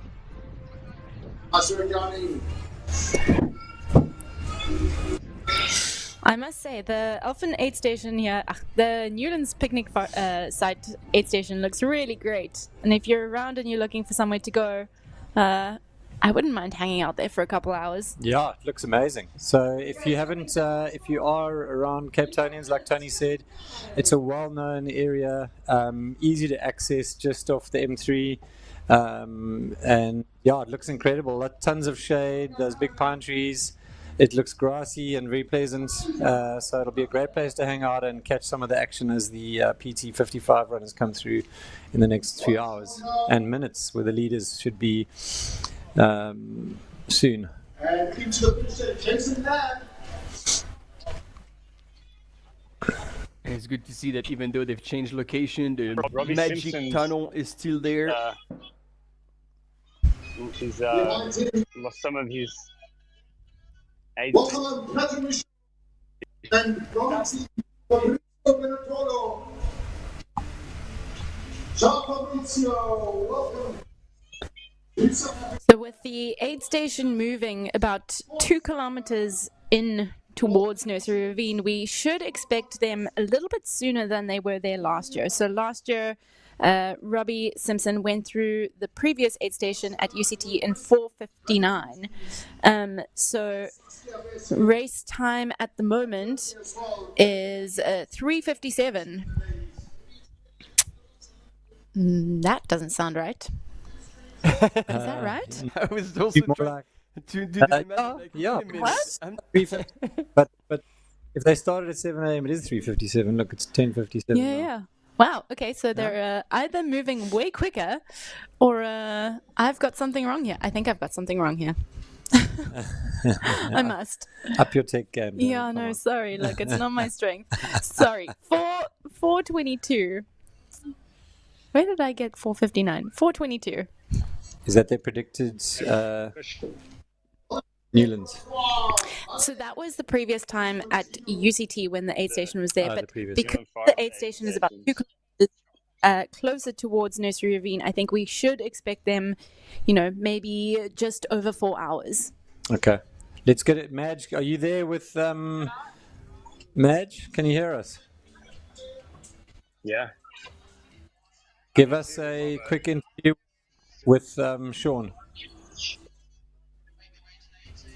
if he's available. I will. He's doing stuff. He's talking. Why is he talking? So I'll do it. That's what he does. So I'm going to do a little bit of a run through. This is what happens. Yeah, please. So let me obviously, if we're good, come in here and they run down. They start to hear the cheering of their people. They see the bootlegger sign, and then they've got to go this way, but then they stop. The POV, I love it. Bars and jump in the ice bars. And then they get distracted a little bit, but then they come back this way. They see the R&B sign. They see the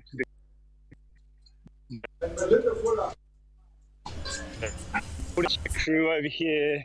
So they start getting pumped, and then they've a thing going on, and they probably stop here for a boogie, crush a can of Red Bull. Then they run down here into the aid station. Lots of space. Good vibes. There's the food over there. There's a lot of narc here. Normally we say knack in Australia, but I think it's called narc. So they come here. It's narc. They see all the volunteers. They're stoked. There's heaps of watermelon. Like watermelon is next level. Potatoes, chips. There's a vegan wrap over there. Whoever wants that. There's some homemade banana bread, coffees. The best volunteers in the business. Yeah, that's it. Then they've got some culture. You got some, I don't know, Martin, I'm sure you can pronounce that better than me, but that's something. And we've got the water. No, we've got the incredible Knack Fuel Ultra Energy bars here. Then the Coca-Cola of rubbish bins. And then you get to see the race director. You get to give him a high five. And life's good, and then you just have to power on, and then you probably see your crew if you want to hug. You roll on through here. There's a fire.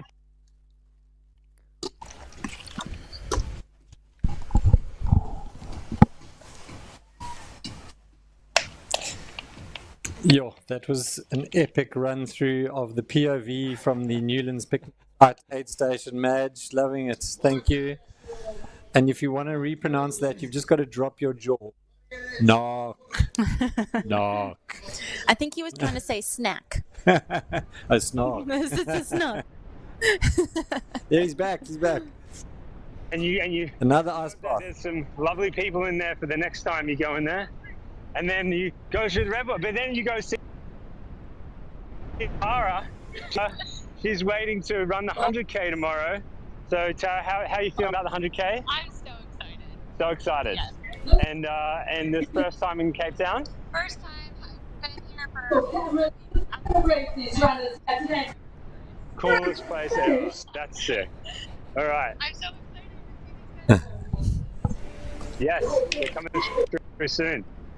Are you coming through here tomorrow? Are you going to ice baths or not? Yeah, it's just a short. Well done to you guys.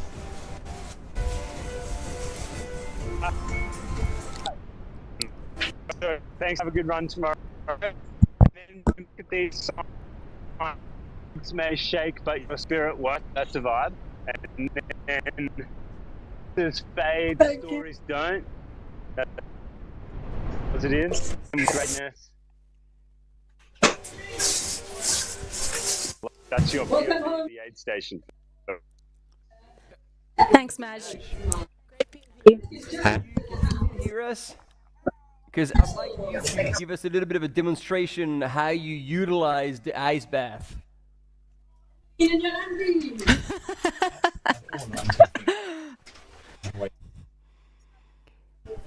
I think he's going to be saved by a quick commercial break that we're going to take while waiting for the first runners to come through that aid station. And it looks like what I'm seeing is that, oh yeah, there is some action. There is fueling happening both at the aid station and in the studio. But we'll be right back with you shortly. Stay with us.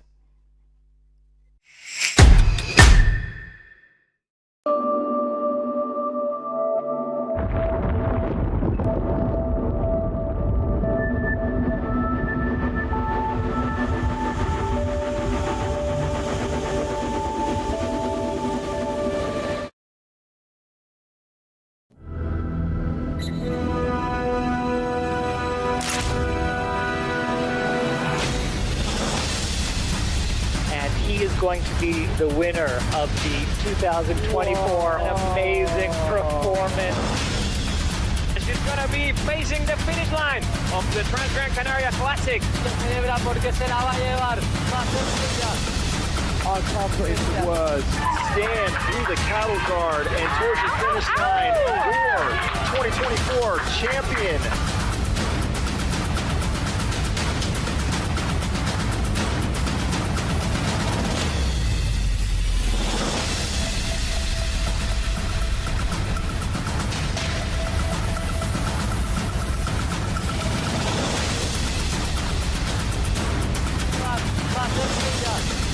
Our competition was stand through the cattle guard and towards the finish line for 2024 champion.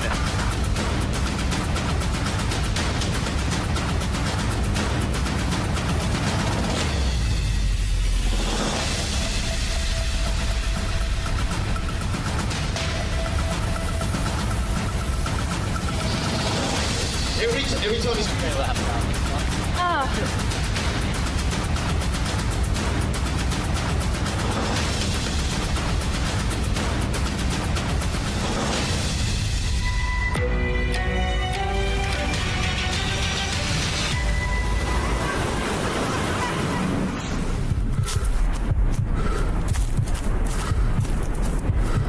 Waiting for you with open arms. We welcome you here. Cape Town will remain a city of hope and opportunity for everyone.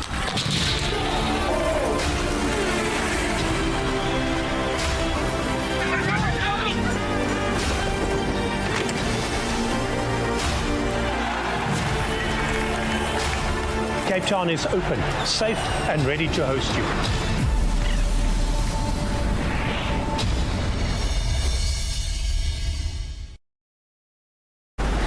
This is R&B Ultra Trail Cape Town. A celebration of challenge and of the landscapes that surround us. R&B joined as title sponsor in 2022, and the partnership has helped shape the identity of UTCT, creating moments, traditions, and memories that define the event today. Here, on the trails of our city, every bell rings of promise, and every year, together, we go further.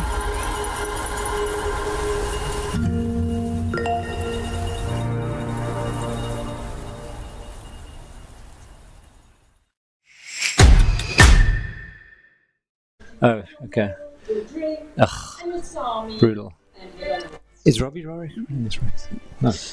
All right, we're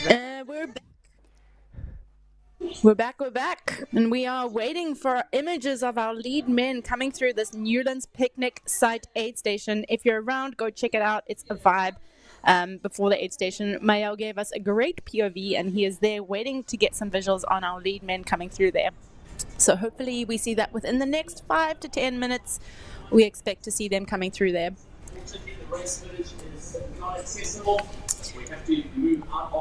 Sadly, we also have had some confirmation that Bonga Musa and Tembu, the 3-time Comrades winner, one-time champion of the 100K here at the R&B Ultra Trail Cape Town, has sadly taken a wrong turn and ended up on the 100-mile route, which took him all the way to Hout Bay. Go do the maths on that. Yeah. And up in above Hout Bay. Ouch. That's a big wrong turn. So unfortunately, he has been dropped off at that Alpha aid station, and he will continue on along the course, but will be finishing with an unofficial time. Great sportsmanship to keep going after that. I think is incredibly strong and powerful, and absolutely big kudos to him. But very sad to see him not be able to compete for a official finishing time here today. And big thanks to Ryan Thompson, who found him somewhere in Hout Bay and got him back on the route. Well done. Super tough gig, but he's powering on somewhere out there. Yo, folks, you want to have a chat with Robbo and Shaq? Yeah. All right, let's hear it. Yo, folks, you guys speak up nice and loud. Hello. Excited. How? And you've been here all day?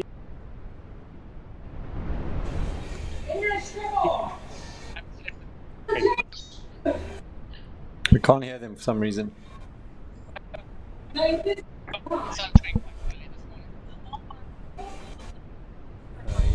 so that's a bit of a bummer, but can you hear them now? No, not yet.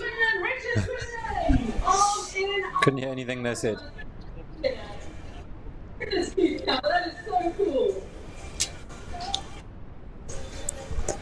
Alrighty, so it seems like we can't really hear Madge at the moment, and Meg and the crew there waiting for our lead men coming through. We can hear you, Madge, so you're just going to have to do the talking on their behalf. Just fill in the gaps. Make it up. We know it's going to be entertaining if you're in charge.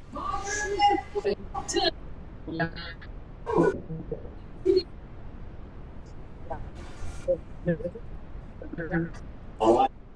Just so you know, it looks like your opponent has moved past Ram Maya Buddha in the women's PT50. Got a bit of audio of Robbo and Ram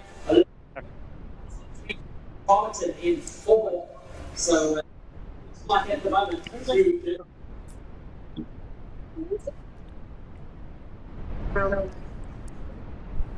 So we still can't get any real audio coming through at that exit with Mael, but we have got some updates from the women's field. It looks like Rebecca Cohen has moved into first position, passing Ramaya Buddha at Nursery Ravine. Wow. So we've got a 2-minute gap, Ramaya and Rebecca there, with Olivia Duburn, the French athlete living in South Africa, just 2 minutes behind. So we've got a race in the women's race. All to play for still. 45. Oh my word.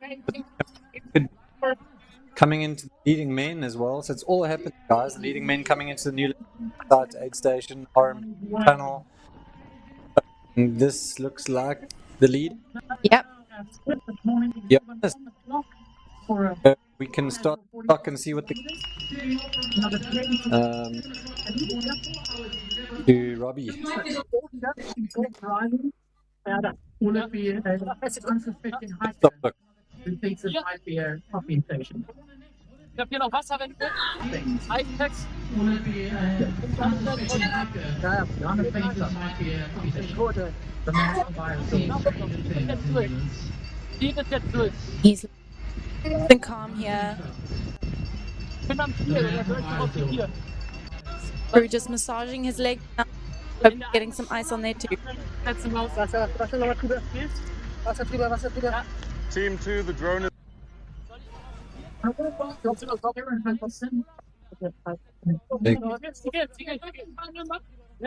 available.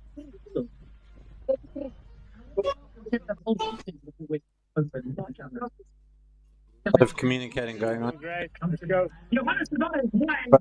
Like a Formula 1 quick cruise chat.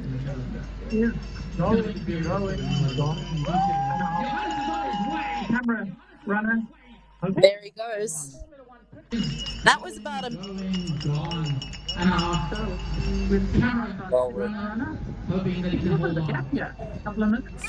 He's cleverly decided to take a nap, which is going to section when he pops out of the forest again. And for that last 10k is where it's going to be incredibly hot and fully exposed.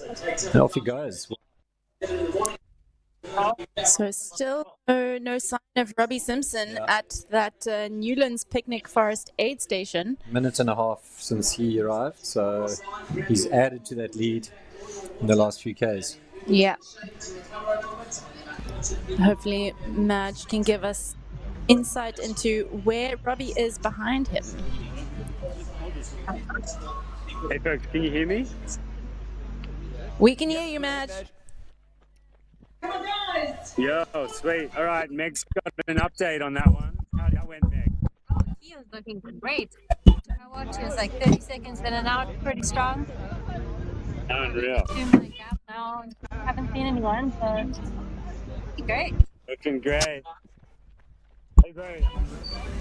So Johannes' cruise here.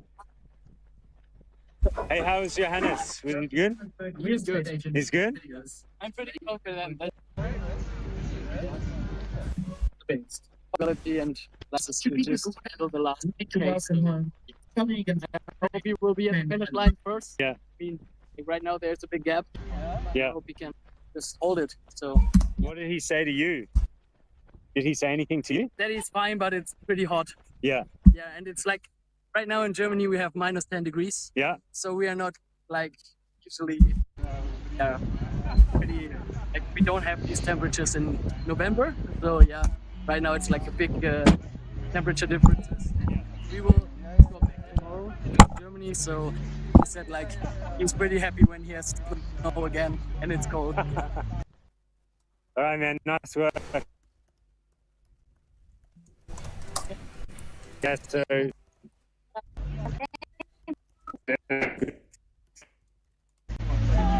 got a half over here.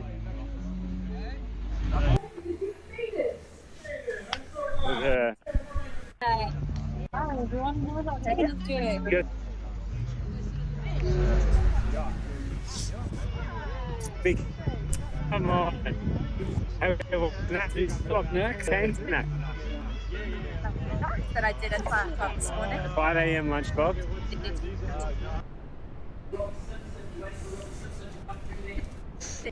Alright, sorry Cool, team, it's a bit patchy. I don't know, Madge, if you can hear us, but like we are losing you a little bit. The image is frozen.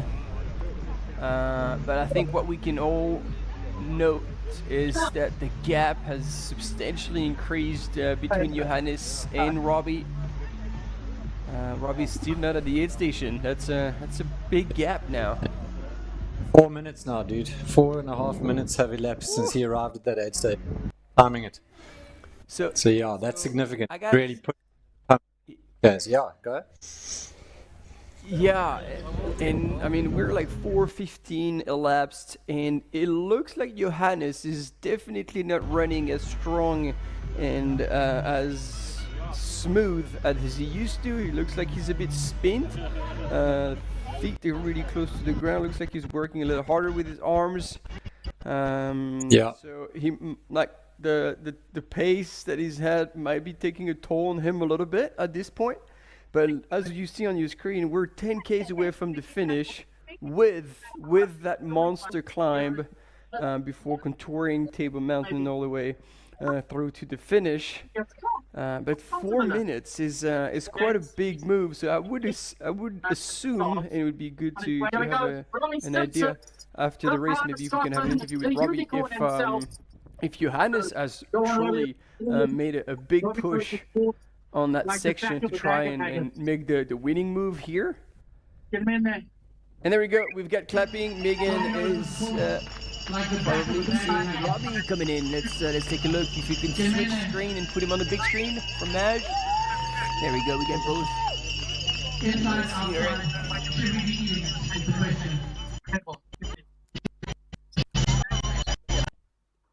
hear it.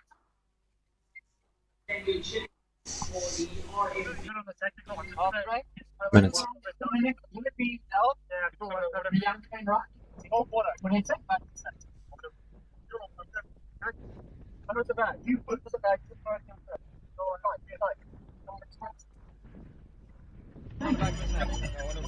Cool, I'm good.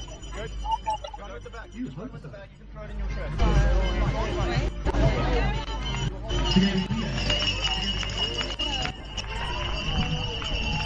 This is good. As much as you know, there is quite a big gap. I like what I'm seeing. Robbie was very focused, was looking around, and he's hunting. And 10 Ks to go, knowing that there's this big climb and kind of roller coaster alongside the like going around Table Mountain. I wouldn't say it's in the bag. I wouldn't say it's in the bag because like you guys can tell us about like that super steep climb that's coming up, and a lot of time can be made or lost in that section. Yeah, absolutely. So they're kind of skirting around the University of Cape Town here, heading towards Rhodes Memorial. And from Rhodes Memorial, you have the infamous climb up to the blockhouse. And it's not a long climb. It's maybe 200 of elevation. But it is. It's very favored by the athletes who run here. It's a very exposed section of the trail. And once you hit that, you hit a pretty technical contour path that heads around the mountain and around Devil's Peak before you get to drop down towards Desmond Tree. So there's still a lot of running to go, and it's not as technical as the previous part of the race. So I think, you know, if Robbie's still got legs and he looks, like you say, Martin, he looks incredibly focused. It looks like he's got his game face back on. I feel like at trail he looked a little bit flustered, a little bit not like his head wasn't necessarily in the game as much as it is now going through this Newlands picnic site. He looks much more focused, and I think he's going to be hunting. He's still going to have to pull out a massive performance to catch this man. I don't know, 6 minutes is very doable. Yeah, fair enough. I mean, it is a lot, but knowing Robbie and how he knows the course and how he can close, Johannes seems to be looking a little better on that runnable section, but he cannot let go of the gas pedal because Robbie, it's going to be an exciting finish for sure. Yeah.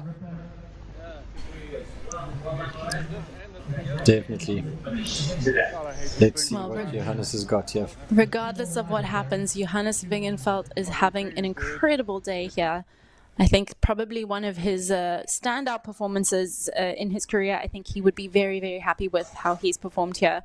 You can set as many FKTs as you like, but there's nothing quite like the international stage of a live stream and at the Ultra Trail Cape Town especially. So very cool to see this new athlete, at least from my perspective, showing up and really throwing down with some of the best in the world. Yeah, and so this is really going to be his big test now, though. He is, like you say, amazing performance no matter what happens, but 23 degrees officially, it's probably going to feel like 30.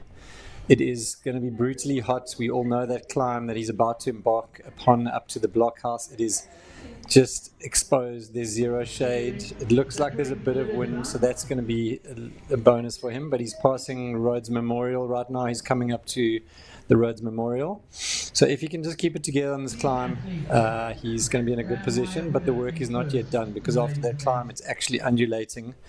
If you've ever run that trail from the blockhouse back to the city, you will know it is not flat. It is not a strictly contour at all. And there's plenty of little mini climbs that you've just got to remember are going to hurt you on the way back into the city bowl. So lots to do. Yeah, I think people often assume that the climbing is done once they hit the blockhouse, and it's very much not. That contour path has some sneaky little punchy climbs, and if you're not mentally prepared for them, it can be quite disheartening. So hopefully he knows what's coming. I'm not sure if he arrived here earlier in the week and got to recce any of the course, but if not, hopefully he's done his homework and watched some previous live streams. So one nice thing about a live stream is that you don't actually have to go and recce the course. You can just watch it back. Have you ever done that in preparation for a race? Yes, actually. Really? Yeah, no, I have. So definitely a useful tool. Yeah, totally. And I think we had a comment earlier about people asking about the routes for the World Champs happening here in 2027, and if the trails are going to be pretty similar to this. And yes. So if you're looking to get some insight into what you need to prepare for the World Mountain and Trail Running Championships in 2027, well, look no further. Get on your treadmill and rewatch all of these live streams, and I think you'll have a pretty good idea of what you are going to be up for. Yeah.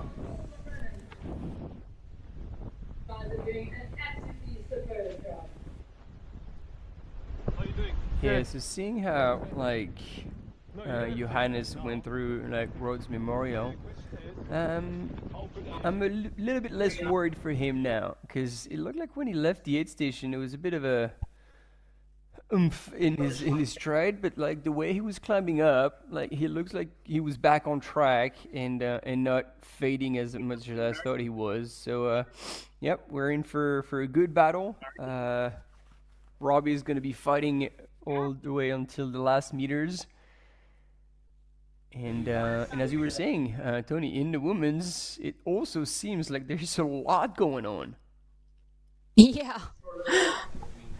Yeah, our early race leader, Bianca Tarberton, local warrior, has dropped down into 6th position through Nursery Ravine, going through in 4:21, with Rebecca Cohn, another local athlete from George, going through in 4:01, so she has 20 minutes back. And Rebecca Watney in 5th position, Varvara Shikanova in 4th position, Livia Dubin in 3rd position, and Ramaya Buddha in 2nd. So lots going on in the women's race as well. It's we've had a lot of shake-up throughout the day, and it's very, very cool to see such fierce competition throughout such a long race. No, absolutely. I mean, it was all sort of in the cards when we saw the front handful of men so close together for the first half of the race, and then we had Bianca up front, but a packed her, and that has absolutely manifested into an incredible change up, a very exciting race start as well. So super cool. Also, we have Charlie Hamilton, the Australian runner, who has dropped back down into 16th position. He has not yet been through Nursery Ravine. Wow. So early leader, maybe going out a little bit too hot, maybe not quite prepared for what was to come. I think he's going to have learned a couple lessons about what it means to take on Cape Town trails today, but a solid effort early on in the race, and unfortunately he didn't seem to be able to sustain that. Yeah. So interesting to see that shake up there as well. I hope this camera can keep us with the race leader, because he's about to go up that big steep climb. We're just getting a visual on the last bit of the course. So there, yeah. So you can see he's at the bottom of that blockhouse climb. Yeah. There we go. Okay, we're back with him. So this is hands on knees. This is crazy. I'll get it. Yeah, this is a brutal section. Yeah. And what do you think, Tony? Like he's moving well. Like as you were saying, like it is an absolute wall. You're changing your stride. You're moving into a power hike. You use different muscle group, but man, the way he's attacking that hill. And look, there's a bit of wind as well going on, which at this point is probably going to be a good thing than a bad thing. It's going to cool them down a little bit. And here we get Charlie Hamilton. There we go. So the tracking is incorrect. We haven't seen Kane go through. So excuse my earlier observation. Charlie is not in 16th position. He has not dropped back. He is currently in 3rd position. So a little bit of a glitch on the tracking there. Just great to know. I'm very happy to see that he hasn't faded so hard. The wind that Johannes is facing going up that blockhouse climb is really not going to make things easy. It's coming from the side, so it's like you're engaging your muscles to go up what is basically a wall and very uneven terrain. It's quite a rutted, just not a very neat trail. And then to have wind blustering you from the side, it's just like an extra layer of a challenge. But Johannes he's working, but he's moving with purpose, and I think that shows he's still really mentally engaged as well. It's very easy, we see the difference between how Bianca was moving when she was going up that Flackenberg climb, a little bit standing up, a little bit more dejected, moving with less intention. But Johannes here really looks like he's still engaged, still focused, fighting against that wind, which looks gnarly. Wow, being really challenged by that. It's not going to be an easy one, but then it makes power hiking and being fully bent over even more relevant. You try to have the least catch on that wind. Yeah. Get as close to the ground. Yeah. You get the kite out and you get yourself pulled up the hill. Yeah, just take out your mandatory waterproof jacket and stick that over your head. Let it pull you along. Oh yeah. New race tactic. Or the safety blanket. Yeah. Even better. You forward. But as you can see, this is really, you're at a wall here. I don't think many athletes are running this, maybe in the 35K, but even so, it's incredibly steep and the footing is so uneven that it becomes very, very difficult to find any sort of running rhythm up here. Oh. Okay, Tony. That's Robbie. Go ahead. So we've got Robbie Simpson here. Coming up from... Sorry, go for it. Apparently we got an update, and it's perfect timing from Flo, who's out on the course as well, that he was saying at Rhodes Memorial, Robbie was 5 minutes back, so he had already made a minute on Johannes, and now we see him at the beginning of that big climb. Lots to play for. I feel like Robbie is going to try and capitalize on the runnable sections here. Not that there's that many left, but that's always going to be his strength, and hopefully he's managing to keep himself cool. But Johannes is still moving super well here. He's probably done the worst of this climb, I would say. Moving indeed. He's going to cross about halfway up here. Yeah, so he's about halfway up this climb, and once he crests, he's got maybe 2 kilometers of, relatively speaking, easy running. It's definitely the easiest running. Yeah, and then it'll get a bit... Then it gets a bit more tricky, but Robbie, from what we saw on the screen earlier, is still moving very well, running up that climb. So it's going to be interesting. He's chasing hard. I think he wants this. Let's go all the way to the line. Hey folks, can you hear us down here in Newlands? Loud and clear, Matt. Go ahead. Yo, I'm not sure the footage of Charlie coming in and out of him.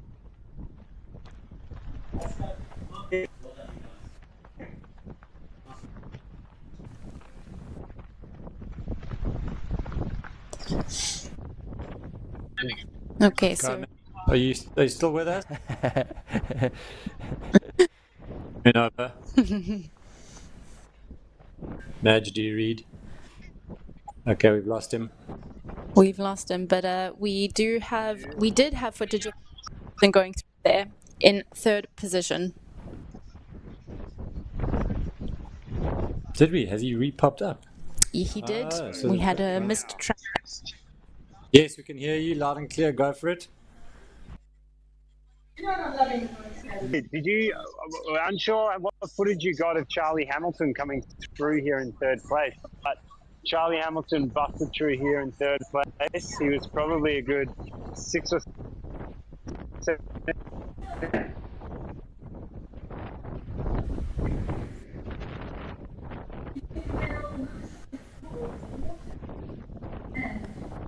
I think the wind is messing He up sucked signal down here. a bit of coke and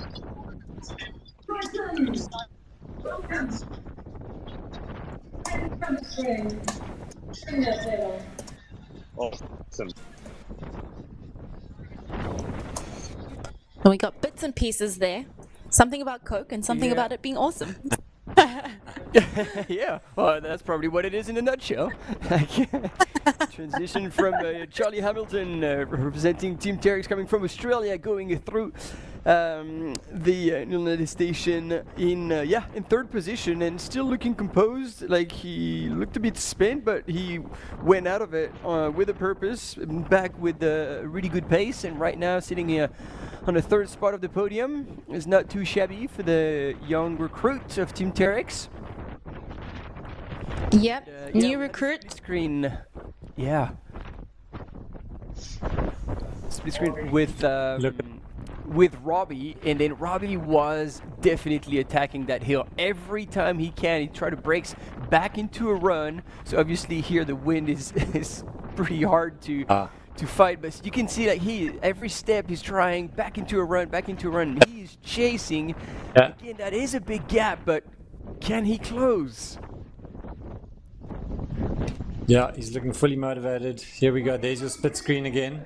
So they're both on the climb. Robbie down near the bottom mid, and Johannes probably getting closer to the top now through the silver trees. And yeah, it is super crazy exposed. That area of Cape Town is well known for being windy on a calm day. So it's crazy up there. They've just got to survive this, get to the blockhouse, and then get on running. Then they'll be running with the wind on the flats, which will be fantastic for both of them. So this is the super tough work they've got to do now. I would venture to say that Robbie is moving a little bit better at this point. But whether or not that's going to make up those 5 minutes that we had at the Rhodes Memorial Climb, tough to say. Yeah. Tough to say. So we've got news that James Miller went through the Newlands picnic site in 5th position, but we still don't know who that 4th person was. So it's either Kane Riley or Miguel Eras. Yeah. So we'll see. Hopefully we get some updates or some visuals on those two. But yeah, we've got a bit of a shake-up on the men's race in that top 5 as well. So stay tuned. Hopefully we get some more insight. And if you are out on the field and you want to jump on the live and give us some updates as well, we would love that too. Here we go. Second road crossing for Johannes. He's getting close to the blockhouse. Yeah, final little steep bit, I think, before he, second to last steep bit before he makes that final ascent past the blockhouse and onto that more runnable section of trail.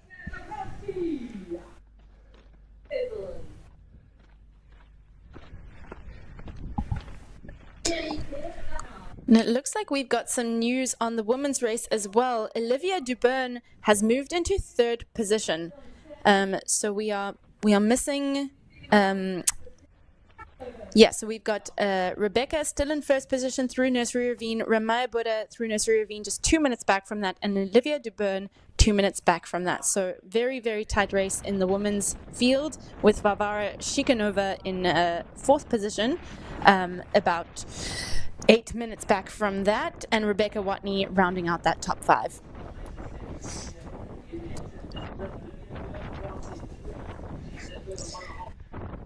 I mean, Robbie is still moving super well here. To be running this is nuts, right? Nuts. We both know the realities of what it is to be able to run this. It is super tough. Yeah. And in these conditions as well.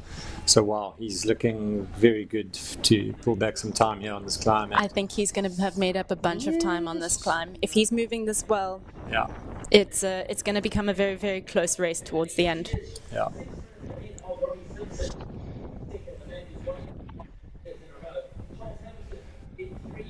And one thing that Robbie has is this ability to really grind it out and just work super hard all the way through to the finish line. And he's showing it again. Like he's got the title, and if you want to take it away from him, you're gonna have to bleed. I mean, it's hard to make to make something out of, because it's only 320 meters between these two gentlemen. But considering the elevation gain as well, I think if we have a time split as opposed to a distance split, that would be a bit more accurate for people watching to have a good understanding of the difference between first and second in this men's race. 8Ks to go.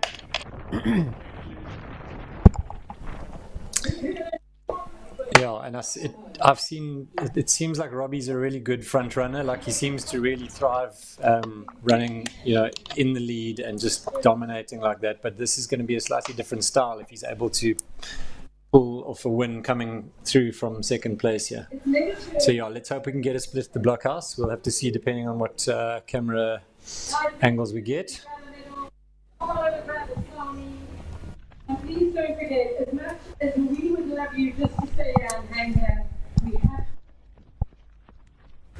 to hit on the arm once you've had a 5 minute. So, all right, so we've got. But like, has he gone past the blockhouse? He has. So he's now on about 2 kilometers of relatively easy running before he starts climbing up again for the final time. So, yeah, hopefully we see him opening up a little bit here. But Robbie's chasing hard, so stick around because we're going into an ad break now, and I think things are going to be changing by the time we come back. So see you soon. Come on, Jen. Your mom and dad are being out.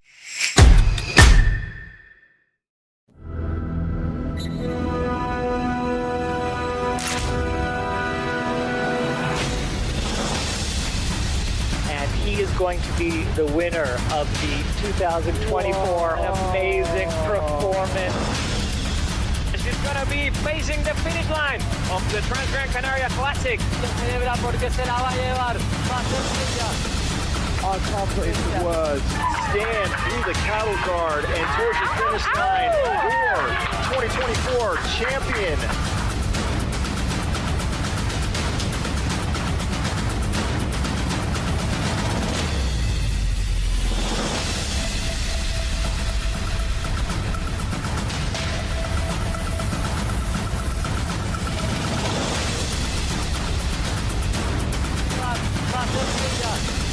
Accomplished was stand through the cattle guard and towards the finish line for 2024 champion.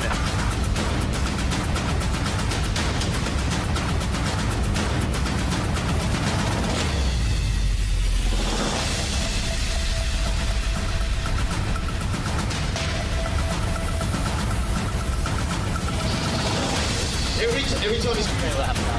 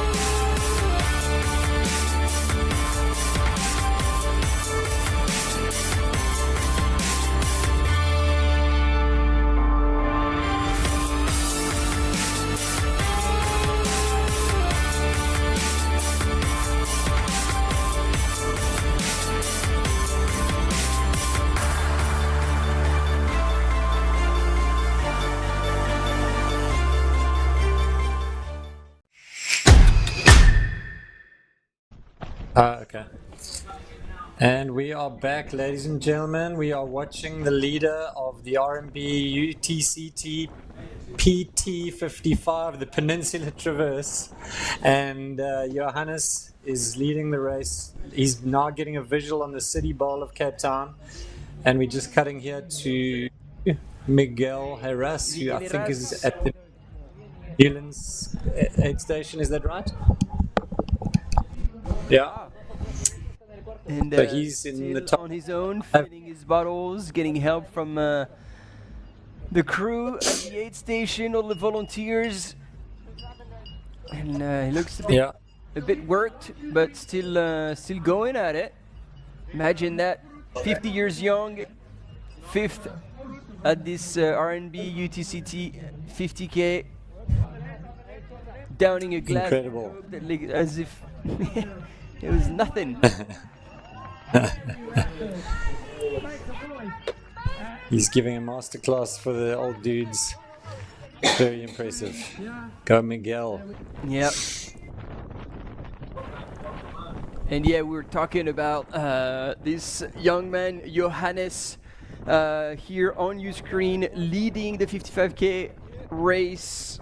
And we're saying with Luke during the commercials that it's going to be a tough one for Robbie to win this one, because now Johannes seems to be full throttle and still moving really well. And also super tough now, because the other factor we didn't really talk about yet is that he can see the finish line down there. He can see the city. He's starting to believe now, not that he didn't believe before, but if there was a doubt of maybe he was going to feel tired or whatever, he's really now going to be feeling so close. He's still got 6 kilometers to run, but I think the belief will be kicking in big time at the moment for him. So that's going to make it tougher for Robbie to chase him down. Very cool to see Kane Riley, 6th position coming through that Newlands picnic aid station. Yeah. He must have had a rough section between when we last saw him leaving Alphen and now, because he was out of there in 3rd, only 2 minutes behind the lead. So a lot happened in that little stretch alone.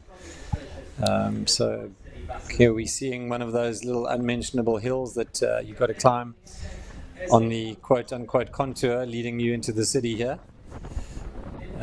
These are the little challenges he's got left to deal with, and anyone who is running the 100 or running the 100-miler, just lock these into your mind for the next 24 to 48 hours, because you will have to deal with these too.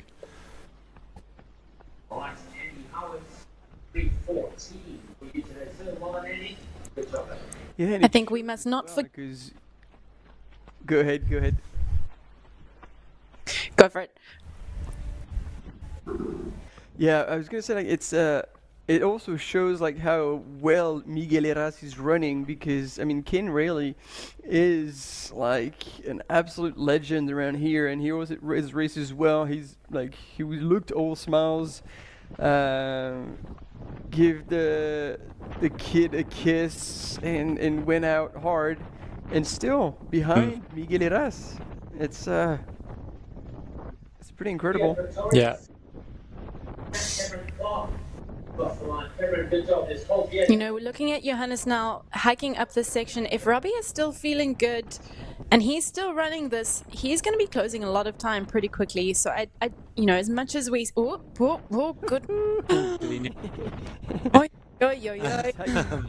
That's how you take a shortcut to the finish. Yeah. Tuck and roll. Yeah, I think the wind is going to make this section incredible. Well, yeah, so back in the wind, yeah. And you're going to come around the corner there as well, and just it's going to hit you straight in the face. So I think this is going to be a tricky section purely because the wind is just going to be so brutal.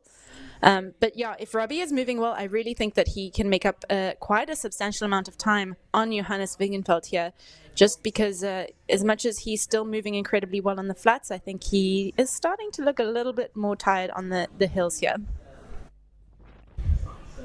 Although that could just be the wind, which looks ridiculous. Unplayable.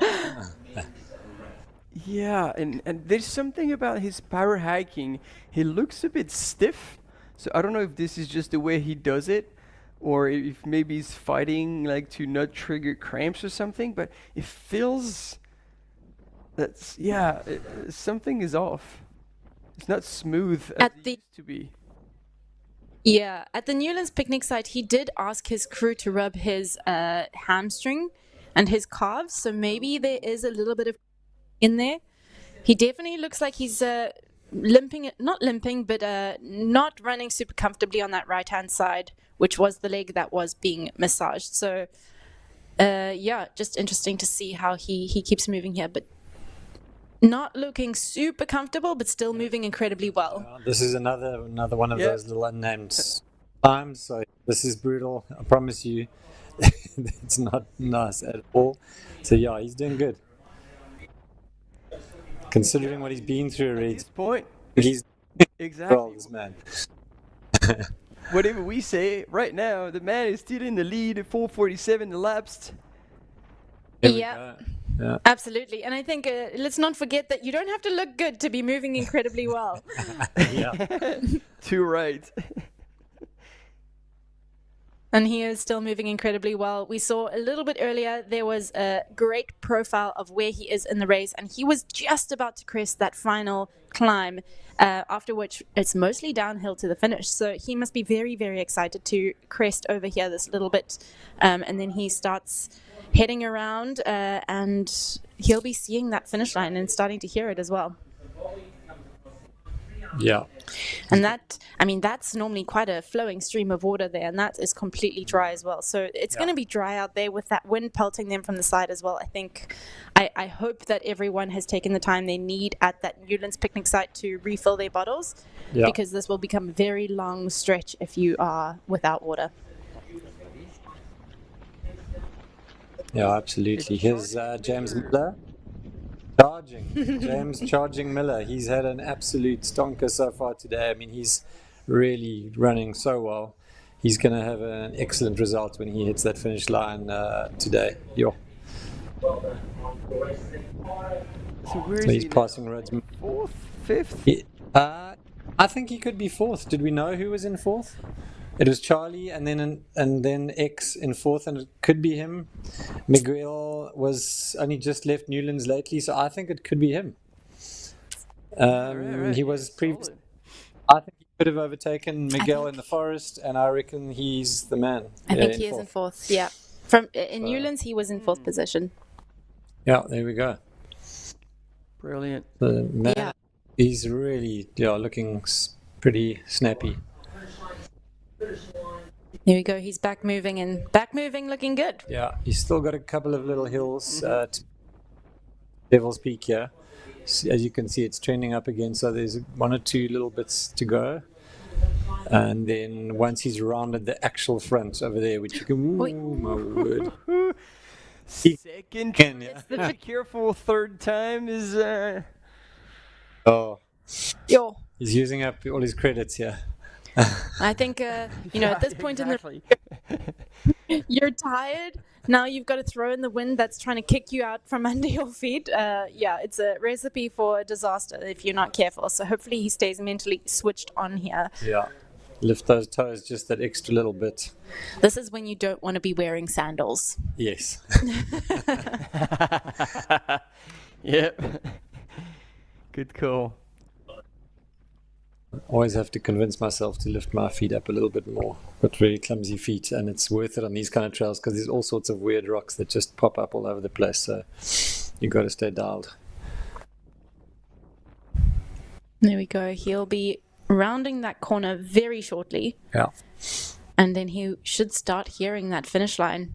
And unfortunately for him, he still has about 30 minutes of running once he's come around that corner. Yeah. But the finish line is in sight, and it becomes very, very tempting and very motivating. So I'm sure we're going to see him pick up his pace after he comes around that corner, if he doesn't get swept off his feet. Yeah, he'll get blasted now. So it's like, correct me if I'm wrong, but that's a full-blown tailwind now. It's kind of it was tailwindish. It could, but it's going to switch now as he rounds this corner here. It'll come streaming over the front face of and it's going to be blowing him. Yeah, so he's had some nice wind in the last few Ks, definitely from behind, and as he turns left here, it's going to be in his face for a bit. It has calmed down a lot, Martin. In the bowl, it's actually since this morning, it's actually just breezy now, as opposed to, you can see there's no tablecloth over there over the mountain, which there was this morning, so it's calmed down a bit. So it'll just be a medium wind rather than a howling gale. So that will be an improvement. That's good to know. Yeah. Oh yeah, he's still moving well. Yeah. Yeah, there you go. There's it's holding on to the bucket hat. There's the wall that you're running against. Yeah, so it's very real up on the high slopes. Actually, it's much stronger than it is down here. Very exposed. Okay, but he's on a lovely stretch now. He's really killing it. And we're getting a few shout outs I've seen over the chat from Australia for Charlie, just to mention from Jeremy May. Go Charlie, and I've seen a couple of others throughout the day. So yeah, great support for Charlie Hamilton, who's still in third, as I believe. So he's having an excellent day out here in Cape Town. The action now at the front end of the race. We're waiting to see what it's going to look like as they go through Deadman Street. He has and there's Mvuisi coming through Newlands, which is awesome. Also having a really good day. Probably top 10 still. Loading up on some serious fluids before he heads out again.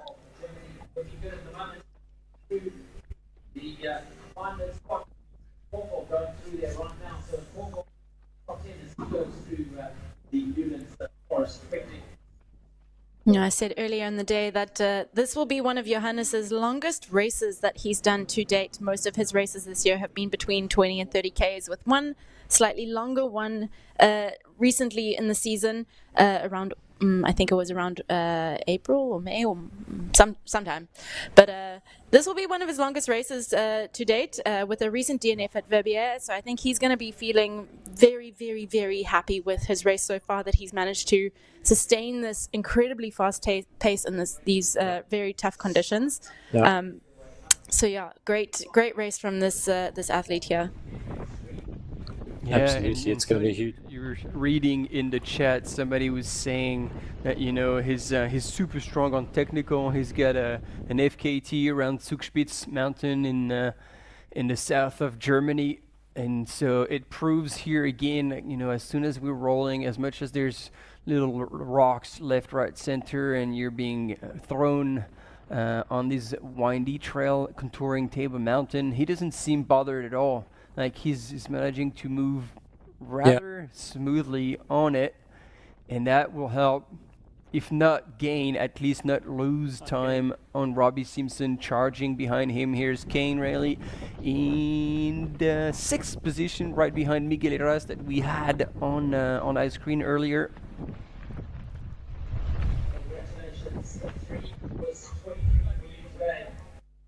So the race is on.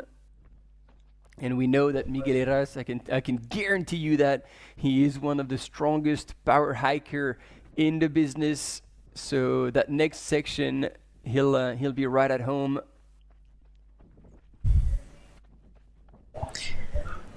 Now we're not entirely sure, but the live tracker is showing. Oi! Oh, sorry, ankle. Did he nearly go ankle? I'm hypersensitive on ankles at the moment, apparently. But he's fine, he's running. That's cool. Yeah. Great split screen here. That looks like Charlie Hamilton running in 3rd position. So we're waiting to see where Robbie is in between there. But Charlie is quite a way back there. It's actually Chuck Hammy. That's his new his new nickname. Okay. In 3rd. Dig it. Classic. Well, we're waiting for to see Robbie Simpson, and on the live tracker, it looks like he's pretty close behind. So I think we might have a bit of a race on our hands if the live tracker is indeed correct. Okay, well, let's see. But Chuck Hammy is moving here. He's taking advantage of the runnable sections, and I think coming from an elite road cycling background, he is very good at moving quickly. Yeah, he's looking spicy. Yo, go Chuck. Okay, mapping. Always interesting to see athletes transition from other sports into elite trail running. I think, elite road and track cycling is an interesting background that I've not seen before, but definitely proves that he has the engine to run fast and sustain that. So he is proving here that he's got, the engine to keep going towards the end of a long race like this. No, it actually is it's not a popular transition, but I think there have been a few great examples. The one is Jan Frodeno, who's obviously a brilliant cyclist, but he does all three. But he's come over to do 1 or 2 races recently, an ultra trail race in Europe, using those cycling legs to get into trail running, and did pretty well. I can't remember which race it was. And then one of the other guys who lives in Girona, I think it was Christian Meyer, he used to ride on the tour. I think, do you know how he did it later? I think he was right in the mix, Marty, wasn't he?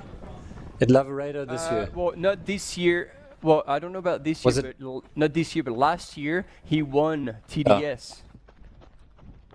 Right, there we go. So there's some cycling legs transitioning in an incredible way to the trail running world, yeah. And there have been a couple of other Tour de France riders who've run marathons that are like sub 220. It's just incredible how that translates once they sort of retire from cycling and then just try and put in some running training. It's if crazy. The engine's there, the engine is there, right? Yeah. Exactly. Well, we're watching the split screen here with Johannes in first position, showing us his technical skills coming down this Devil's Peak trail here. It is no mean feat to run as fast as he is down this trail. You can see the camera runners flying behind him, the camera flinging all around, but doing such a great job at keeping up with him. And Charlie Hamilton, what was it? Chuck Hammy in third position behind him there. Still got a way to go where Johannes is.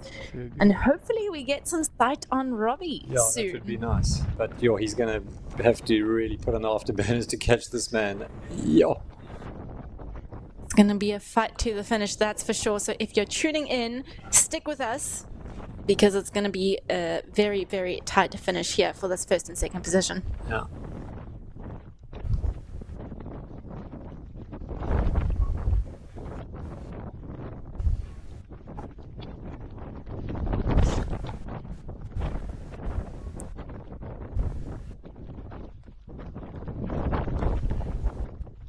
Oh, so he's already on the switchbacks.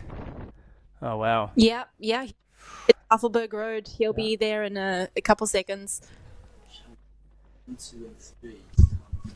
Robbie, if you want to make a move, it's going to have to be soon.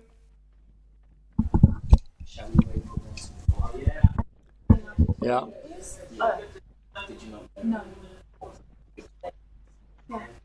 Okay, he's onto the tar.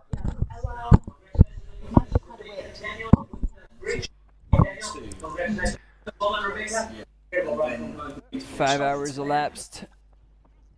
Yeah. I think about 20 minutes. Yeah.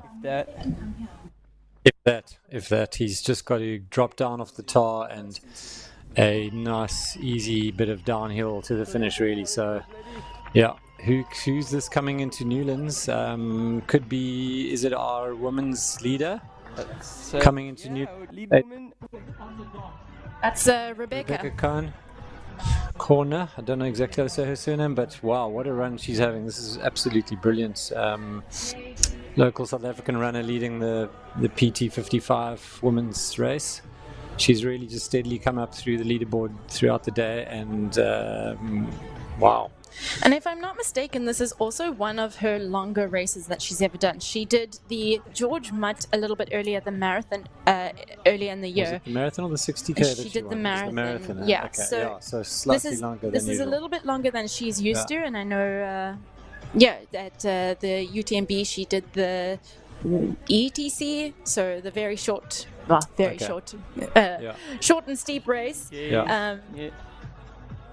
1,200 meters of elevation gain in 15 Ks. It's a fun and spicy route, and this is her stepping up, I think, for the first time into this 50K distance. So it's great to see her running so smartly. I think she started pretty conservatively and now has shown that was a really, really good choice on a day like today. Yeah, she didn't get caught up in all the front froth, and now she's got her ice pack bandana on, so she knows what's coming up ahead of her with the heat.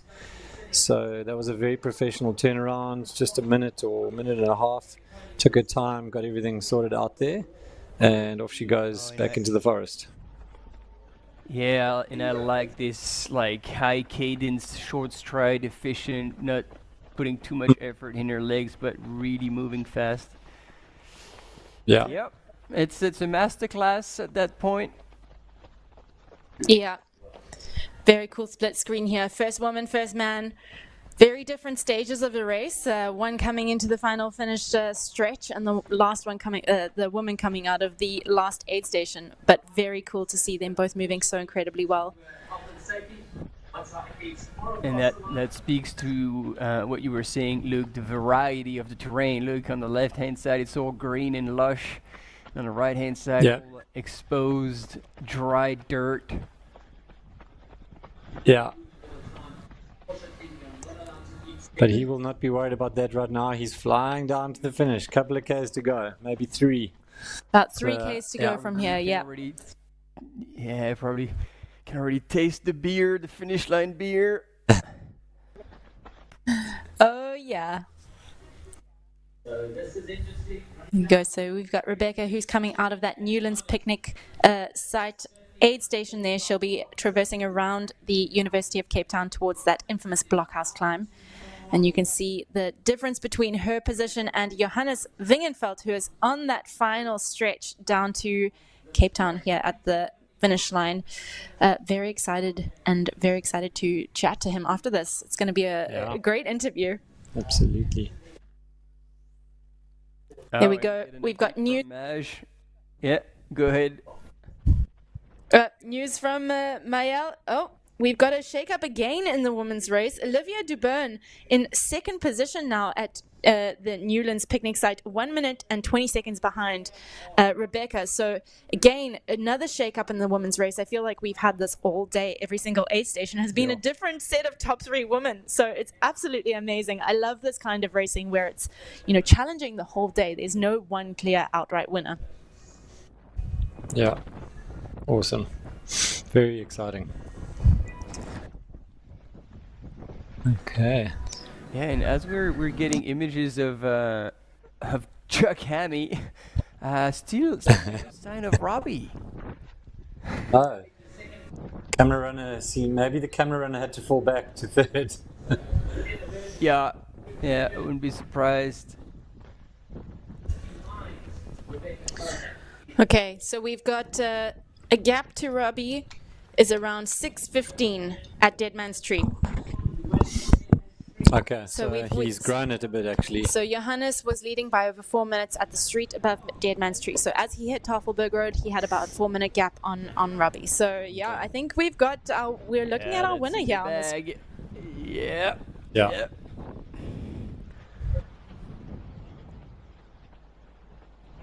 And this is also going to be an absolutely incredible result for Rebecca. I think this is going to be one of her biggest results on an international stage. Definitely. So very cool to see her stepping up into this distance and, running so smartly. Yeah, there you've got a visual on Robbie. You asked for it. He's coming down from the Devil's Peak trailhead. Just a moment of appreciation for those catching him. Yeah, no, he's moving well, but you definitely won't catch him. Yeah, the Watsonias are in full bloom all over the mountain. They're gorgeous. And if you just look at the comparison of how he's moving compared to Johannes, not quite as spicy. He's moving well, but Johannes was flying down here. So, that's how he got a little bit of an extra lead there. We would expect our first run across the line. Hans Germany should be that man barring horribly wrong in the next 10 minutes. Robbie Simpson chasing in 2. From Australia, Charles Hamilton in 3. James Miller of South Africa 4. Miguel Harris of Spain. Nick Marty in South Africa. It's such a brutal course all the way through to the end. So as you guys were saying, at this point you can smell the barn. You're nowhere near done. Your quads are screaming, and you have this steep descent, and then it alternates between like fast roads. Oh yeah, and this is the last kick. Like you think you're all downhill from there, and then for Johannes you still have a little bit of a climb on that dirt road. Yeah.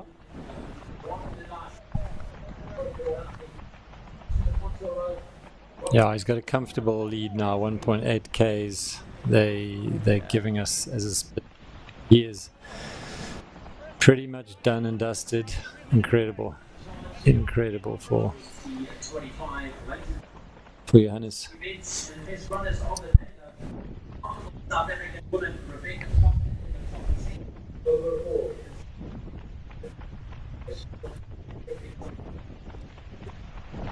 So we've got a similar split just coming in live from Newlands that Ramaya is 4.5 minutes behind Rebecca.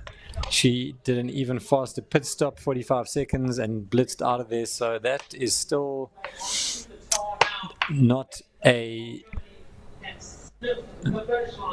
Okay. We haven't changed anything, eh?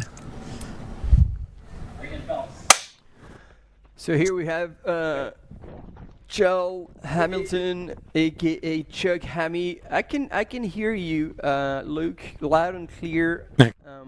We've lost your visual. And as far as I know, I don't know if Tony is on a break or what, but like I can't hear her. But you're still with us. You're all good. I'm still without you. Oh, Can you hear me? There we go. So yeah, 100%. Wow, look at this, guys. This is Rebecca, and she is crushing it. Hey, out in this tar road here. Wow. Yeah, impressive. looking really, really strong here. So it's going to be interesting to see the next time we can have a split, because Olivia Duberne from France was 80 seconds back, and apparently also, according to Maj, was looking super focused and chasing hard. So I gotta say, Rebecca right now looks super good, super strong, but then looking at the plants on the side of the road, she's got a full-blown tailwind, which would help like really stretching it out on that section. Yeah.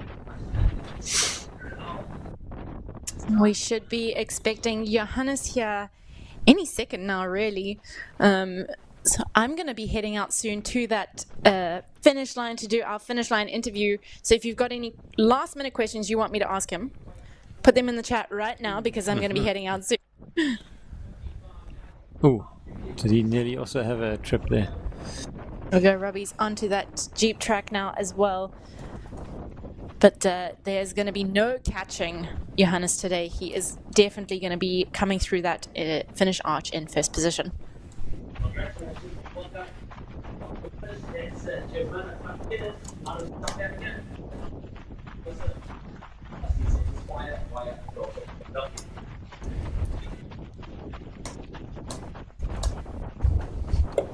Alrighty, so take the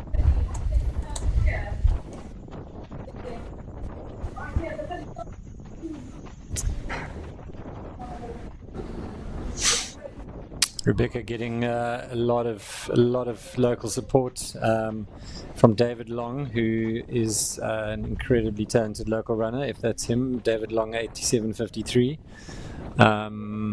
I think he's an incredibly talented runner. He's put in some crazy fast marathon times, and I think, weirdly enough, one of his amongst some local race wins or podiums, he also managed to keep up with Jim Wormsley on this very track that you're seeing Robbie Simpson run down with his camera a couple of years back, or a few years ago. So yeah, go Rebecca. Look at her. She's looking very relaxed. Smiling and happy. Yeah. Alrighty, guys, I'm going to check out because I'm going to go and watch our leading male come through this finish line here at the PT55 at the R&B UTCT 2025. Our winners. I will chat to you soon.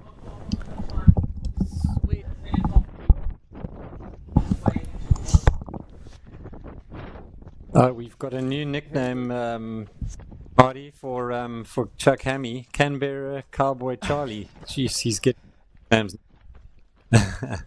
Oh, yeah. So that one is not new. That's the first one I knew about him, Cowboy Charlie. Okay. I don't know where it's coming from. It might be right back when he was he won Buffalo Stampede back in Australia. Okay. I'm not sure I actually know the whole story, but yes, Cowboy Charlie I had heard like a while ago, but Chuck Hammy is new, and I gotta say that beats Cowboy Charlie, hands down. I'm with you. Hands down, totally.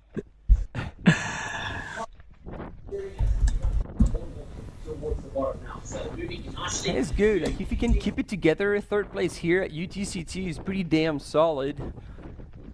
It's incredible. This has been a great performance. I'm sure he'll be very, very back to this performance. He's having a great day out here.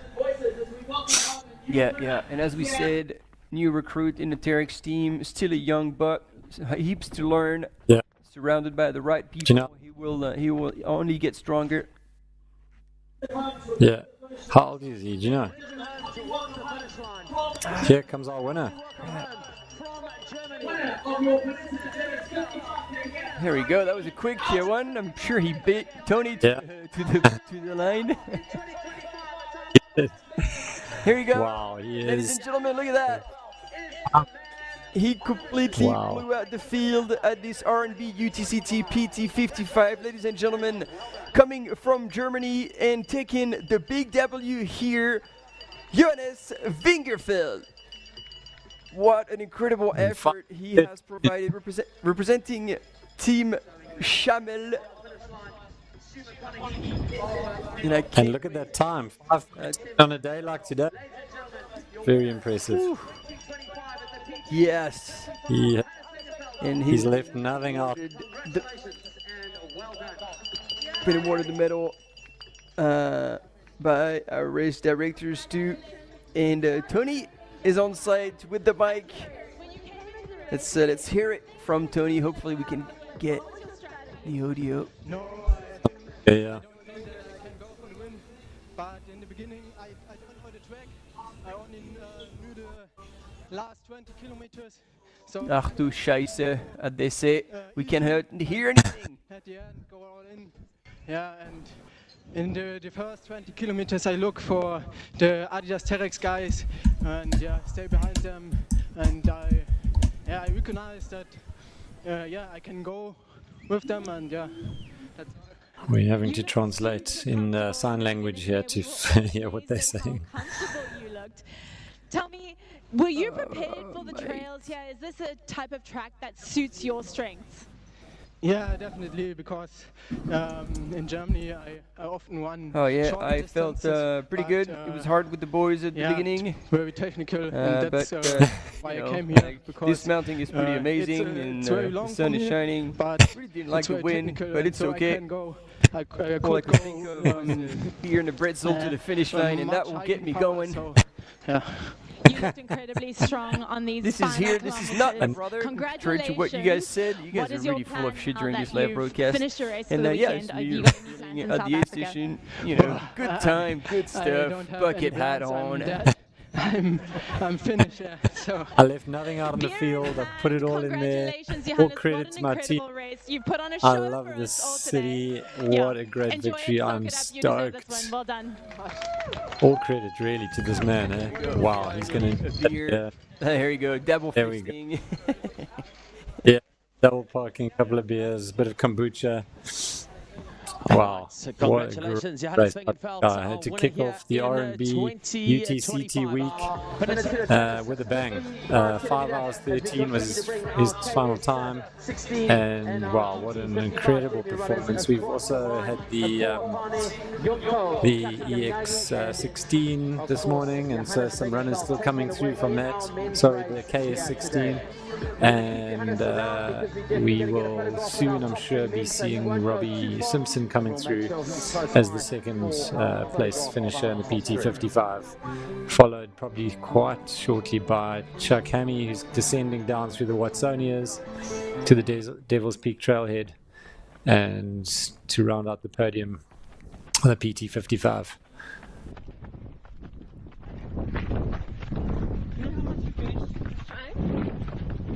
And he'll be hearing that finish line from down below, booming, calling his name,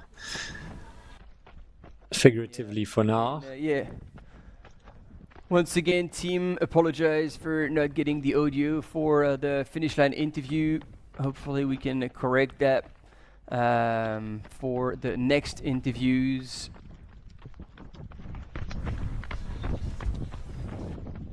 So the expected Robbie Simpson, he should be onto the dance floor. Oh, okay. So you know what's happening? Shit, but I'm looking at the chat. The live actually had the audio. Oh boy. Apologize. Yeah.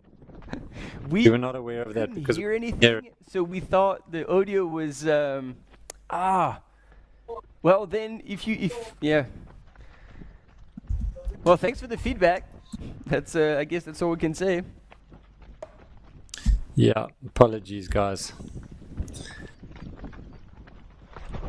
We will make sure that we shut up for the Robbie Simpson interview and the Chuck Hammy interview coming up shortly. So apologies for that, and we'll get Tony to give you an edited version of the first man's interview, and we will check with the tech guys on to make sure that the volume's up for the second interview coming up now.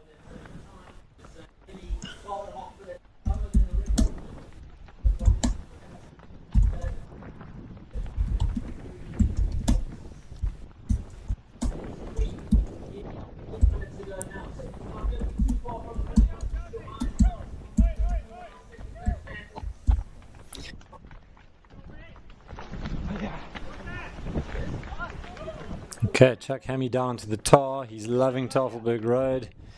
He's refusing any aid. Oh, here we go, and we're back to Rebecca, who is struggling up this horrific, exposed, windy, brutal blockhouse climb. But she's getting it done. So, ooh, and who's that? Wow. Oh, my word. Yeah. Olivia. Oh. Olivier Byrne from France is on her tail.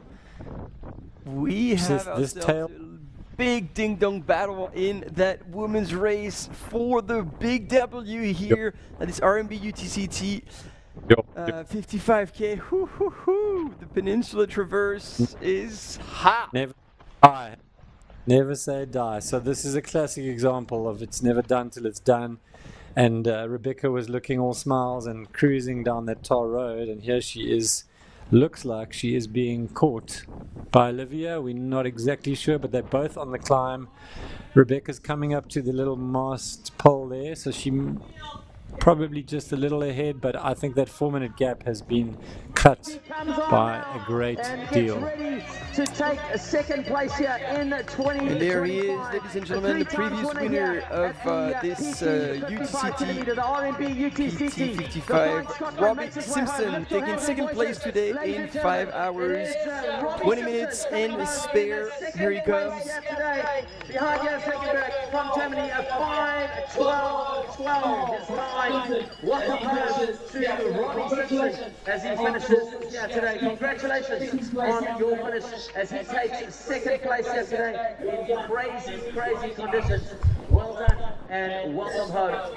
Robbie Simpson being brought home by Max and welcomed by Stu. So guys, happy to do that, please. We're going to keep quiet now.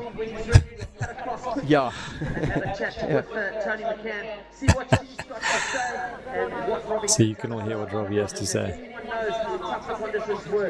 It certainly is going to be Robbie. Let's get across to him now.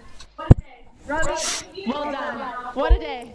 So you've been in Cape Town now for, what, 6 weeks, 8 weeks? Been a while. You're basically a local. How did it go out for you today? It was good, yeah. It was a real fight. There was a big group of us early on, and then then I just stuck in second place. And I was struggling quite a lot, but just kept on going, chipping away, and then it felt pretty good in the last hour. So yeah. From Newlands, it definitely looked like you had put in a big effort. The focus came back, so congratulations. I think you made up a bunch of time at the end there. Tell me, you guys looked like you went out a little bit easier. Was that a strategy? Was that just how things played out? What was your strategy for the day? Yeah, I did definitely take it a bit easier in the first climb. Kane was leading. I felt pretty good, but happy to just sit in there, let him lead it. And then also the wind was absolutely crazy. So yeah, it was quite nice just to be in a pack until the manganese mine climb. Yeah. How was the wind today? It looked pretty gnarly. You guys had really tough conditions. Was it the wind? Was it the heat? What made things so tough today? All of the above. But yeah, the wind, while it was okay actually, it cooled me down, but my legs were really, really stiff from compensating, stabilizing. So yeah, I really felt that about 30, 40k. Yeah. Okay, well, congratulations. It's been an amazing day watching you guys duke it out for that front position. What's your post-race meal looking like? I think burger and pizza on repeat. Sounds good. Congrats again, Robbie. Really well done. You gave us a show today. Thanks very much. All right, let's give them a big round of applause.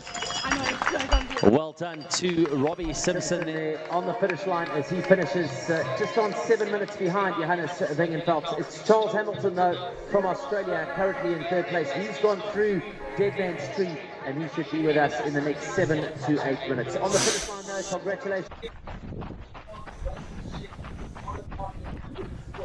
All right. Okay. So, hope you guys heard the interview back home. We barely caught anything ourselves. I don't know, Luke, did you hear it much than the previous one, or actually did really hear? We still a bit on the back foot of the audio there. I did hear Robbie say that he said that the wind was absolutely brutal out there, which you could all see and we knew. Yeah, I couldn't catch much more except something about burger and beer. Oh man, that right angle of Chuck Hammy has gone wild, and he can certainly feel it. You can see now he's running on eggshells.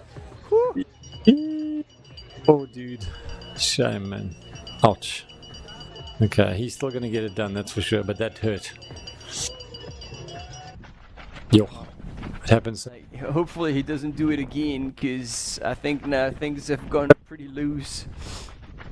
No, and he's got a bit of rocky, horrible bit still to come around the corner down here. This is medium. He'll run on the smooth on there. Get right here, it's going to get very gnarly for just those few hundred meters, and then he's good. But it's going to be full focus required here. Ouch! He is running on his tiptoes here and just hoping that he doesn't roll it right. You can see that he's hurting.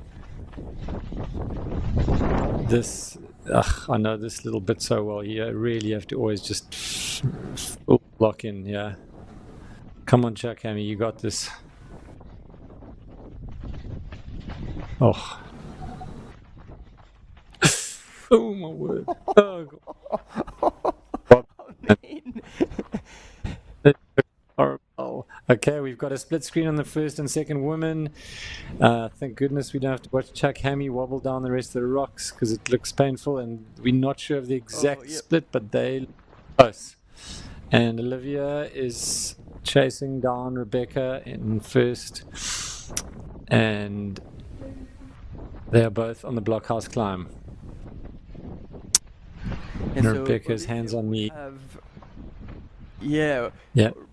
Olivia would have gotten the update when she left the last aid station that she was only 80 seconds back. So you see, she keeps looking up. She is chasing big time. The question is, does Rebecca know that Olivia is chasing and she's so close?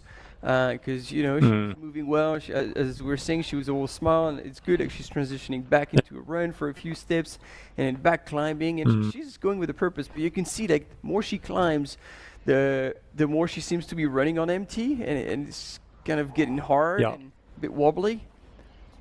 Yeah, she's in the last bit of the climb here, so she is almost summited. This is that last little bit once you cross the dirt road, so she is almost there. She just got to hang in, get it done, and get back into her flow on that trail, that flatter bit of trail which is coming to her.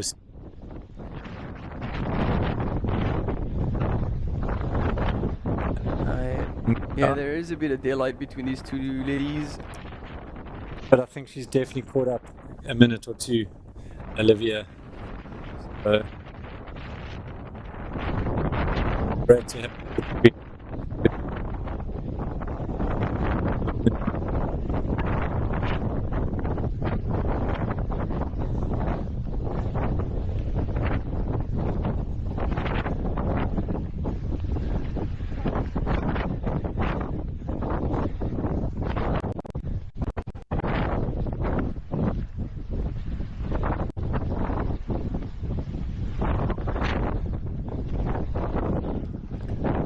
Okay, so she's coming up to the road now. Where they are?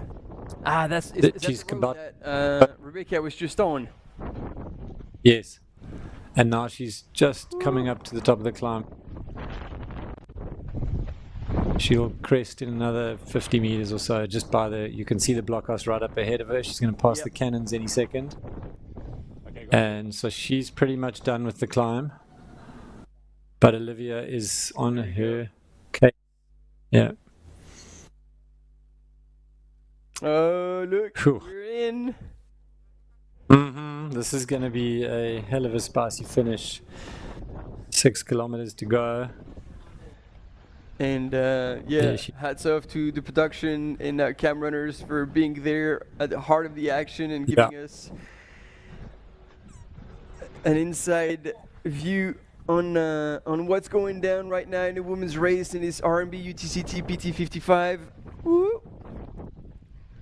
Yeah. Come on. Absolutely. Olivia. No bias.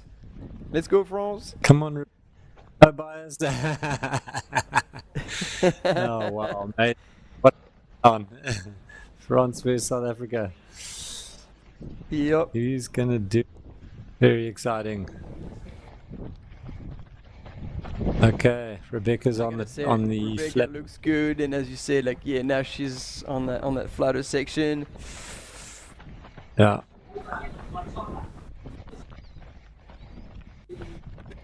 She will be relieved, but it's not yet job done. It's game on. It was about 5:29:20 when she started getting onto the flat. So we'll try to catch a bit of a split.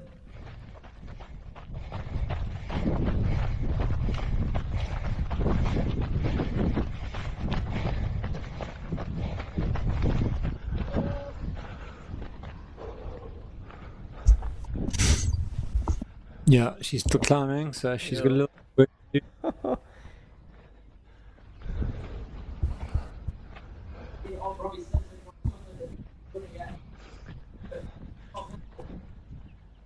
So look, I got a question on this 55K. Are they allowed to have Yes. goals? Man, I would think so. Yeah. Why no one's got them? I don't understand. Yeah. Yeah. Yeah, because they're not that heavy to carry, and then for that last climb, you would be making a couple minutes. Yeah. Even if you had to carry them all the way through. Yeah. No, you're right. It seems to be, I guess, the decision that people are making on no poles is more like Southern Peak. You couldn't really use them. It's just too weird and too tight and too rocky. And then on the manganese climb out of Hout also maybe like 50-50. So maybe people would sort of going, okay, it's not really worth it just to bring them for that final. Day one of the Yeah. I mean, I think it would just be for that final climb, just for that one. Yeah. Seeing how hard it is, But you're you'd be moving it a lot faster and saving your legs. So as soon as you get to the top, you crank it into a proper run. Yeah. I think we're not seeing anyone so far out of the top 10 using them. They're just gutsing it out on the hands on knees. So yeah, it's interesting call.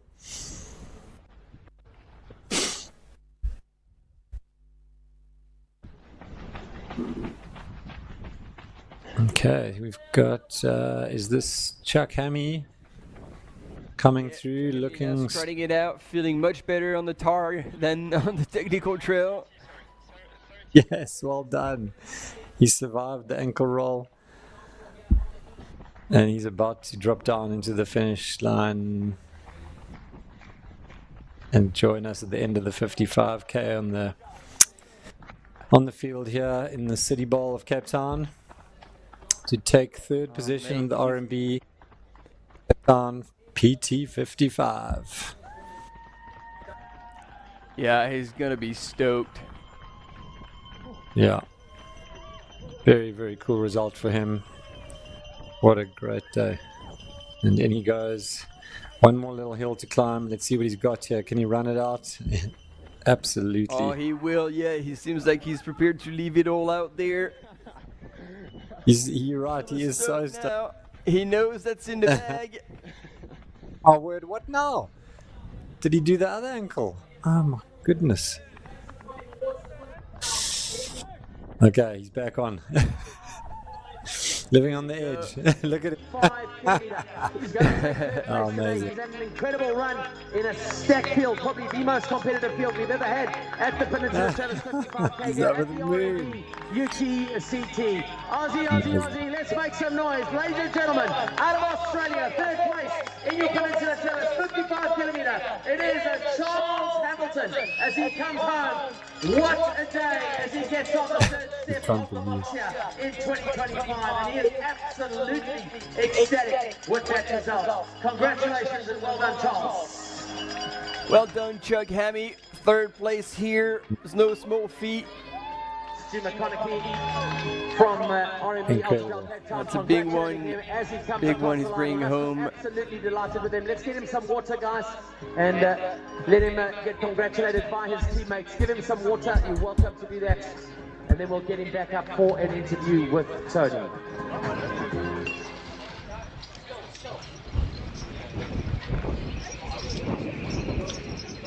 All right, we're going to give him some there water. We go. No time's wasted. Tony's clawed him in. But water first. And then you're in for an interview, buddy. Get Tony to get him back onto the finish line. Oh, he was thirsty. Interview. So let's wait for that now, and we're going to hand over to Tony McCann. Although, give a beer to an Aussie, thirsty or not, that's going down. Was today. All right, let's hear it. Chuck Hammy, apparently, we had a couple names on that live feed. We also had so today, really, what an amazing race. How was it? Oh, it's so amazing. It's really so beautiful here, and you really have to fight for every step. So I'm so glad to have made it here, and really ecstatic to be on the podium. Amazing. Well done. Yeah, I think you nailed it on the head. These trails offer so much diversity. What is it like in comparison to what you train on at home? Oh, it's so much slower. When I first got here, and I was like, man, why are we moving so slow on these trails? And he was like, dude, the race is slower. So yeah, I think I was here for 3 weeks, and it kind of by the end I now am really confident, and yeah, it's amazing. Yeah. Well, we hope to see you coming back here next year and hopefully improving on that time a little bit more, maybe seeing you higher up on that podium. But what are your plans after the safari, going home? What's up? I'd love to do something. I think when you travel this far for a race, there's kind of like a monkey on your back, and you spend the whole time like stressing, you know, I don't want to let down and let the team down, and I want to make sure I can get the results. So now I've got the result, I can kind of think of what's next. Well, you certainly got the results, and we are all so proud of you. Congratulations again. I hope you recover well, and I hope you get to enjoy the rest of your time in Cape Town. Thanks, Tony. Well done. Back to the studio.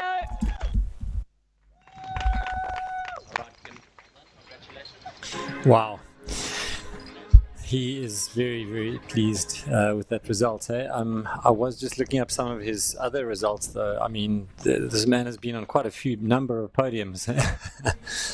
But so it's quality. But still. Usually on shorter distances, right? Like at least for the like in his beginning of his career.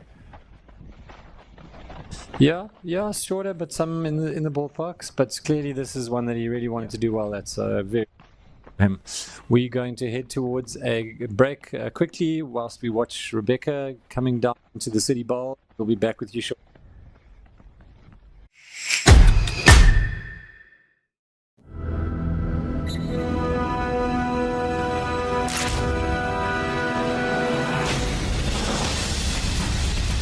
He is going to be the winner of the 2024 amazing performance. She's going to be facing the finish line of the Gran Canaria Classic. Our competition was stand through the cattle guard and towards the finish line for 2024 champion.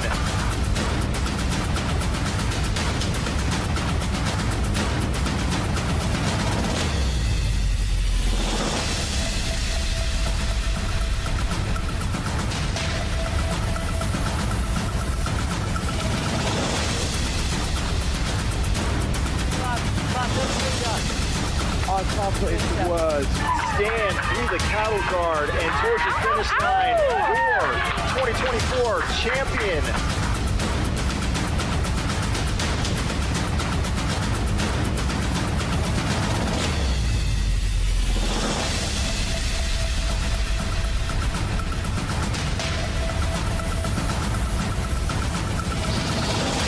Every time he's going to lap now.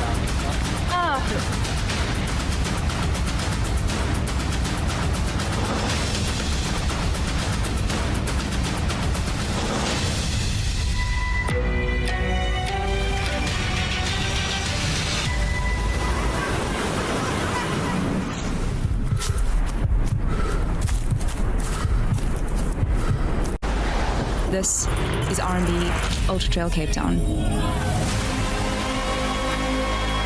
A celebration of challenge and of the landscapes that surround us. R&B joined as title sponsor in 2022, and the partnership has helped shape the identity of UTCT, creating moments, traditions, and memories that define the event today. Here, on the trails of our city, every bell rings of promise, and every year, together, we go further.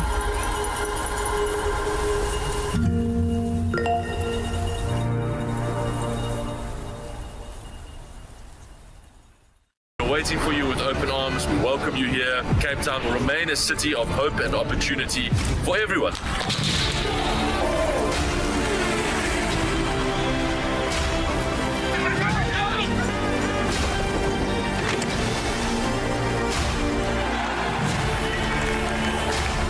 Cape Town is open, safe and ready to host you.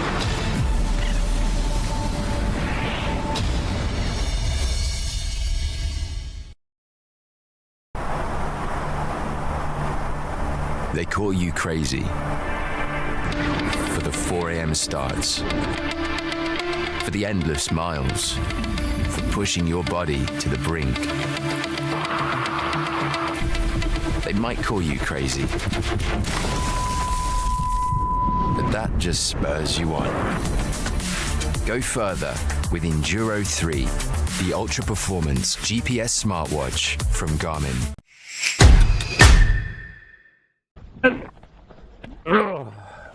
I'm just stretching. Getting out of my chair. You can't see, but I'm like standing up stretching.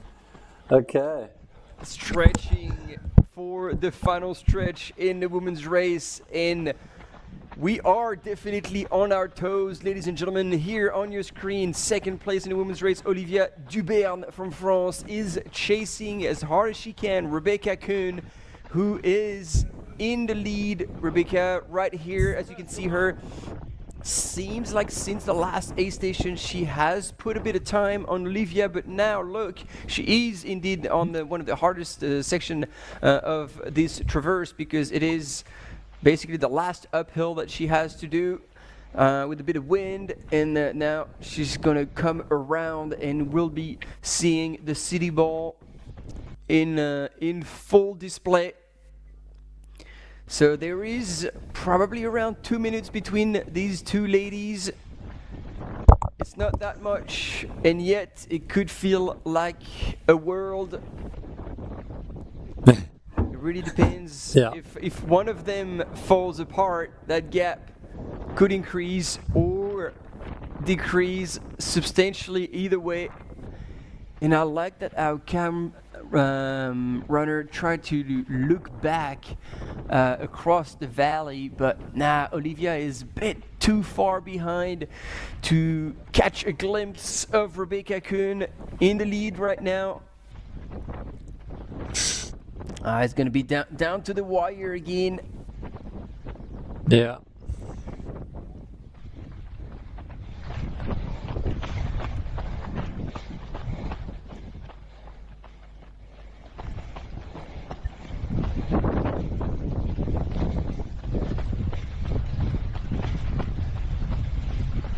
Oh yeah, but as soon as he goes down a little bit, you can see Rebecca Kuhn here with her high cadence, short stride, very, very efficient. Yeah.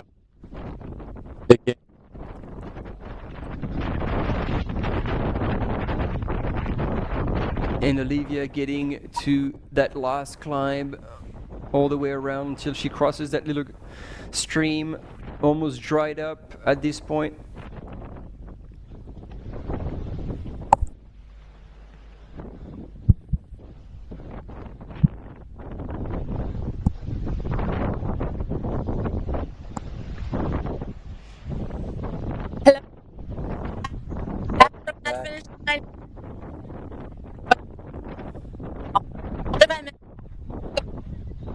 Oh, what's happening here?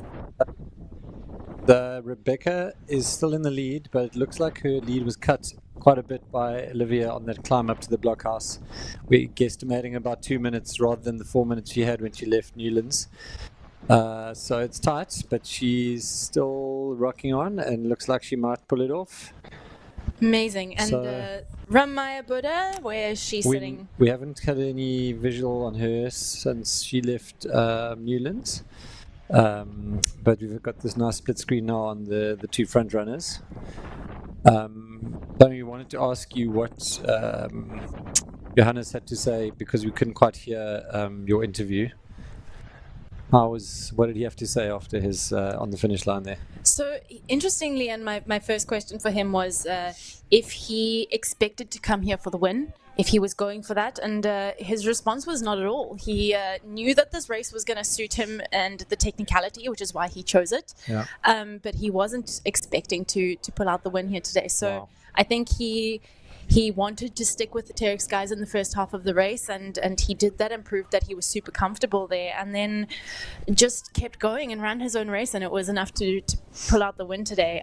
So incredible race from him. He's super young, he's 25, so super talent, very excited for what's to come for someone like that. But yeah, he chose his race So well. good. Yeah. If he's a technical runner, this is exactly what he should be prioritizing, and that's actually exactly what Charlie said at the end as well. It's it's such a slow-moving course and it's relentless. So if you like technical, it really is the race for you. Yeah. Interesting. And Cool. Tony, Thanks for sharing. It was a very good thing. It was a very good thing that you were on the finish line and not in the studio, because Chuck Hammy on that last descent twisted his ankle like there was no tomorrow. You would have jumped off your seat. Yeah. big time. Totally. But even for us. Oy, oy, oy. No, I'm very nervous with angles now. Thank you very much. I'm happy So I didn't see that. He was then tiptoeing like the next 100 meters until he got off all that rocky stuff, and he still had quite a bit to go. Shame. Yeah, he said he came around Oppelskorp and was like, oh no, I would be happy to finish now in 10 minutes. So still got so far to go. Yeah. So yeah, incredible race from him. I think I don't know if you could hear that finish line interview, but we could hear his amazing. yeah. So very cool. He was over the moon. You could just tell as he ran onto the field, he was like super happy. Yeah. I mean, that's an incredible result. I remember, showing up as a new team member. It's always really difficult. There's a certain level of pressure and like the wanting to perform for your team and to show up for your team. And I know that pressure. I'm sure everyone who's newly signed to a new sponsor feels that pressure. But for him to come here and run such a strong race, I think he'd be incredibly proud and know that the rest of his teammates are also incredibly proud of him. Yeah. Yeah, ticking that box is a big deal. Here we go. James Miller. Wow. So there it is. So you guys were saying he's got a 106 half marathon. You make your way on a course like this. Like someone said in the. Oh. Okay, he's really given 100% of his effort here today, so he left nothing out on that course. But I have to say, we didn't clock him earlier in the day, and kudos to someone who did actually say that this guy is not an underdog or an outlier. If you go and look at his credentials, he's got an 800 and he's got a high 700s UTMB index. He's got some incredible results. Coming, like you said earlier, 7th in the Marathon des Sables and 66-minute half marathon. I mean, the guy is legit, and so all credit to him coming forth in a stacked race like this. Absolutely incredible performance. So well done, James Miller. I don't know if he'll be able to enjoy a beer quite yet, but he ran a great race.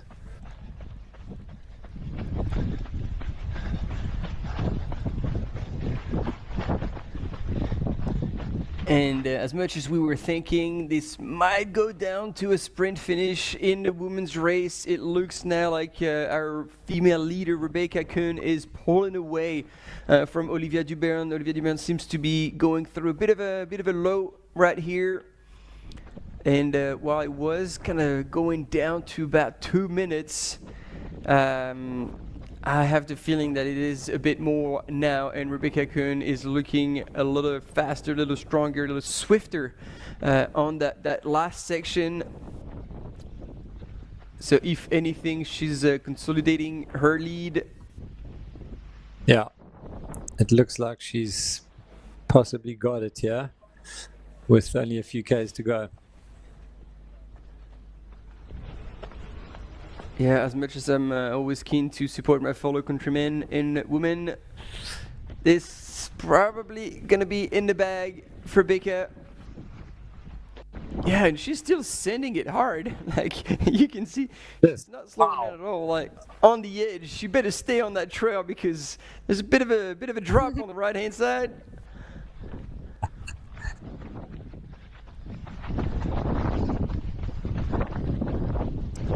She's already come around Oppelskorp, correct?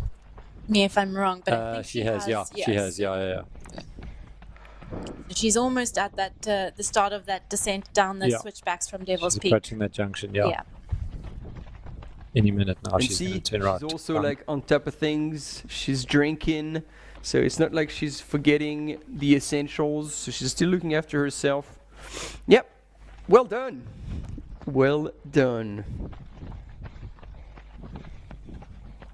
Do we have an update from Bianca? She was kind of around 15th when I last looked. We'll have another look now. And someone was also asking about Kimmy in the chat to see where she's at overall. Let's have a look here. See if we can get a status update on those two.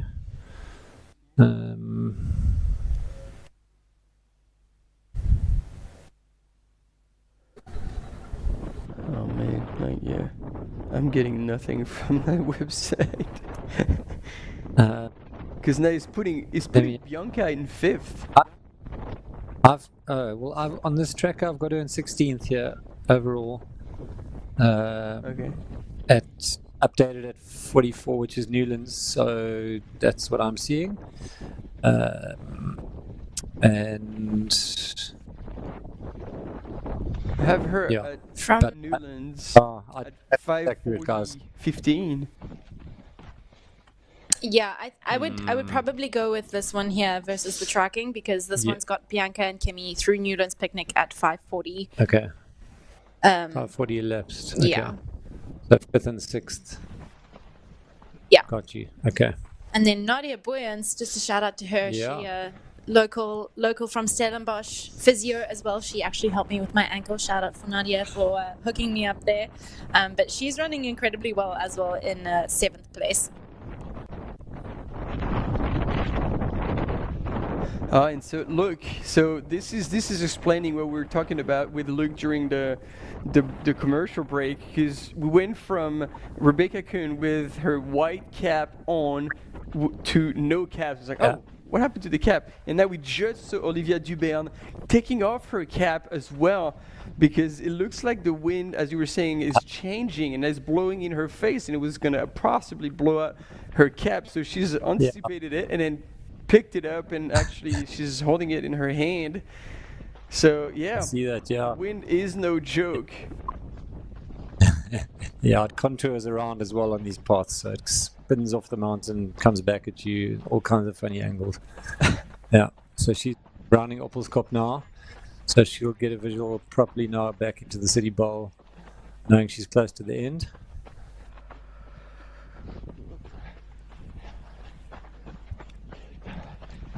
And Bika now in the switchbacks.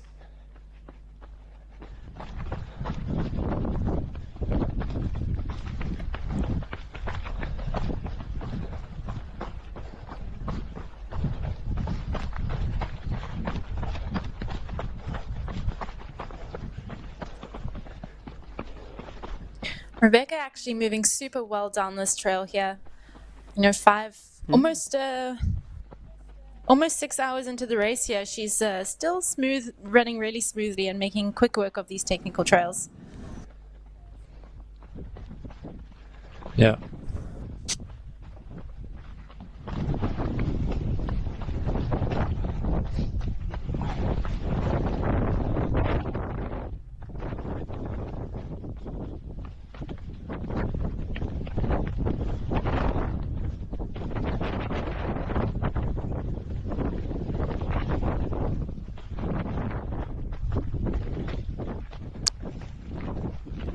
Peter Frano, can you pick him up on that leaderboard there? Is he still in the mix? So we've got Kane Riley in 5th position, Miguel Eras in 6th, Vuyisi Oko in 7th, Alexander in 8th, John April in 9th, and Stino Vuyo Hobo in 10th. So no, we don't have. Seems to be out of the mix. I don't know if he's pulled out there. There we go. We've got him in Newlands Picnic at 5 hours and 48 minutes. So yeah, he's not been through Newlands for long now. He'll be heading up towards that blockhouse climb. Okay, so Jan on the chat, it looks like Peter Frano is still in the mix in 18th position in the men's race, so that's good news for you if you're a fan or a friend. Yeah, it's great. And so good the confirmation Great to see from. Oh, sorry. Go for it. Yeah, we're talking about Bianca and Kimi, and Nora is confirming that they left Newlands together. So this is this was accurate, and they are soldiering it out together. Definitely not the day that either of them would have wanted, but it's really great to see them finishing this thing together and getting to that finish line. Yeah, very cool. Slim Shady in the chat asking how old Rebecca is. I am not entirely sure, 22 or 23. If she is, that's incredible performance from a youngster like this. Yeah, we will, I don't know if anyone else knows, ping us in the chat if you do know how old she is. Wow, it looks like she is well on her way to an absolutely epic victory here in the PT55, brought to you by RMB Ultra Trail Cape Town, day 1. Wow, guys, we've been here since quite a morning. We've seen a lot, lived through a lot, seen Cape Town showing off its incredible trails that we're going to see lots of during this weekend. We're very excited to bring the 100-miler start later today, so tune in for that. 5 p.m. onwards into the night. They're going to run all around the whole of the Cape Peninsula, zigzagging across, and then tomorrow at pre-Sparrows morning, we're going to have the 100K in another stacked field, which will continue throughout the day and link into the 100-milers. So there's a lot going on. And here we are watching Olivia Dubern running very nicely down through the slightly downhill trails that are leading her back to the City Bowl and the end of her PT55. Still got a bit of work to do though.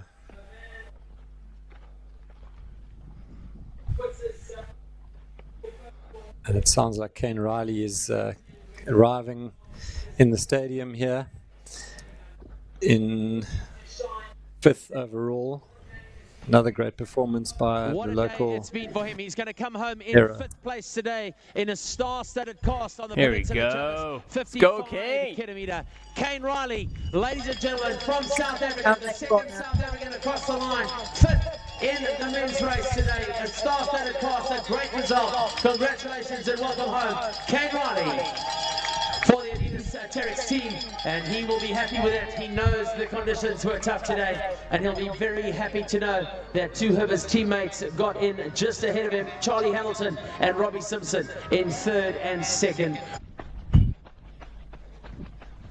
Incredible running from the South African Riley. Yeah, amazing. What I was going to say earlier is looking at the top 10 here in the men's field, it's incredible to see how many South Africans are actually in the mix, considering the star-studded international elites that had come here today. I think it just goes to show that knowledge of the Cape Town trails really makes a difference here. To be able to run on technical trails is a huge advantage when coming and running here.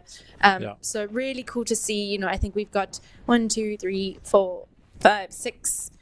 6 in the top 10, and considering who had shown up here today, that's a huge pat on the back to all of these South African runners. I see, speaking of the local, John April is in there. He won the Puffer last year, so super speedy and will have definitely known all of these trails super well. I totally agree with you. That local knowledge is definitely paying off if you look at that top 10.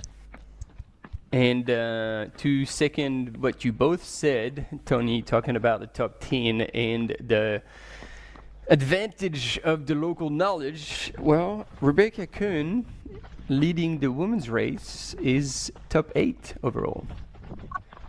Top 8 overall. What an amazing run she's had today. I think, I said this earlier, but this is her first big race, the PT55, on such a big international stage with the live streaming. And I think, pulling it out the bag, running such a smart race, it's proved to be very beneficial today, not going out too hard. And she's put on a masterclass ready for one of her first long distance races like this. Yeah, totally agree. Phenomenal performance. And at 22 years old, confirmation. Yeah, wow. 22 years old and absolutely crushing. But a star on our hands. Is very exciting to see such young talent in South Africa showing up on a world stage like this. Yeah, incredible.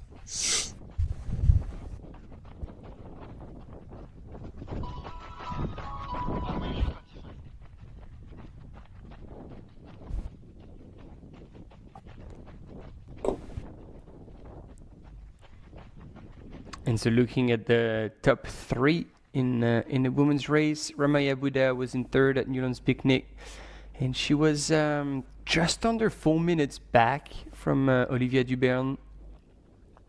And if she was leading before and she got passed, I don't know if this is Rebecca and Olivia who made a move. Oh no, we've lost the headband.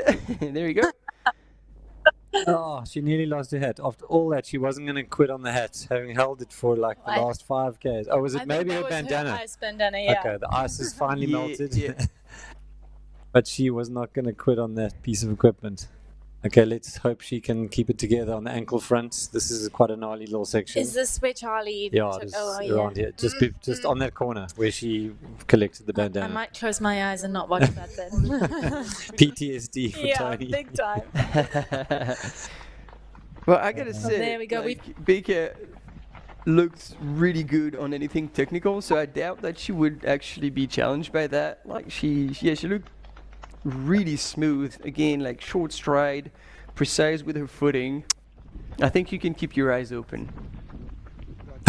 Yeah. I think we're good. Tell me something, Tony. Have you spent any time on the Six Peaks George area? You know, it's been on my to-do list for so long to go and check out the Oceanique Mountains Me and too. do that George Six Peaks FKT. Yeah. Okay. I've only ever been there once. I did the VK and remember scrambling up on my hands and feet. So super steep, super fun, Okay. but what a beautiful mountains. Yeah, and it I looks would amazing. love to explore them a bit more. Because someone in the chat was just saying that Rebecca trains mostly in those Otaniqua Mountains, and I'm guessing they're also going to be fairly technical.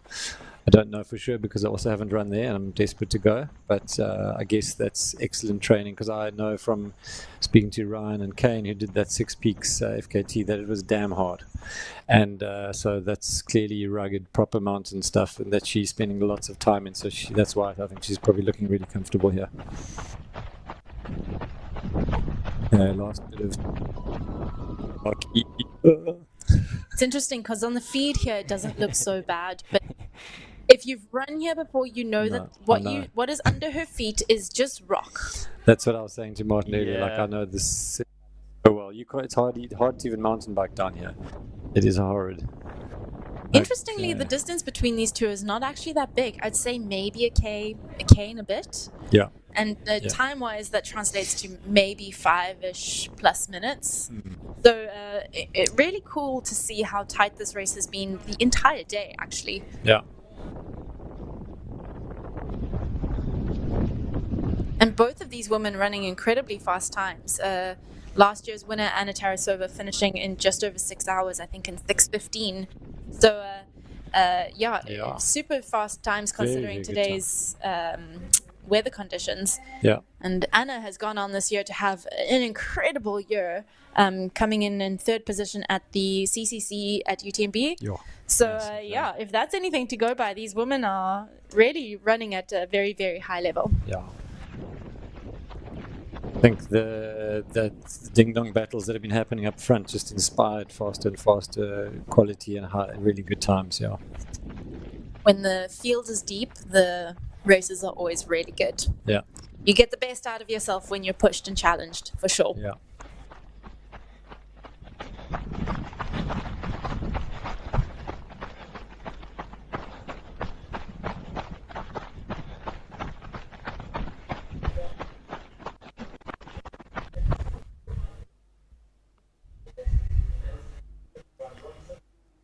So we haven't had eyes on Ramaya Buddha for a while. So question is, has she managed to maintain some 4-minute gap on Olivia Dubern, or has she lost a bit more ground?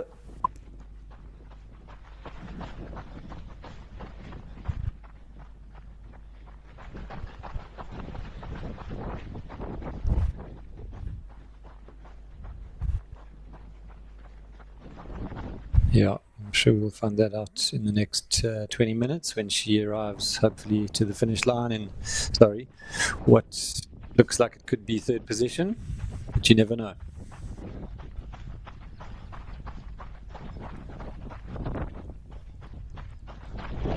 Yeah, and I think we've seen also like Varvara completely disappear from the rankings. Yeah. She doesn't seem to be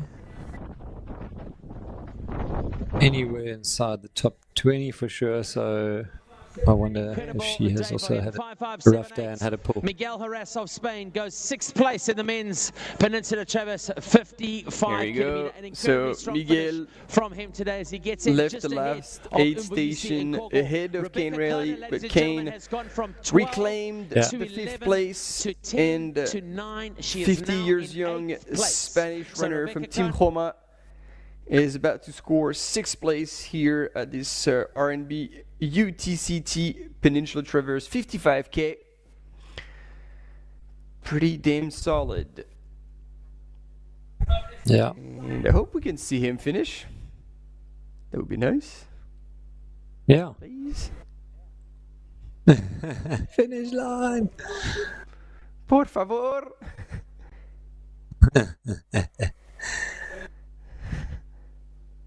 Got the drone out. Showing us the knife edge. Oh, that's actually the climb. Oh my word! Look at the gradient of that climb up to the overseer's hut. Yeah. Shivers. It looks a lot more gnarly from this side. All right, guys, I'm going to head out to that finish line to hopefully catch Rebecca coming in. Okay. And Yeah. let's keep the cheers and the chat going because very excited to see a local girl take the win here today. I will see you on the other side. Good luck. See you on the other side. Oh, and there we go. As anticipated. Oh, there you have it. Is. Yes. Yeah, probably around the 4-minute mark. Bit more than that, maybe. 3rd place, women's race, run my Buddha, yeah. And still moving well. Pretty even. Yeah, about 4 minutes each, probably 45 minutes between 1st, 2nd, and 3rd each. Wow, what a great day she's had. I think she will be pretty pleased with this. 3 kilometers to go on the top. 588. And that's going to be motivation in the bank for Sunmaya, her sister, for tomorrow. She'll be running the 100K. Let's see, seems like there's a bit of a chat with the cam runner.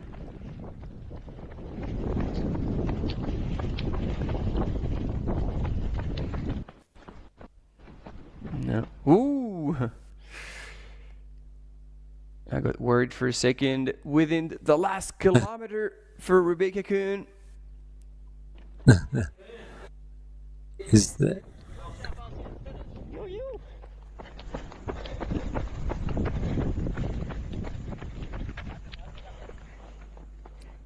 What's that?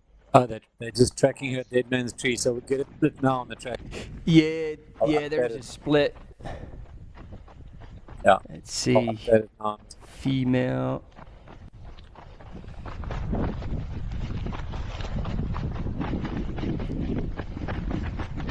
Oh wow, no. Has it updated? 320? 340. 340. Nice. Nice. One of the biggest smiles in the game, pretty tenacious, and a beauty from South Africa. There you go, she's on the road now. Home stretch. She can hear Max in the mic. Yeah. Oh, what a pleasure to be coming down off the mountain. She knows she's got it in the bag now. This is such a great feeling. I mean, wow, what a day. Yeah, and again, you know, conservative start. We talked about this. Yeah. You know, she was well hidden and then made the move progressively. Yeah, and especially with that front-loaded course with so much climbing and stuff going on, it was the right call, and there we go. Result. Yeah. Fantastic. Yeah. Wow.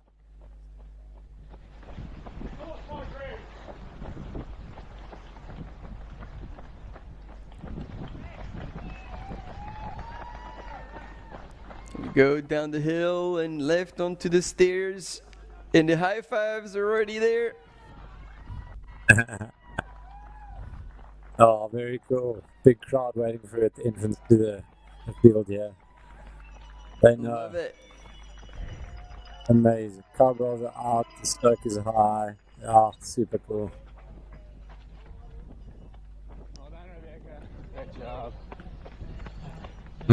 Cameraman even giving a virtual high five. Nice.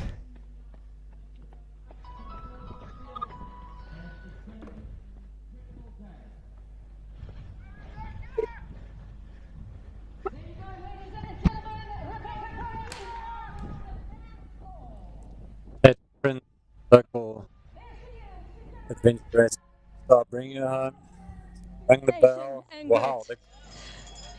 She's on her final corner. Come on, Rebecca Coney. You've got this. You are so close. From South Africa. Huh? From South Africa. Here she comes. All the way from our beautiful sunny South Africa. Put your hands together for our winner of the RMB Ultra Trail Cape Town 55-kilometer, Rebecca Coney. Yes! All right, so there it is, ladies and gentlemen. Rebecca Coney across the line. She puts her name onto the steps of the iconic PT 55. She steps up from the 35K and she has said, here I come. This is my dance floor. Have to catch me. Stu McConaughey there to welcome her home. What a result. Let's get her some water before we get into a conversation with her and Tony McCann on the finish line. Give her a little bit of a while to just celebrate and take it all in. Some water for her on the finish line, and then we'll get her back to an interview with Tony. But what a result. She goes just over 6 hours and 12 minutes. The South African has done it. She's got a big smile on her face, and she must be elated with that result. Let's get across to Tony McCann now and see what Rebecca has to say.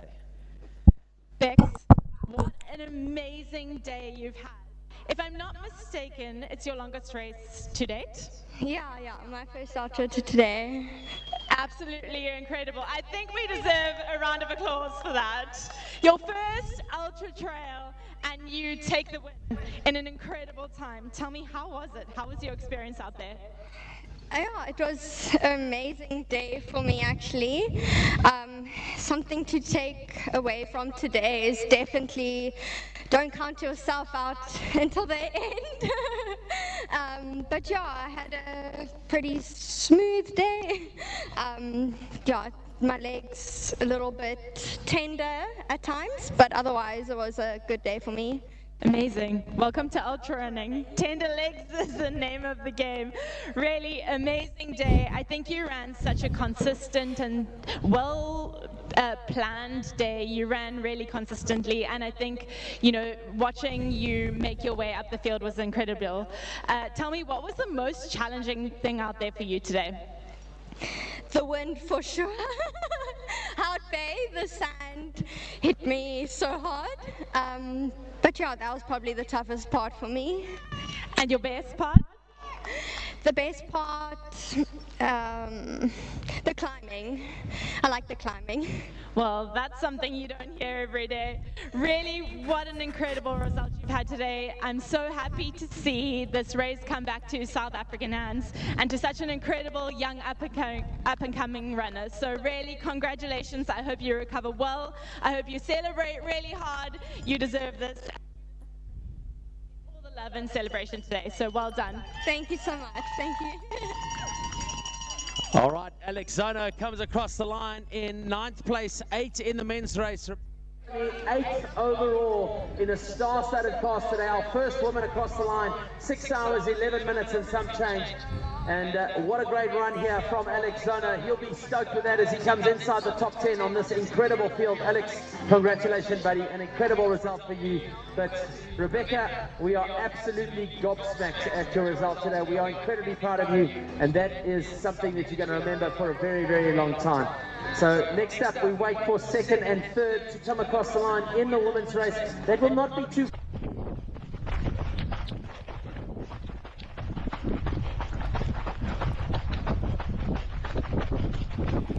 Great interview from Tony McCann on the finish line with our winner, Rebecca Kuhn. And then we're waiting for 2nd place to come in, probably a couple of minutes. Olivia Duberne from France will be on her way. And then as you can see on your screen, that is slightly frozen, 1.4 kilometers until the finish line for Ramaya Buddha, coming all the way from Nepal.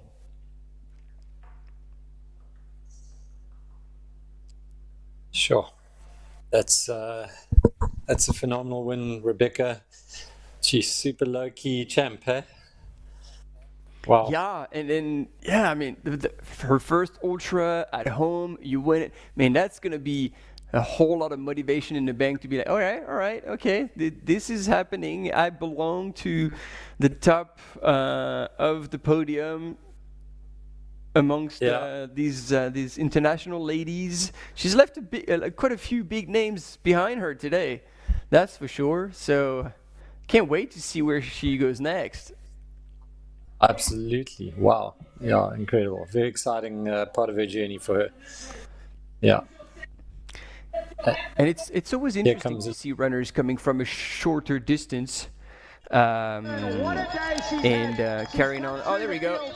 There we go. And she's finishing on an Olivia Dubé from France in the last turn. And she is going to get in. Right next to her will be another one of our amazing athletes, and then of course our incredible media team. 6:16:51 across the line. Congratulations and well done. So there it is. Stu McConaughey gets across now to give her medal here at the PT 55. And a time across the line. Well done to you. What a day. Just on 6 hours and 17 minutes. Olivia, merci beaucoup. Congratulations. Allez. What an incredible day. We're going to wait for her to just catch her breath, get something to drink, and then we'll get Tony McCann to have a little chat to her on the finish line and find out about her day. But what a day it's been. Olivia de Bern on the finish line now with Tony McCann, and we're going to have a little chat. See how her race went today. Tony. Olivia, what an amazing day you've had today. I see you just stopped the watch there. You got to make sure you stop the watch so it counts on Strava, right? Tell me, how was it? Were you expecting this? Not at all, because I saw the field and it was super competitive. So I was not aiming like to place. I just wanted to do like 6:20, and I did 6:18. Oh yeah, the podium. Yeah. And I'm super happy, but actually I train a lot for that. I compromise a lot, so I think I deserve it in a way. Absolutely. Happy. Yeah, congratulations. Tell me, you train a little bit in Cape Town, right? Yeah, I live like half of the year in Cape Town and the rest in France, a bit like you, I guess. And so yeah, I knew the road, the trail perfectly, so it helped me to do a perf, I guess. Amazing, congratulations. Tell me, you've done a couple races now in France. You did the Trail du Saint-Jacques, correct? And a couple other international races. How does it feel to take home a podium position here in Cape Town? I'm quite proud of that, to be honest, because I feel like I live more in Cape Town than in France. So I wanted it so badly, and I'm really proud, actually, more than a race in France. Amazing. Well, we adopt you as a South African, so I'm not going to do this interview in French. I would try, but I'm not that good yet. Just going to say congratulations. I hope you soak this up. What an incredible day you've had, and we're all very proud of you. Thank you. Thank you so much for the support. All right, merci beaucoup. Thank you very much, Olivia de Bern. Ladies and gentlemen, 11th overall in the PT 55. Rebecca Kona 8th overall as they discuss a little bit of their race on the finish line. Two incredible women on an incredible day. Yeah, that's pretty cool indeed, especially when things unfold the way you want, and you train hard, you make compromises, and it pans out. It's it's pretty cool. Yeah, very, very cool. And indeed, yeah, all that hard work. She's claiming it, and all that recce that she's run on the course, all paying off. And we're about to receive our third part of the podium here. Congratulations and well done. Yeah, and I think she can be pretty stoked from that when you consider where she's coming from. We're talking about this earlier in this live broadcast, coming all the way from Nepal. The village where she lives is a 3-day ride on 4-wheel drive tracks, and now she's made it to Cape Town and on the third spot of the podium of this international race, the R&B UTCT PT 55. And even though we almost thought that she was gonna take it home, she didn't have quite enough in the end to hold off Rebecca Kuhn and Olivia Dubern, but she will be proud to finish on the third spot of the podium. The Nepalese runner whose sister has already shown on the international stage, and now we're going to have to count for another Mrs. Buddha. Ram Maya is on her way to the finish line. Let's hear it from Max. From the get-go, Ram Maya Buddha off the pole is going to come home in third place here at the PT 55 at your RMB Altitude Cape Town. Congratulations, Ram. Well done. What a day. We are so very proud of you. That is your top three women. She joins Olivia de Bern and, of course, our incredible Rebecca Kona on the podium for first, second, and third. Well done. It's first place South Africa, second place France, and third place to Nepal.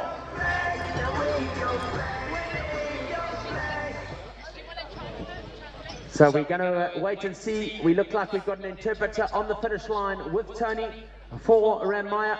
We're just going to wait for them to work together, and Tony will work with our interpreter here to give us an interview. Let's get across to the finish now to Ram Maya. An incredible day you had. Congratulations. We have your sister here who's going to do the translation for us.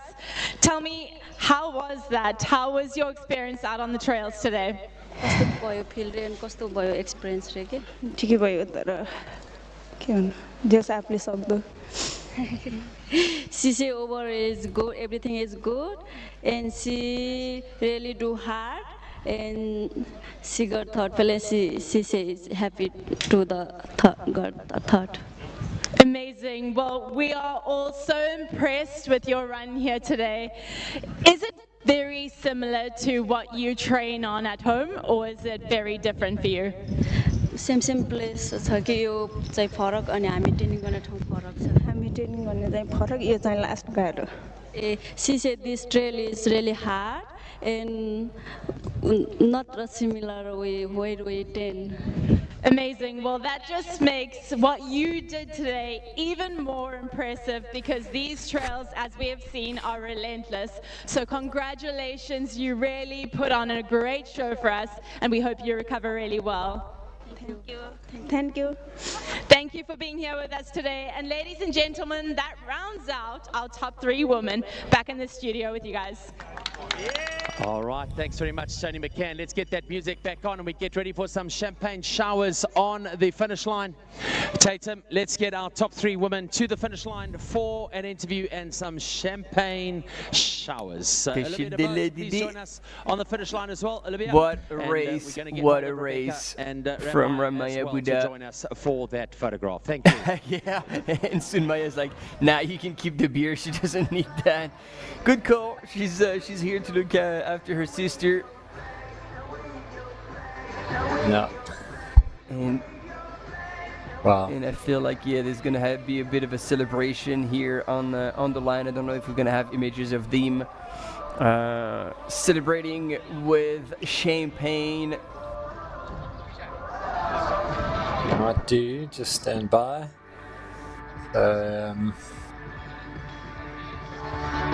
Someone's drinking a beer. No, they're not. Nah, Max is showing them the way. They're gonna do the celebrations with the champagne's bottle right on the line. And then if you're wondering, it's like, oh wow, there's not many people here on that finish line. It's just that the tents, that the way the village on the Gardens Rugby Club is organized, the tents is right behind, so everybody's trying to stay sheltered from the wind and from the sun. So we do have people around. It's just that the way it's been done to make sure that nothing gets blown out, because obviously if you've been with us since the beginning, the wind has invited himself to the party, and woo, that champagne was off quite quick.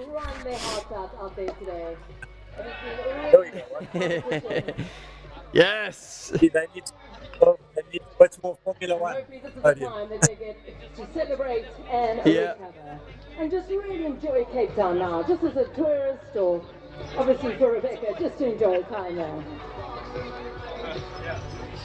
All right, there it is. Congratulations and well done. What a day. The PT55 has delivered in abundance.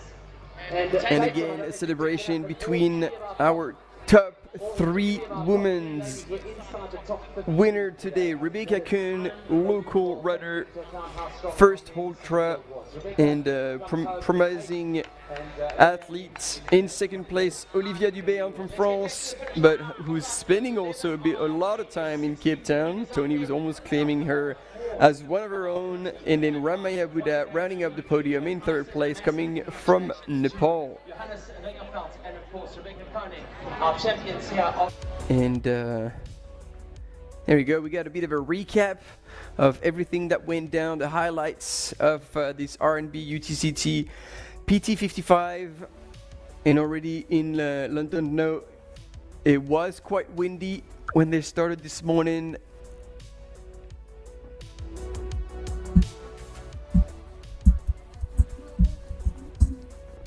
Yeah, great to relive all the moments from early this morning, 700, all the way through until right now, where we've rounded out both of the men and women's podiums. So here you can just catch up with a bit of the action. Look at those incredible views, looking north back towards the city, traversing the peninsula. This is where it all began, in Llandudno. They had to scrabble their way up Suffolk Peak, which delivered on all sorts of hurt. Then they got sandblasted on Hout Bay Beach, as we've heard by some of the runners testifying to that. Screamed through Hout Bay, first aid pit stop, Formula One, sorry, I meant. And this was when Bianca Tarberton was still leading the race, in the women's race, just before halfway. Yeah, and it was interesting because the top man here, you see Robbie Simpson leading out, followed very, very closely by Johannes Vingerfeld. We had our usual suspect in the mix, while in the women's, it actually changed quite a bit because after Bianca Tarberton, it was Ranmaya Buddha who was in the lead of the women's race, but eventually slow and steady wins the race because Rebecca Kuhn for her first ultra there. No, it is Olivia Dubern on that image. And Olivia and Rebecca played their cards right and made their move in the second half, while Johannes also pulled away from Robbie Simpson gradually in the 6-minute lead he had at the what was the name of this station? I remember Picnic, but Newlands Picnic. Thank you. Yeah, the 6-minute was enough to keep him in the safe, even though Robbie was closing, and then Chucky Hammy was following a few minutes back. There he is. And it was interesting because Tony had the finish line interview with him, and he had no belief that he could win that race going into the race, and then eventually after sticking out on the first half with the top man, he was like, all right, maybe I've got this. And then Charlie Hamilton uber stoked on that line, taking third place and ticking the box for his team indeed. Yeah, massive for him. Best Q. And then we had the women's race coming up to the blockhouse here, seeing the last few kilometers of that. Incredible win from Rebecca Corner, and followed a few minutes back by Olivia Dubern and Ramaya, with fantastic times considering the weather. Just 6 hours between 6:12 and 6:20. Wow, really big efforts and incredible results for these three.